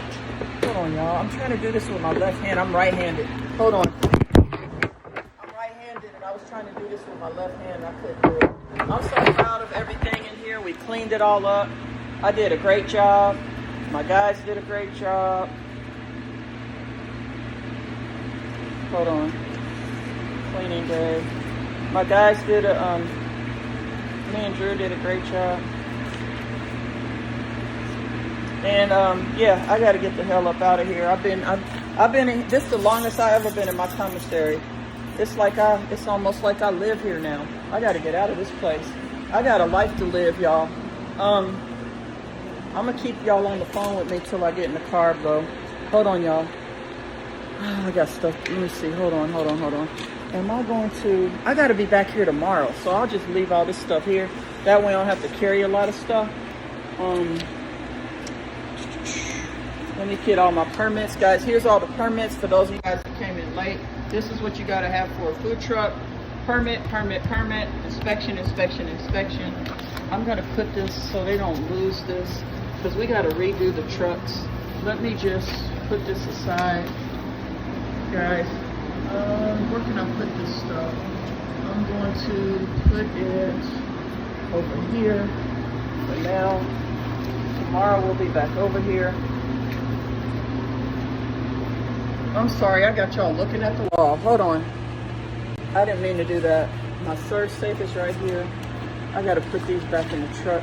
You know what I think I'm going to do? I think I'm going to put this in my car. Let's go, you guys. And I got to be back here tomorrow to train, work with Drew again in the morning. But let's go out to the car together, guys. Hold on.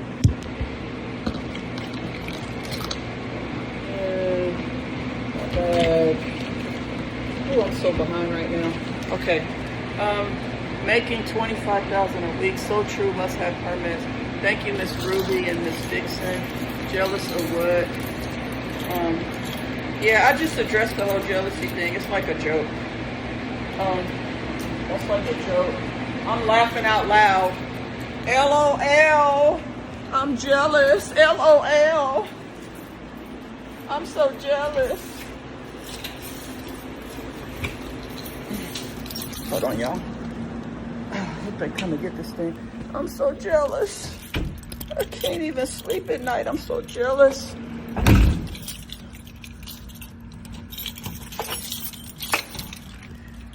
Okay, let's go, y'all. Okay, we're walking out of my licensed commissary. Oops. See? Licensed commissary. That's what you gotta have to operate a food truck. Y'all go back and watch my whole live from the beginning. And, you know, it'll explain a lot. And, you know, about if you want to have your own food truck and what you need in the state of Georgia. And let's just go to my car. Wow, y'all been out here a long time. Yeah. Dang. You doing all right? Yeah, I'm doing great. How are y'all doing? Do y'all own one of the food trucks? We own a dessert kitchen. Oh, dessert kitchen. Okay. All right. Well, I own these 3 trucks here. Not yet. Okay. They usually schedule it. Did y'all get inspected? No. Yeah. Yeah. So Oscar is still sick. He's still sick? Yeah. Do y'all know Oscar? We Yeah. kind of like know him from just being here. Oh, okay. Oh, I'm on a live stream too, but yeah, he's still sick. So that's why I'm here. I'm the owner of the trucks and everything, and I'm training like new people. He's been sick like for 2 months. Yeah. Yeah. He's really ill. You said he lost a lot of weight? Because I haven't seen him. Because he's been like, in and out of the hospital and everything. And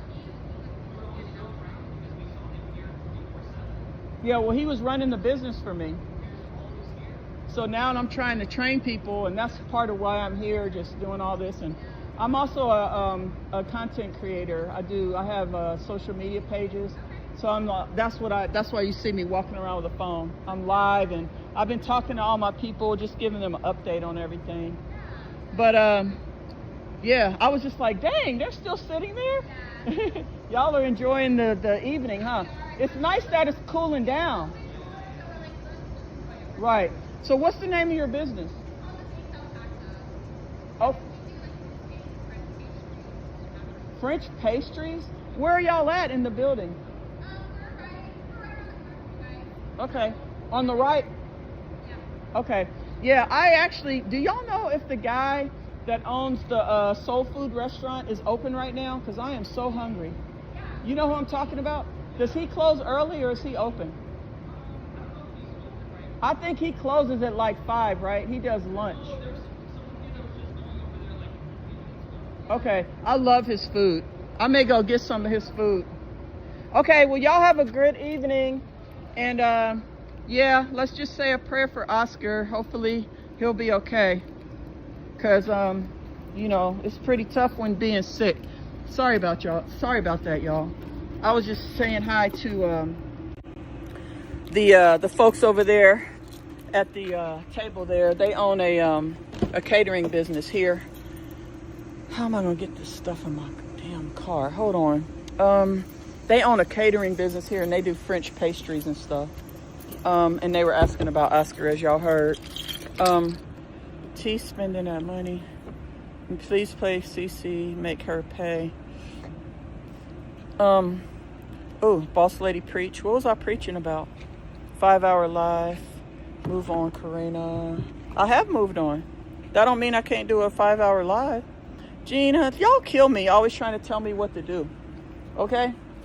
Like, just because somebody doing a 5-hour live doesn't mean anything. I could do a 10-hour live. I could do 2 more 5-hour lives. Like, it's my life. It's my page. Like, you move on. You move on. This is like the second or third thing that you said, trying to tell me what to do and how to do it. You don't run me. You don't run me. If you want to run me, I'll give you a chance. You want to run me, Gina? Gina, you want to run me? You want to tell me what to do? Here's how you can do that. Come pay my bills. And I got a lot. My bills are high. Come pay my bills, Gina. Gina, come pay my bills. And then you can tell me, oh, this is dirty. I don't want to put this in my car. Gina, you can come tell me what to do. Hey, Gina, come here. You want to pay for my car? Come pay for my car, Gina. You see this car right here? This is almost a $200,000 vehicle, Gina. Come buy this, Gina. Come pay for my car. And then you could tell me what to do, okay? You could tell me to end my live, move on, okay? Come buy my car. You want to come buy my car, Gina? If you come buy my car, you come pay for it. It's paid for. But you come reimburse me for this car. And then you could tell me what to do. You still want to tell me what to do, Gina? Huh? Huh, Gina? Look at this nice car. Huh? Look at the nice leather seats. Look at the suede. Do you know this is a 70th anniversary edition, Gina? They only made 4,000 of these. Did you know that? Huh? I'm putting dirty stuff in it. Look at this car. Look at the nice stitching. Look at the suede, Gina. You see all this? Look at these wheels, Gina. Look at this car. Look at this spoiler, Gina. You want to see the top come down, Gina? Huh? Yeah. And you want to come and tell me that I've been on live 5 hours and I need to move on. Okay, I'll do whatever you say. Just come give me 150K. Reimburse me for my car, that's for starters. And then you can help pay some more of my bills, and then I'll listen to you and you can tell me what to do. Otherwise, Gina, you need to move on, because you barking up the wrong tree, okay? You barking up the wrong tree, Gina. I'm not doing it today. Not today, Gina, not today. And however many more y'all, however many more Ginas there are out there, I ain't playing with y'all today. Tomorrow I'll be back to my, polished self, I'll be normal again. But today, God, the Spirit, you know how in church, like, especially in the black churches, they'll be like, oh, the Spirit has got me, the Spirit has got me. Guys, the Spirit got me today. The Spirit has got me today. So, what else can we show Gina? I think her name was Gina, not Gino. But anyway, yeah, we don't need to show her nothing else. I don't think. Gina, you ready to write me a check? Oh, Gina. Gina, where'd you go? Put your money where your mouth is, Gina. I'm sick of you people coming over here trying to tell me what to do, how I feel. I'm jealous. I need to stop this. I need to stop that. You haven't lived my life. You haven't walked my shoes. You have no idea what the bullshit that I've had to put up with and what I've been through, not just on social media for the last 4 years, but behind the scenes. Y'all don't even have an inkling, because only thing y'all have seen is what I had to deal with on social media. Y'all didn't even see the stuff that I had to deal with behind the scenes, okay? So any of you fools that be coming over here trying to tell me stuff, I'll listen, just pay my bills, okay? Pay my bills. Come give me money, and then we can talk. We can talk. Then you can give me advice, and you can be like, I think you should do this. I think you should do that. I'll do all that stuff. Just come give me money. Pay for everything. Pay for my vacations. Just pay for all the stuff that I got to pay for, that I got to work my ass off for, while you probably sitting in your house drinking beer or whatever the hell you do, sitting on your ass, and then you want to come and tell a boss like me what I should and shouldn't do. I'm a boss. I make good decisions. Okay? So if you want to tell me something, you need to put your money where your mouth is. Anything else? Anything else? Anything else? If not, I'm going to speak to my beautiful boss squad now. Okay? Because my beautiful boss squad, they're the ones that deserve my time and energy. They're the ones that buy my product. They're the ones that come on. They're the ones that show me love. They're the ones that support me. The boss squad, the cousins, the teammates, all of them. That's who I'm talking to. That's who I'm going to start giving my energy to. That's really, normally I ignore you fools. But today, the Spirit came over me and said, just tell them something, so they understand what it feels like to be living in the real world instead of the social media world. Okay? Because see, this car and all this shit right here, these food trucks, my home, all that shit, that's the real world. That ain't the social media world. That's the real world. Okay? I bought this stuff with real money from real work and real decision making, not from some facade, some little bullshit like thing that I did on social media. Do you not understand? The Spirit, Nandy. Do you not understand how that shit works?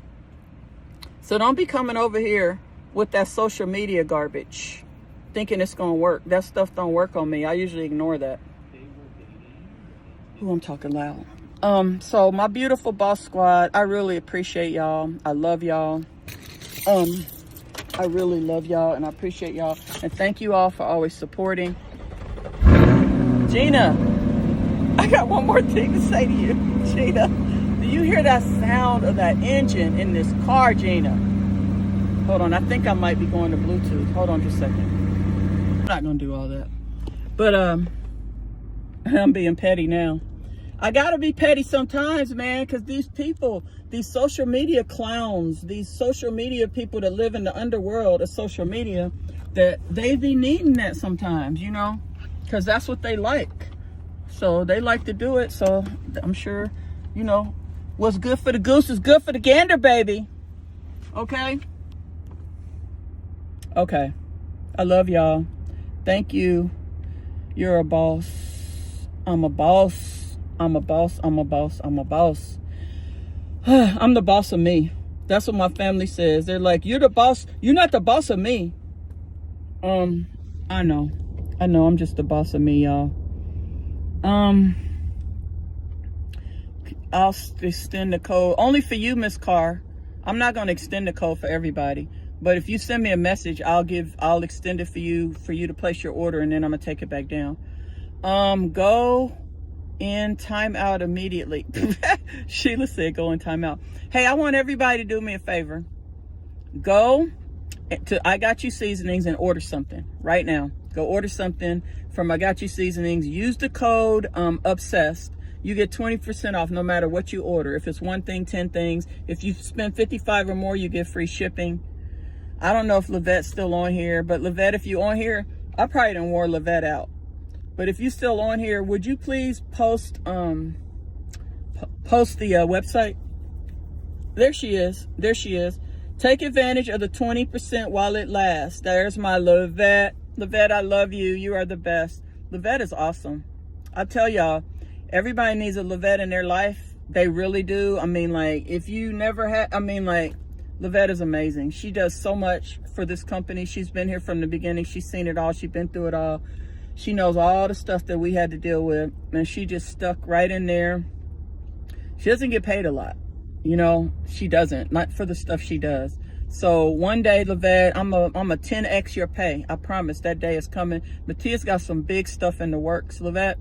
So we're going to 10x your pay because, like, you are amazing. Thank you so much. Thank you all. I appreciate it. Mitsu Chin said that was a $2 million read. Was it really? It just came natural. Like, I was just kind of like, I be getting fed up. Because Kat was really mad yesterday. I had to talk her off the ledge. She was about to cuss somebody out. And she don't never do that. Because somebody came over there harassing us again. You know, on behalf, it was either one of those two clowns or one of their people that they sent over. And Kat was like, this shit better not start up again. She was like, I'm about to go off. She was like, they need to move the hell on. And I was like, Kat, I did a whole thing about I did a whole live about move on. She didn't even know.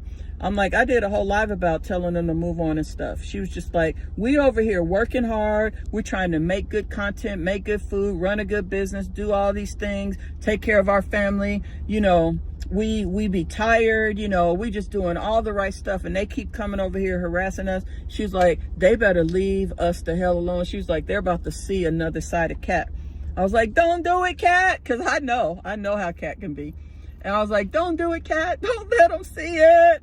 Because she's a Taurus too. And don't piss off a Taurus. They are very, very good and kind and loving. And then you piss them off, man, they will slice and dice you. And Kat was about to do it. I had to talk her off the ledge because she's tired of all this stuff. The vet's tired. We all tired. Like, we don't leave us alone. We're just trying to work. We're working. We're working honestly. We're working hard. We're taking care of, you know, like, we come live to cook. We don't come live for drama. We don't talk drama. We never talk that shit. You know, and we be cooking all kind of cool, unique dishes. We've upgraded our website to where now you can get the recipes on our website. We be doing so much work all day long. Y'all have no idea the work that we do to bring this company to where it is. And so you fools, you ignorant fools that be coming over here on behalf of somebody, or it's one of y'all two, wasting up our time with this stupidity.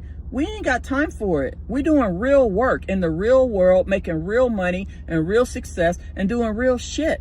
We ain't doing social media nonsense. We are on social media, but we doing real shit. And so, like, you know, we don't need that shit, like those disruptions on our page. Like, we working, we doing real work. And so that's what Kat was saying, and she was mad. So don't y'all make Cat mad, man. She'll get you.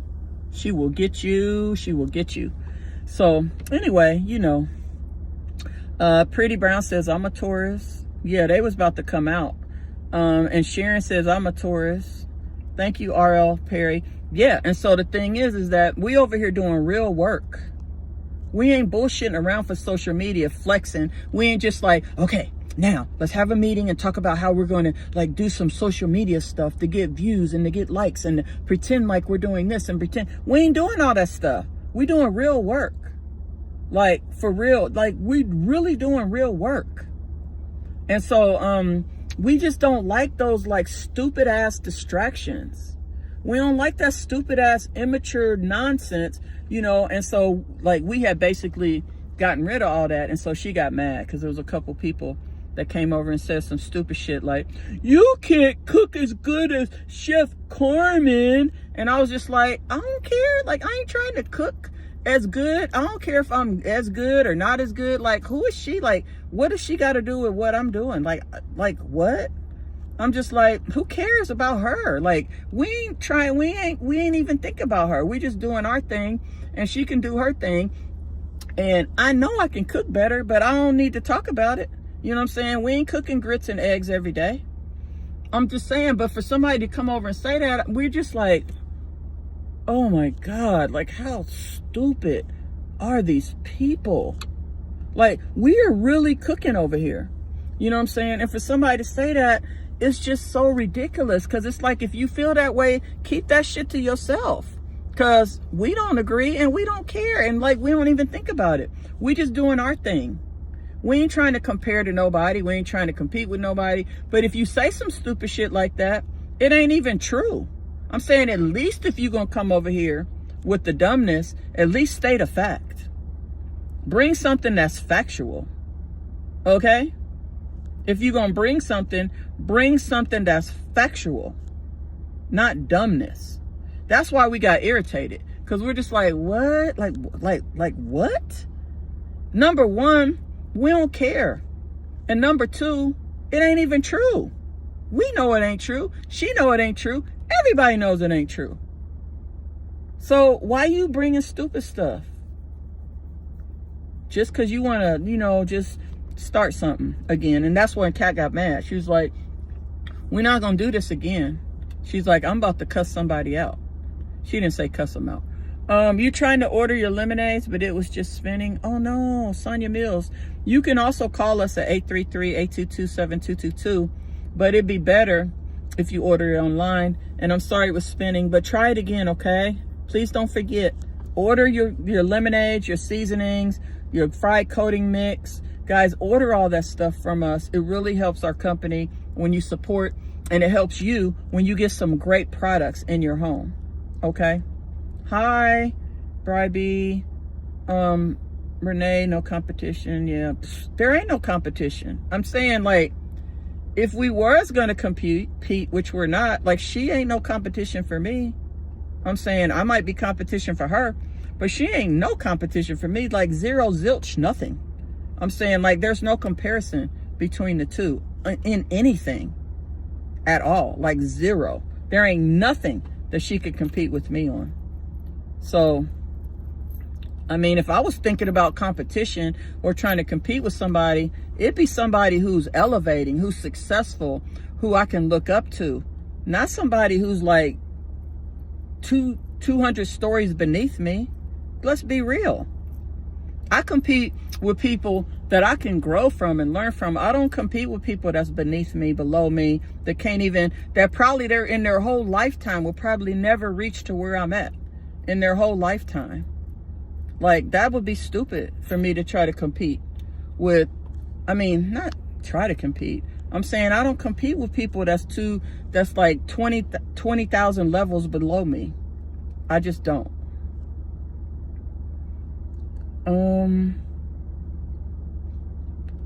So you guys that have been with me all this time, y'all know what I'm talking about. The new followers, I'm sorry. Don't worry about it. You don't need to investigate it. This is all just some old stuff. I just wanted to say some things, right? There's no comparison, none whatsoever. I mean, it's stupid to compare us. We're in two completely different universes. There's no comparison. There's no competition. There can never be competition. Like, never. Like, it's like, I mean, okay, like, I'm trying to think.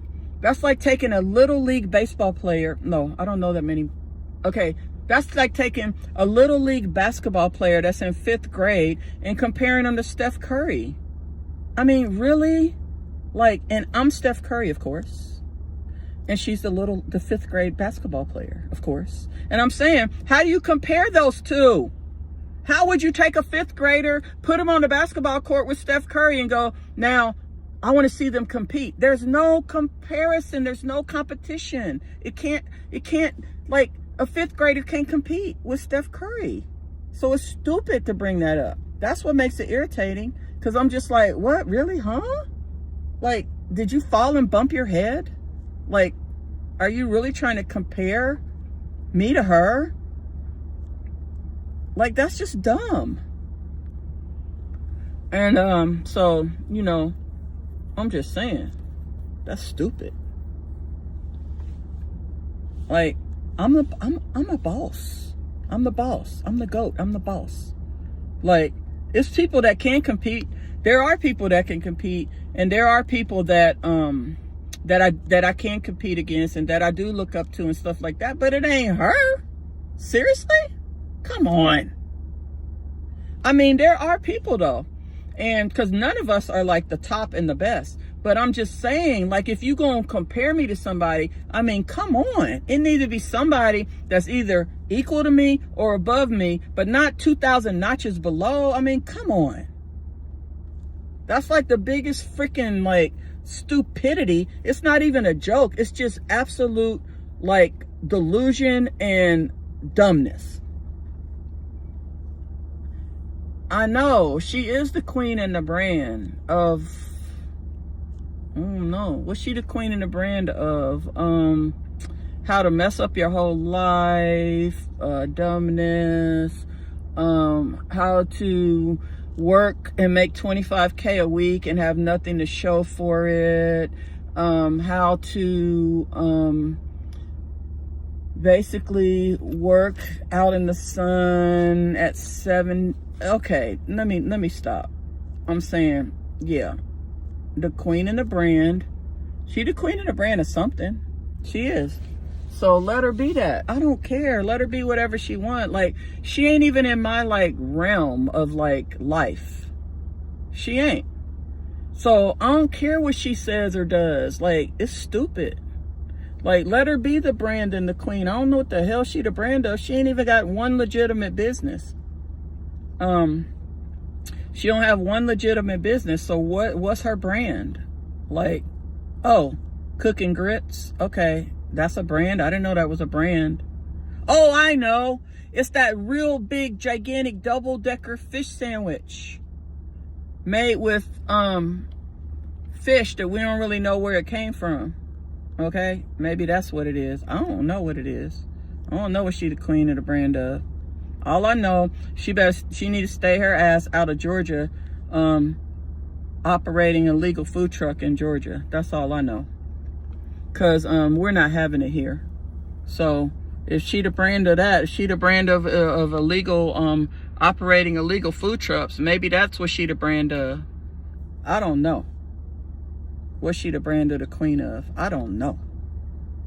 But anyway, you know, like, I do have people that I look up to and that I want, you know, that I could compete against and that could compete against me. But it ain't those two clowns over there, so I don't know why y'all keep saying that. Oh, I know why y'all saying it. I forgot. It's because of social media. It's y'all in the social media world. That's why y'all saying it, because y'all just repeating what they said. Y'all are little parrots. Just repeat what the other person says. So then that way y'all can go back over and say, hey, I told her off. I told her she was jealous. Could you call my name, please? I need my name called, please. Like, stuff like that. Y'all need that social media attention. That's why y'all do it. But y'all need to get a life. Like, go find something to do. Go play checkers, play chess, join a chess club. Do some Tai Chi, like do something normal.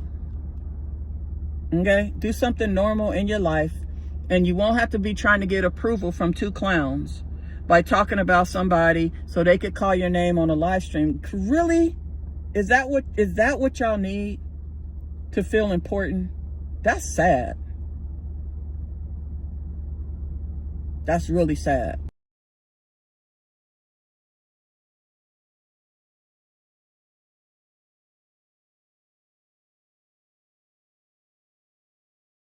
Sorry. Wait, hold on. I'm on live. Hold on. I don't want them to hear you get mad at me. Andreas, I'm sorry. I'm coming right now, okay? I love you.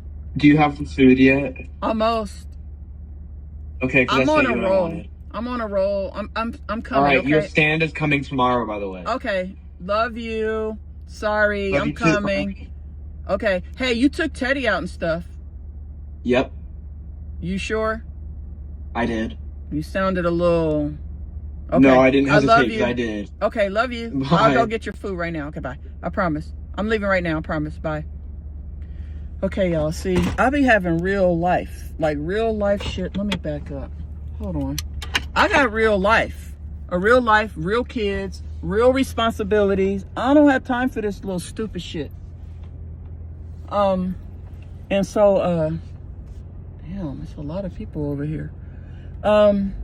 So the thing is you see, my son is at home. He wants me to bring him food. Like, you know, like stuff like that, you know, and then there's people here like trying to like, you know, come over here on behalf of somebody else and try to rattle me. You can't rattle me. I'm not rattleable. I'm not rattleable. You know why? Hold on. Is the thing locked? Okay. I'm not rattleable. You know why? Because I live in the real world. I don't live in a social media world. I don't care about that shit that much. Okay? I only care about my people. That's all. I don't care about all this social media bullshit. Let me see which one I'm gonna go to. So my thing is you can't rattle me. Only way you can rattle me. Whoa. That's a big old bus. Only way you can rattle me is like if you are in my inner circle, you know, and there's a conflict or there's something, you know, like that. That's the only thing that rattles me. All this social media shit don't rattle me. So when you come over here on behalf of somebody else, like just so you can get your name called, that says more about you than it says about me. It shows what a sad existence your life is, that you just want the approval of two clowns. Like, they're not even successful, like, good people. They just, like, clowns. You know what I'm saying? And you want their approval, and you need their approval. Like, that's pretty sad for you. Because, I mean, you could at least be, like, you know, not going behind, but supporting people that's actually doing something real. Then I could see it. But, I mean, like, these are two clowns. And you coming over here just so they could call your name on their live. Don't come back over here. We don't want that stuff. Ooh, I can't see y'all's comments. Because I can't drive on I can drive on my glasses. It's already dark. We've been on a live for all this time. I gotta go. I love y'all. I have a family, friends, businesses. Thank you. Yeah, I got real stuff, real shit. And so does Kat. And we be on here together and we just be like, damn, here come them clowns again. Them two clowns then sent people over here again. And those people are so dumb to like let them like, you know, pull their strings or convince them or play these mind games with them to make them seem like they're winning at life when they lose at every turn. Guys, they're not winning. I mean, not guys, y'all already know. I'm talking about their little cronies that they be sending over here. Okay, I love y'all. I do gotta go for real now. The code is obsessed. It's good till tomorrow. Seen them come in the comments on your lives. Yeah, I know. But they can't rattle me. Like, I don't care. Like, I literally Y'all know I don't care. I mean, like, I don't just say I don't care. Like, they be like, I don't care, and then talk about it for 2 hours. No. So y'all know I really don't care. I know I've been talking for 6 hours, but I ain't been talking about that. But you know, like, I can't be rattled because I'm winning. I'm too successful. I'm way too successful to let like irrelevant people rattle me. Now, people that's relevant in my life, use the code OBSESSED and purchase. Let me see how many of y'all are buying. I'm gonna call out everybody that makes a purchase right now. I do gotta go though. I guess I can't make money right now. I blew it. I should have been making money sooner. Can everybody go sell me out, go buy me out right now? Let me see if y'all buying stuff. Y'all ain't really buying. Oh wait, that's yesterday. Hold on. Today. Okay, y'all. Okay, keep buying. I love it. I like what I see. Okay. I need y'all to buy me out. I need y'all to buy me out. Please buy me out. Hold on, let me see how many people are on Facebook. Because all of y'all are supposed to be on YouTube right now. Oh, it's only 200 on Facebook. Maybe it's about 200 on YouTube too. But I love y'all. Thank y'all. And please go to the website right now. Buy me out. Buy me out. Use the code OBSESSED. Get 20% off. Go buy. Can y'all please, can everybody on here please make a purchase? Just one. Just buy one seasoning. Just buy one lemonade. Buy one fried coating. Buy a bundle. Buy something for your friend. Buy something for your neighbor. I sound like OJ with that. Okay. Nandy, you need to, I'm about to block you. Because you keep on saying I'm sounding like OJ. I'm dancing like OJ. Are you serious? I don't even know who OJ is, but I suspect it's one of them two over there. You need to stop comparing me now. That's enough. No more. Don't mention it no more, even if it sounds like it. Everybody go buy something right now from the website. Oh, chicken now. Jacqueline Lawrence placed 2 orders earlier. Jacqueline, you always be ordering. I love you. I thank you so much. Kat adores you. So yes, OJ is C. Okay. Ugh. T would be better than C. Yeah, she can never be my lover. I know that, Cynthia. That's a fact. That ain't even an opinion. That's an absolute fact. I'm just speaking in facts, not opinion. When it's opinion, I say opinion. When it's a fact, that's a fact. Like, there's no comparison. There's no reason for me to ever be jealous. There's no competition. There's no nothing. Guys, let this shit go. Everybody needs to, like, get a grip on this whole jealous thing, this whole I want you thing, this whole compete thing. All of that's out of order. It's crazy. Just remember, would a 5th grade kid be able to compete with Steph Curry? That's all I'm gonna say. And would Holly Berry date Scooby-Doo? That's all I'm gonna say. Okay. Oh, Marion Beeman just placed an order. Thank you, Marion Beeman. Nandy, you better not say nothing else about that OJ stuff. Let me see. Nandy face purple crying. Linda Robinson, somebody post the website. Please, Lavette, hurry, post the website. Because I got to end this live. Hurry, post the website, Lavette, so Linda Robinson can order. It's IGotYouSeasonings.com. Let me pull it up. You probably won't be able to see it though. Hold on. Okay, here it is. This is the website that you can order on. Right here. IGotYouSeasonings.com. IGotYouSeasoning.com. Lavette, pin the link. Look, if you spend over $55, you get free shipping. Use the code OBSESSED. I'm in the McDonald's parking lot because my son, we have a 360 app and he can see where I'm at. So now he'll see that I'm at McDonald's and he'll think I'm just in the line waiting. So I had to come here and wait in the parking lot. Orders right now. Guys, we have pre-selected bundles. Here we got the full recipe. Shop all products. We got a happy birthday boss lady, even though it ain't my birthday no more. But we got this boss lady bundle right here where you save a whole bunch of money. Hey, go away. Hold on. You save a whole whichever bundle you want, okay? You can create your own bundle. There's the prices. We got so much, y'all. We got cancer wellness. These are all the bundles that we have. You can get, I know y'all probably getting tired of this now. You can order single seasonings right here. See these? Okay, you can get, and then the last thing is, well, no, that's not the last thing. We have a no salt collection. No salt collection. We have, thank you, Ava White, for the order. Shit. Last but not least is our fried chicken coating mix right here. Thank you very much. I was just joking about blocking you. Oh, it's a new one.